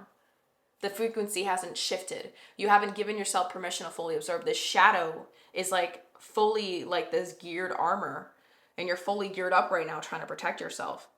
Okay, I feel like one sliplet of paper wants to come through, just one. And which one? This one. Okay. So let's add it in, and then we're gonna move into the second section and also look at the west direction card. Oh, this is a long, detailed sliplet of paper. And it says, you keep thinking the universe is blocking you, but really you're just avoiding the part of you that doesn't feel worthy of what you're asking for. You're not stuck, you're resisting your own expansion. That's literally what I just said. This is what this shadow has been doing to you. Rather than working on the thing, you're trying to find comfort in where you're at now by letting the painful moments just keep happening and laughing it off as you go. But then it just keeps making your heart more ice cold. And I know that you feel things extremely deeply, pile number 3. I can sense it. It's very strong. It's just, it feels like there's a fighting going on to not let that part of you come out. I'm like, why are you so ashamed of it? That's what hurts my heart. There had to have been something that happened in your past to lead you to thinking that you can't feel these things. No matter how grand of an emotion they may be to others. Maybe you weren't in good company. This is where we're gonna know. I think this is the best time to move into the second section. So we'll see what the old story is that needs to die. What old story is this shadow latched onto right now? And what are they still holding on to? Okay, so let's look at that together in the second section. All right, so to move into the second section, we are going to now unravel the council meaning of the council. We're going to move these cards out of the way. I always tell people to take notes, so if you haven't been taking notes, I guess rewind to this first section, because I always clear it up throughout the sections we dive into. I'm just going to get all the cards out so we can unravel and look into the meaning of this card together. All right, I'm going to get the booklet out so we're ready. Let's see. So what is it that pile number 3's shadow is still holding on to? What is it that pile number 3's shadow is still holding on to?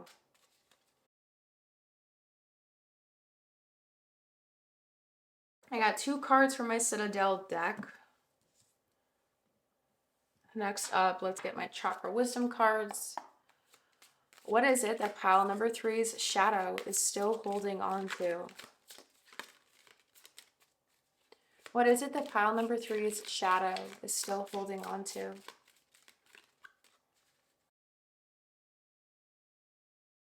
All right. Back of the deck wants to be seen. We have perception coming through with the heart chakra. So energetically right now, you might be at a state where, you're starting to understand there's some clarity here is what I'm hearing. There's a very specific randomly channeled message, but I am hearing that someone from the other side is watching over you and you are very, very loved, okay? They've been trying to help you love yourself unconditionally because they never got the chance to. I don't know if there's some sort of generational trauma of like lack of self-acceptance and feeling like you need to fit a certain standard or reputation. Fitting a mold was like a big thing in your generation, in your familial line, your ancestry, or whatever it may be. But it does seem like you're being rooted on the other side to like heal this, basically, is what I'm hearing. All right. So we have that card. This card's going to want to be here. These 2 will be here. And let us get in Black Moon Astrology card, and then we'll reveal everything and read the meaning of this council card together.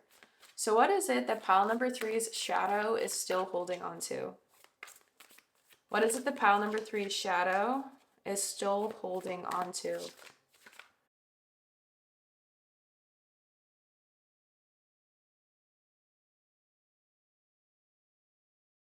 We got 2 of the Citadel and 2 astrology cards. Let us look together now. So, what wants to come through this one? First up, we have the Founder with foundations and community. So what are they still holding on to is what we are looking at. For some reason, I'm looking at these and I don't even know what they are, but they look like rats to me. And with that sword, I'm instantly thinking of deception and trickery. So like mischievousness. I don't know how to pronounce that. Next up, we have the botanist with parenthood and legacy. Again, foundations, community, parenthood, legacy. Didn't I say mother wounds earlier? Or feminine wound, sacred feminine, divine femininity, moon energy wound. Okay, next up we have, I literally just said moon energy wound. Okay, bro. We got the moon. Moon with soul. Wow. And then next up, we have Pisces, I believe. Piscean energy was standing out to me earlier. You had a lot of Jupiter energy as well with the tarot. Pisces, I believe. Number 6, adding 2 and 4 is standing out. And then lastly, we have the crown chakra with rejection. Oh my gosh. Okay. Yep, there were people involved. Now I get why the people stuff damsel was here as well. And the council is a group of people, but let's read. I was going to start diving into this together with you, but I want to see the meaning of this card first, and then we'll dive right into it, okay? Before I get ahead of myself. So the essence of the council. The council are the luminous beings who hold the collective wisdom of humanity. They are the ones before whom you will do your life review when you cross into the world of spirit. A life review is when we place our good and our bad deeds on a divine scale and attempt to explain why we did not love or forgive or dare as greatly as we might have. Know that their wisdom is available to you at all times when you live in a state of yes and an unconditional relationship with life. They remind you of your place around a sacred fire, which has been reserved for you since the beginning of time. You will claim it when you own your own inner wisdom. When you own your winner, I messed up my words. You will claim it when you own your inner wisdom. Know that their wisdom is available to you at all times when you live in a state of yes in an unconditional relationship with life. That is beautiful. So the invitation here, the council has a message for you. Listen with your inner senses. The handwriting is already on the wall, so look about you and you will discern its meaning. Do not wait for further signs. Embark on the journey to love deeply, forgive sincerely, and dare greatly. Take the leap without requiring life to assure you of success. Yes, the need for control. The need for control. The need to feel like, so under this all is fear, okay? But with fear, your brain's going to try to make you have a need for control because control is the only thing that helps your brain feel comfort, right? This shadow and what they're still holding on to is, and it's an old story that needs to die, is this need for this, like, wanting to know the next step. This is holding you back gratefully, like great, oh my God, I can't talk, guys. Do you hear how my voice, my words just keep like stuttering and messing up? I'm not making sense at some points. That's crazy. I told you, there's like a lot of throat chakra, lack of self-expression. Owning your truth is like really hard for you. Okay. Old story needs to die. The old story that needs to die is this sense of thinking that you need to know what's around the corner at each and every turn you take in life. That fear is something that has been on replay on your head for a long time. It is partially a root source of the birthing of this shadow in the first place, but then also this need to like handle blows, this need to, because the blows are so hard. Like I said, there's a lot of emotions here that you feel, pile number 3, very intensely. So I think the need for control comes from that because you don't like to feel those things. Like who wants to, right? Let's get straight here. Let's make that clear. But not only that, maybe the blows were so hard because growing up, you were very heavily denied the validation that you very, very much deserved. At a young freaking age, we all deserve validation from our parents or whoever raised us. We all deserve validation and this feeling of being seen by them because our emotions are very grand at that stage. We don't understand. It's like the first time we're feeling certain things, right? And sometimes we are not being given that grace. Sometimes we are judged, shunned for even crying too loud. And I'm raising my hand. I know this feeling very well, and maybe you were even gaslit into believing that your own feelings weren't valid, to believe that you just couldn't feel sad. And if you did, it was for a stupid reason. You're weak. Maybe you got hit for it. You know, there's a lot of things that are coming through. And because of that, there was this need to want to escape the reality. Maybe you learned so good how to dissociate, disconnect it from your own feelings, even though they're so deep and you know that they are. It makes it hard to feel the goodness in life, the good moments. It's hard to live in the moment, maybe. Maybe you feel like you're constantly living in survival mode. And these are all the things that this shadow has been holding on to. This is the old story of needing that control. And I don't know if this is going to resonate with everybody, but I am hearing some of you guys might have some really bad addictive tendencies. Maybe it's overeating, maybe it's overexercising, maybe it's undereating, an eating disorder, maybe codependency. There's smoking. I don't know what it could be, but there is a lot of different things coming through. Maybe one night stands, like, I don't know. Hooking up. I do not know what it is. Pile number 3. But you'll know if it resonates. And it does seem like that all came from this big wound. And now I think I get it. The mother wound feeling that I was channeling is not even like if you had a bad relationship with your mom, but what if like there was a lack of a person giving you that maternal energy of licking your wounds when you needed your wounds. This sounds so weird, like the most growing up. And it kind of led this shadow to believing that that is weakness, to want that, to desire that vulnerable, to desire safety. I don't know. It's really heartbreaking is what I'm trying to say. And they believe that if they show their truth, no one's gonna like them, no one's gonna want them, no one is gonna care, that we're not worthy of showing truth. We're not worthy of being in our truth. And it's heartbreaking. It is very, very, very heartbreaking. It's like I just want to give you guys a hug because I know this feeling very well. We have another 2 sliplets of paper that want to come through before we move into the 3rd section together to look at the message that the shadow has for you. So I feel called to get this one. And I guess it was this one. All right.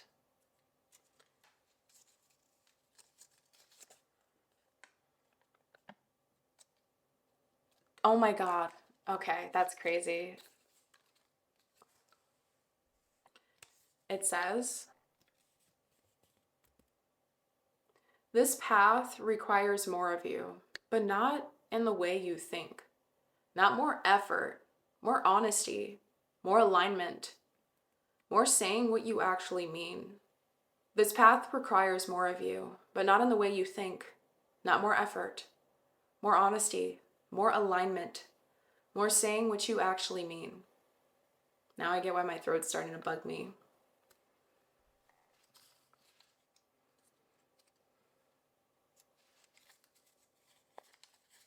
And then next up, Neptune fog, ruled by Pisces. Pisces energy is everywhere.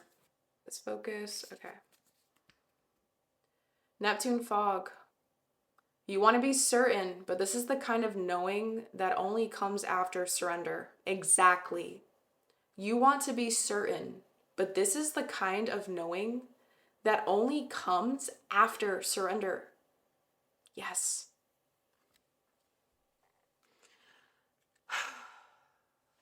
Oh, my heart goes out to you, pile number 3. I can resonate with this. So feel free if you want to share in the comments your story. You know, I'm here to listen. I want to provide you guys that safe space. No one judges here.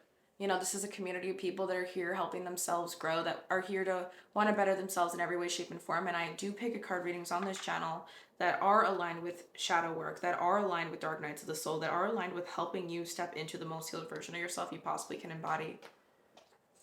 So, you know, it does seem like there is a lot that wants to be said. I am feeling the call to, so I am going to share it, that I just recently created a Google form for a waiting list, an email list for anyone that's interested in joining in future virtual healing circles, moon circles, gatherings, workshops, events that are all healing related things. And if you are interested in that, it's in my description box down below. It'll take you for my link tree, the link to my link tree. If you go to my link tree, you're gonna find at the very beginning, at the very top, underneath the video, you're going to find a button that mentions about interested in healing circles and things like of that nature.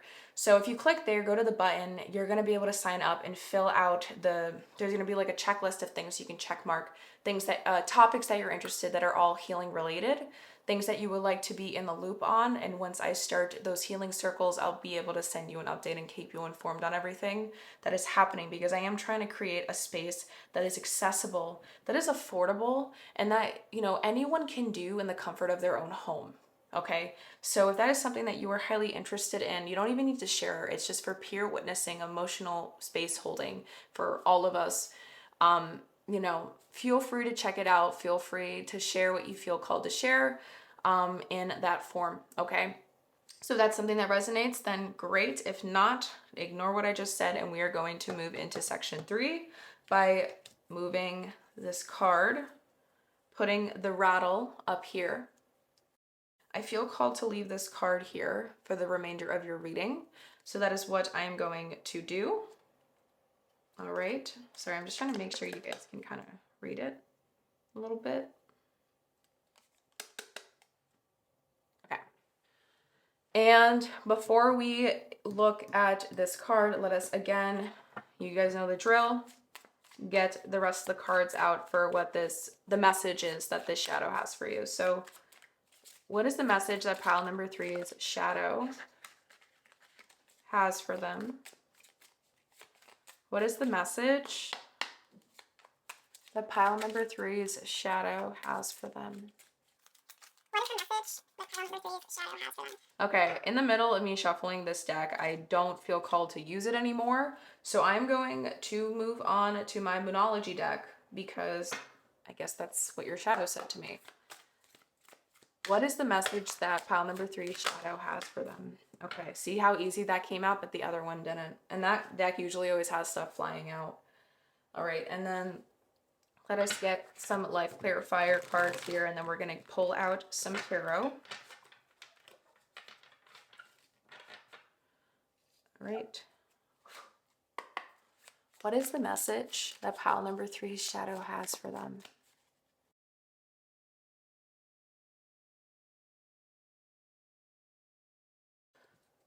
We're going to keep it in this direction. Whatever message is upright, we're going to read that together. And then let us get my Santa Muerte tarot deck out. I was going to do reversals. I feel called to do reversals, so I guess I'm just letting intuition guide me right now. All right, so what is the message that pile number 3's shadow has for them? What is the message that pile number 3's shadow has for them? Okay, these cards came out together. And I think there is a reason for that.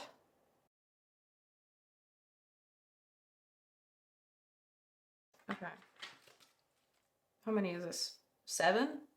Number 7, 777 may be of significance to you. I do highly recommend that you guys look up the meaning of that number in your own timing, because I feel like that message, the meaning behind that number is going to come, like it's going to like plug that into your reading, and it's going to like click harder for some reason. Okay, this reading wants to be like this. Okay. Back of the deck energy, we have the 9 of Cups again. Maybe some of you guys, this is the message that this shadow has for you. Yeah, they're in a cocky state of mind. It's hard for them to admit these things. I don't even know what they want to say to you. I'm so curious. Like, we understand what this shadow is. We understand where they came from, what they're still holding on to, but what is the message? I am very curious actually now. Okay, so let us get the meaning of this card settled. Where's the booklet? Where is my mystical? There it is. Okay. So number 43, 5, 6, 7. Yeah, 7. Okay. Number 43, the rattle. So the essence. The rattle is the spirit caller, carrying the shaman's prayer to the four directions. The body of the rattle is like the earth's spinning on its axis. With the aid of the rattle, the medicine woman instills a desired destiny in her future, closing with the prayer, Great Spirit, may your will be done. The rattle guides us to pray for all the earth, not just for our personal needs. When we offer our prayers for the highest good of all, everything we need is provided for us. The invitation. The rattle comes to invite you to work with the tools of spirit, but be careful. They are very sharp and can hurt you and others if they are not used mindfully. Set your old tools aside and take up the drawing instruments of spirit. You are consciously stepping into partnership with the divine. This is the time for courageous deeds. Don't let your hesitation get in the way of your expression. And I'm hearing self-expression. So it is time. And this is kind of reminding me of like when you were a kid, maybe it was hard to make noise, like you were scolded for that or something. Like it's just this feeling of being shunned, shushed, hushed, set in the corner, a lot of timeout. I don't know, but just a lot of trauma from growing up that led you to feeling like you have to cage yourself constantly. And now I get why 9 is like a big number for you too. So maybe 999 or the number 9 in general may have some significance. I am filming this in the year of 9 and the month 9, number 9. So maybe look into the meaning of the number 9. And they're ruled by Sagittarius. So, you know, you are a thinker out of the box. Maybe you're the black sheep of the family sort of energy. It just feels like you were taught to conform, and that's unfair to you. So let us look at these 2 oracle cards, and then we'll start looking at the tarot and then plug everything together. So we have, I literally was talking about puzzles before. We have important parts. Embrace each element, weaving them into your story with openness and understanding. Embrace each element, weaving them into your story with openness and that's it. You gotta move through this. Maybe the rattle has come through for the wisdom that's needed to be acquired, but also within the message that your shadow has for you, because they know it's time for you to own this next part of yourself. Maybe they're tired of carrying it all on their own. Let's see what this moonology is. New moon in Libra. A new romantic cycle begins. And this is interesting because I think damsel had something to do with romance. So maybe there is a person in your life that is going to help you see this. But it's scary because you don't know what to expect with it.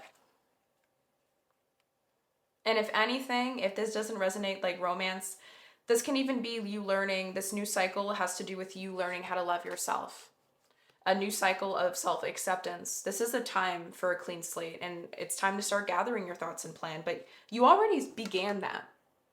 You've been sitting on this feeling for a while trying to avoid it, and that's what the shadow is doing, but the shadow does want to help you grow. Let me see. Okay, ready? So let us start unraveling the rest of the cards. Sorry, I'm trying to make sure I have space for all the cards and they don't start sliding out. Okay, so the first card we have here is the 8 of Cups. This deck is so beautiful. And I love how the 8 of Cups is the first card that comes out, considering what we were just talking about. Next up, again, we have the High Priestess in reverse. That's strong confirmation. If you guys needed further reassurance because of the controllingness, the need for control, the need for confirmation, the need for reassurance, we have the Hanged Man in reverse. This card is ruled by Pisces.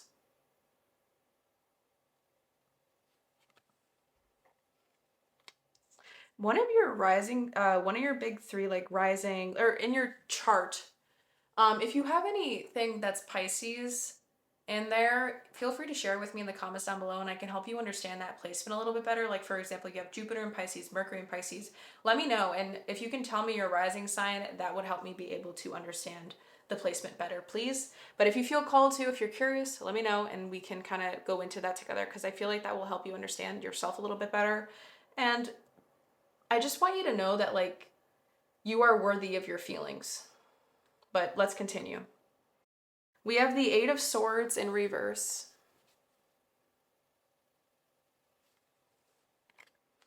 Last 2. the Ace of Swords in reverse.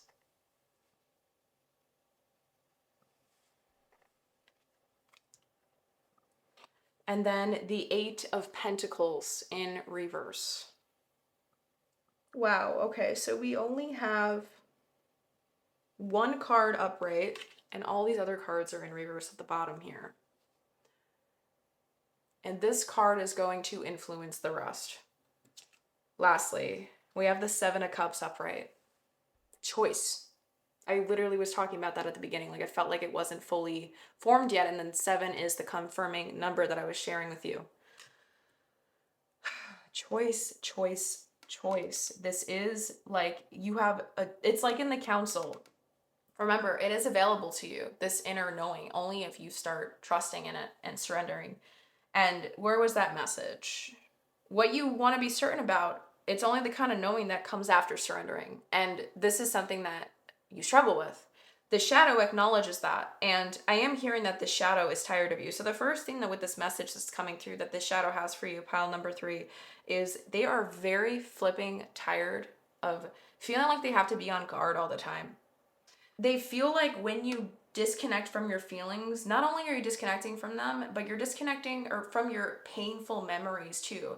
Like when you disconnect from memories, you are disconnecting from emotions, because emotions are kind of what trigger our emotional memory in our brain. And it's like you're kind of, once you shut down one area of you, a lot of other things follow along with it.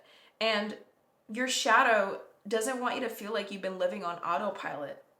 Like it knows that you don't deserve this anymore. It's like you've been moving through life mastering this ability to numb, disconnect, dissociate, escape. And for the things that you deeply desire, that you know you deserve and are worth your time and effort, you have to release all of this control and all of this pain and all of the trauma. And in order to move through the trauma, you have to be open to it. You have to turn back on that emotional side of you. And you have to give yourself permission to let those things come up. And it doesn't feel, okay, this is going to sound weird. And I am a big advocate for therapy. I want to make that clear. But I am hearing for some of you guys, like listening to this, talk therapy doesn't work for you.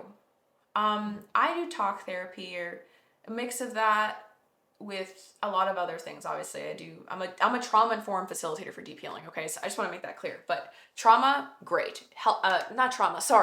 Therapy, great. See how my words keep mixing up throughout this whole reading? But for some of you guys, it feels like you need like a step-by-step breakdown or plan or like plan of attack. It's like it helps you when you have like prompts or sprinkles of information about you unraveling before you. Like it helps you kind of get the desire to want to explore, because then once you get latched onto something and want to know more, like you'll dive into it. But you haven't found the desire to, you haven't found the motivation to, you haven't found the thing that makes you want to know yourself better. And so right now there is a feeling of a very disconnected sense of self, a very lost sense of self. This just kind of sounds like someone that I would want to work one-on-one with, and it hurts my heart because it does feel like having structure helps you start this. It is too overwhelming to just start, like, you know, in talk therapy, like when you start, they're like asking you like, what made you come here? And in my head, I'm hearing, oh, where do I even begin? Like, where do I even flipping begin? And for some reason, that feeling, for some of you guys, I'm hearing very strongly, pile number 3, stresses you the F out. Like, it pisses you off when you feel like you have to be the one to start figure out where to begin. Because it just gets too overwhelming. There's so much there to unpack. The emotions, it's like before you even have a chance to decide where to begin, it's like, so you have so many flashbacks of trauma that it just makes you shut down and you're like, nope, not doing this anymore. And it just kind of feels a little bit unfair to you. Like that's just not the way that you work. And your shadow, I think, is trying to like acknowledge that. I think they're kind of giving you like some information that can be really helpful for figuring out what would work. I'm gonna be so straight up, and I'm not trying to sell myself pile number 3, but for some of you guys, I really feel like signing up for the healing circles or just signing up to get a free soul clarity call with me and see if one-on-one works well, if we can do something together, could benefit you, just because it really just feels like you could use that guidance and not feel like you have to be the one constantly figuring out where to take the lead, because you're always like, you're naturally a very heavy overthinker. That's why you get overwhelmed. You have the need for control, right? You're in a protective state all the time. You don't want to feel like you have to figure out this part too. It's too much for you to handle. It's like you already had the desire to want to try to start, and then they're asking you to do more. It's like, what the F? And you get agitated by that. Your shadow wants to like acknowledge that, but they are saying that waiting it out, letting it go away doesn't make things better. You know, letting yourself just, like, I'm hearing time isn't going to heal this. You think it will if you just continue doing things the way you've been, but all it does is just going to keep you on the same loop, on the same hamster wheel forever. That's really it. Time just lets you learn. If you don't do anything with the time you have that's new, different than how you've been doing it, you're going to keep staying on the same hamster loop, and you're only going to grow where the top of the wall ends. Does that make sense? Like, because you're keeping it yourself in the same spot. And that's what your shadow is saying. Pile number 3. They're trying to show you the choices you have. Like, you don't have to keep doing things the same way, but you know, if you want to, you can. But you have a lot more options than you realize, is what I'm hearing. Like, I'm also hearing some of you guys think that talk therapy is like the only way. Like, you know, guys, there are so many different ways to get into healing and working with these things, releasing these things. Not even with me, but like Reiki. I don't really do Reiki. Like, I've never done it before, like gotten it done. But, you know, some people, it really, really helps them. Or somatic release, or, well, that is something I do with my clients. But somatic release, yoga therapy, what else can I say? I did say talk therapy, cognitive behavioral therapy, affirmations, mantras. Like, there's little things you can do. But it doesn't feel like you have the desire to do that. You need to feel motivated to want to do that. So you need to get, like, I don't know, you want to feel seen and you want to feel understood. And I feel like the only way to get you started is to start reconnecting to your sense of self. And the only way you can really do that is by exploring your deeper world. I would really recommend that if you guys aren't into this stuff already, I highly recommend that you check out your astrology chart. Try to find out your natal chart placements. That was one of the bigger things that really helped me start or kickstart my deep healing journey, and specifically kickstart my spiritual awakening. It helps me have the desire to want to understand my family better, to understand the trauma, and at the time, I was in the process of trying to recover from an eating disorder when I first discovered astrology and how much bigger it actually is than just your sun sign. And it really just started, it was the first thing that helped me start changing my life for the better. So, you know, I just felt called to share that, but it feels like you need this feeling of like self-discovery journeying, or like a deeper self-understanding. That's going to be the thing that helps you trigger this, because there's a lack of that. There's a lack of honoring your truth. I don't even think you know what your truth is just yet fully, because of how long you've hidden it or repressed it. So that's really what I see for your shadow and their message for you today. So with that, let us now move into the final section of this reading before we dive into the final messages from Source and see, I'm going to decide. Let's do this, because I feel like we're seeing choices on how to do this, right? So what would healing look like for you right now? I'm trying to decide which deck I want to use. Let's use my Cosmic Dancer deck and my soul, my self-awareness, higher self deck.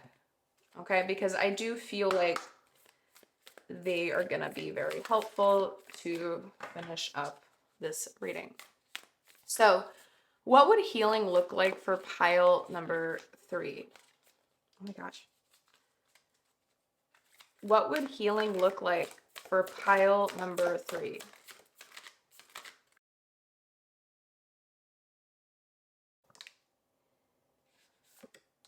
I have 3 cards that want to come out, so we're going to go with it. All right. So let us look at these cards first before we get my other deck. of cards out. We have number 9, offer. I don't know why I started from this end, but we're gonna keep it going. Notice the pattern. 5, disruption, right? And then,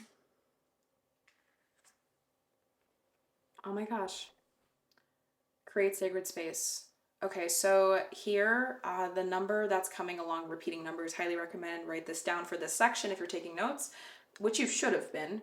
555. Look up the meaning of that number, what that message is for you. It feels like this is going to help you understand what healing would look like for you. Okay, but I feel called to read Notice the Pattern, which is right in the middle. So let us read that together. Okay. Let me see how long this is. Ugh. Okay. I feel like it's meant for you. It's meant for you. In much the same way that a song returns to its chorus, the object of your inquiry has been a recurring pattern in your life. Look back and identify its history and origins. When you locate the repetitive melodies in the orchestra of your life, you can rewrite the song and dance to a different tune. Move beyond the surface layers of your life to uncover the belief systems, values, and paradigms that are creating the underlying patterning of your reality. With pure love and unconditional self-approval, be willing to examine the filaments and threads that are weaving the fabric of your experience. What is familiar about this situation? How far back can you trace it? It may be that the situation you're experiencing has roots in your personal history. It can go back even further to the history of your family, heritage, culture, or even your past lives. Give me a second. Okay. We often feel frustrated when we identify the reappearance of a challenging pattern because we imagine we've been running around in circles. But this is never the case. What looks like a circle is a spiral dance, bringing you even closer to the center of your soul. Each time a similar lesson appears, you have the opportunity to learn it in a new and more profound way until you master and ultimately integrate it. I was literally talking about this. You will treasure every twirl of the spiral dance as you come to see all the power and wisdom you gained along the way. Receiving this card is auspicious because it means it is time to acknowledge this old pattern so you can transform it, transcend it, and set yourself free. Assess and affirm your values. Clean up outmoded belief systems. Get rid of faulty foundations and send strong, healthy roots deep into the fertile soil of cosmic co-creation. To embody the wisdom of this card, take your time and select 2 songs. One that represents the old, challenging pattern you're ready to let go of, and one that represents the new energy you'd like to call in. First, dance to the song representing the old patterns. Feel how ready you are to let go of this energy and connect deeply with just how far back it goes. Then, as you dance to the new song, feel yourself shifting, dispersing, and releasing the old pattern. Establish the beautiful new feelings and conditions you are now choosing to experience. Your new awareness will activate your freedom. Clarify what you don't want, choose what you do want, and be unswerving in your determination to organize your life around that choice. Okay, so if you want, take a screenshot. Okay, I'm just gonna move. And I am this is literally what I do for my work. That's why I'm saying, if some of you guys do feel called to book a soul clarity call, feel free to, because this is just stuff that I do one-on-one with my clients and help them learn how to do. But dancing is something that very, very much helped me release a lot of my trauma through while I was living in a very unhealthy, not very safe feeling environment in my upbringing. And I do talk about that in my playlist on my YouTube channel. I think it's sacral chakra healing. I think I have 2 videos on there as of right now so far, because I haven't had time to do the big fancy editing videos, but given the season of life I'm at right now. But I highly recommend you guys check those out if you guys want more information on the dancing part, because this exercise kind of sounds very similar to what I used to do. And I also have free resources on my link tree for playlists that could be helpful for healing as well, if you don't know what song to help you with this, if this is a practice you want to do. But I do feel called to look at offer. So, and that is just the last card, because I feel like create sacred space is very like self-explanatory, because this is going to be something that's going to be uncomfortable to shift, but it is very essential. And I do also have a video on this in my root chakra healing playlist, I believe, on how to create a sacred and safe space at home, okay? At home and in your body. Highly recommend. The only thing I want to warn you on that, I have, I think, 2 videos about this. The first video, the original one, the OG, has a lot of echo. Okay. It was before I realized I really just moved into my new home, and I didn't realize how bad the room echoed, and I didn't test the freaking microphone before I recorded my whole video. So I was like, I'm not re-recording this. This is what it's going to be. So highly recommend you check it out. I just wanted you to be aware of that.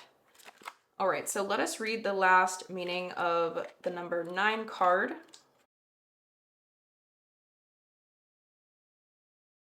Okay. You have the opportunity to live each day as an offering, to hand over your efforts and the results to the divine presence, also known as God/Goddess/ all that is. When you do so, you will never feel drained, burned out, or overwhelmed or uninspired. Instead, divine energy will fill you, and you will experience great joy and success in all that you do. This life is a temple.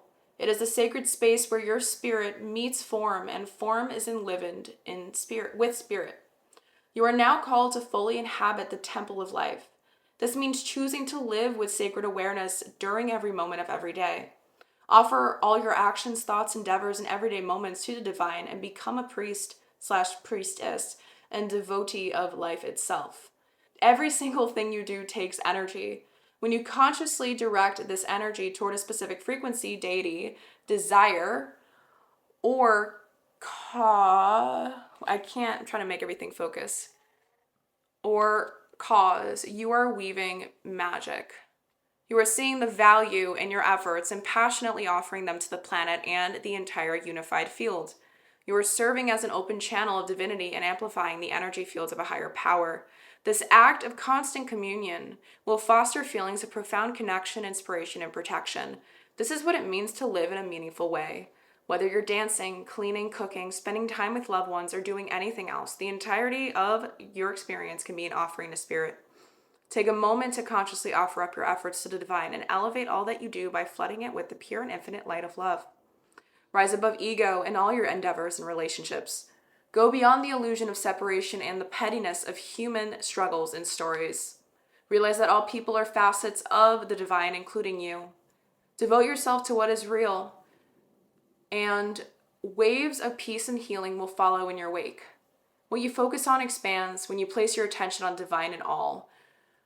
Divine consciousness becomes activated, amplified, and actualized in the world of form. This is kind of what your reading was talking about as well. And then we also had the essential oils card that I pulled out earlier with the keyword being gratitude. So this makes a lot of sense. Connect with the energy of offering by standing with your knees slightly bent and your feet hip distance apart. Step 1 foot behind you into a gentle lunge as you inhale and open your arms outward. Tilt your head back and carefully arch your heart open to the sky. Feel yourself expanding into an infinite field of energy and offer yourself to the divine. Exhale as you step your feet together. At the same time, bring your hands together at the heart center as if you were cupping rose petals in your open hands. Then gently lunge back with the other leg and open your arms as if you are releasing the imaginary rose petals to the divine. Repeat this movement and breathing pattern 5 to 6 times on each side.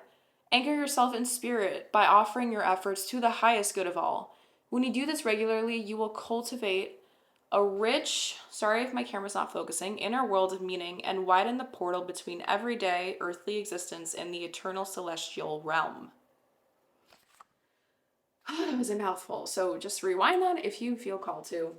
But that, I think, is something that it's very straightforward. right? In terms of what you can do and what your healing will look like. So to wrap it up, because I don't think I need to add anything else here, I'm going to pull out Soul Truths, self-awareness cards, and anything that might end up being like a journaling prompt or things you can reflect on in your own timing. So what would healing look like for pile number 3? What would healing look like for pile number 3? I guess we have one. Ooh. What is my body telling me right now? This is a good journaling prompt. Our body speaks to us through physical pain or discomfort. Our body sends messages for us to look more deeply. See the trapped emotions, the lurking fears and beliefs that limit you. Listen to your physical body, and you will be led to the source of your pain. It's time to get your healing on. Today's soul action. Get the book Heal Your Body by Louise L. Hay and find the answers toward which your body is guiding you. I guess you are being called to get that book. So there you go. I've also heard that the book The Body Keeps the Score is a really good book, and I still haven't gotten myself around to reading it, but I have heard from other people that that book is amazing. So I guess the final messages from Source to wrap up your reading pile number 3 are these final 4 messages that we didn't unravel together. So let us read them here.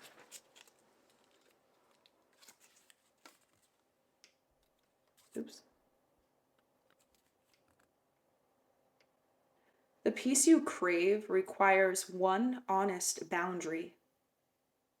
The peace you crave requires one honest boundary.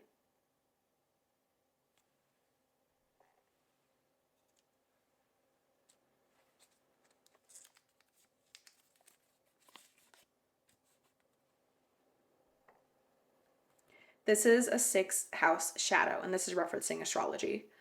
You're addicted to fixing because being still makes you feel useless. You're addicted to fixing because being still makes you feel useless.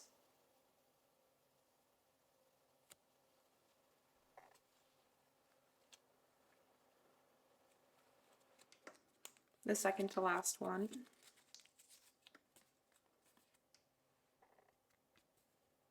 You're doing enough. You just don't recognize it without external validation. You're doing enough. You just don't recognize it without external validation.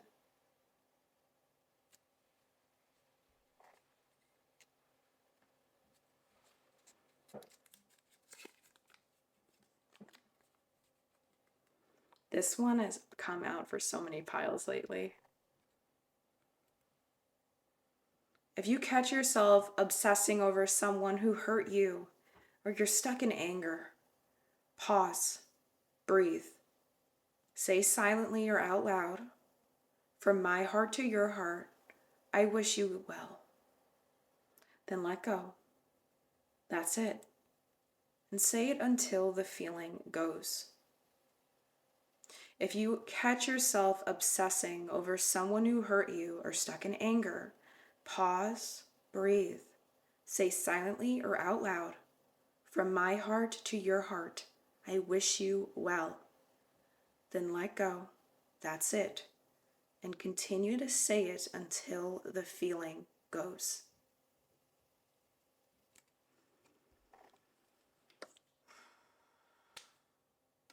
That was your reading, my beautiful pile number 3s. And, if this reading did resonate in any way, shape, or form, please give it a thumbs up, as every little form of engagement, commenting, subscribing, doing all those things, sharing the video even, helps my channel, helps support me, helps support my cause and mission in life, which is the whole reasoning behind why I created this channel is heal people or who help heal this world. And in order to heal and help others heal, we have to continue to show up and be the ripple effect, be part of the ripple effect to create this movement together. And that's why I'm calling on to people, and that's why I'm trying to grow a community of like-minded individuals here that are ready to step into the best versions of themselves and continue to show up for themselves. Even when there's moments that they slip up, they wipe off the dirt and they keep coming back up and trying again. You know, what matters is that you're trying, not that you're perfect. There's no such thing. So if that's something that you feel passionate about, if that's something that you would love to join in, you know, hit the subscribe button. All my pick of cards are very, very much focused on that, helping you release self-sabotage and all the things in between. And I kind of just made a channel that I wish I had when I was going through the deepest and darkest parts of healing that felt extremely lonely, and I don't think anyone should have to move through healing alone. So why should you? So with that in mind, hopefully I'll see you in my other pick of cards to come. And if not, or either or, I send you so much unconditional love. Know that this reading had to say everything it had to say to you at the right time, regardless of when you watch this. And that, you know, your shadow loves you because they showed up today for a reason. So why don't you try to show them some love back? With that in mind, sending you love. Bye.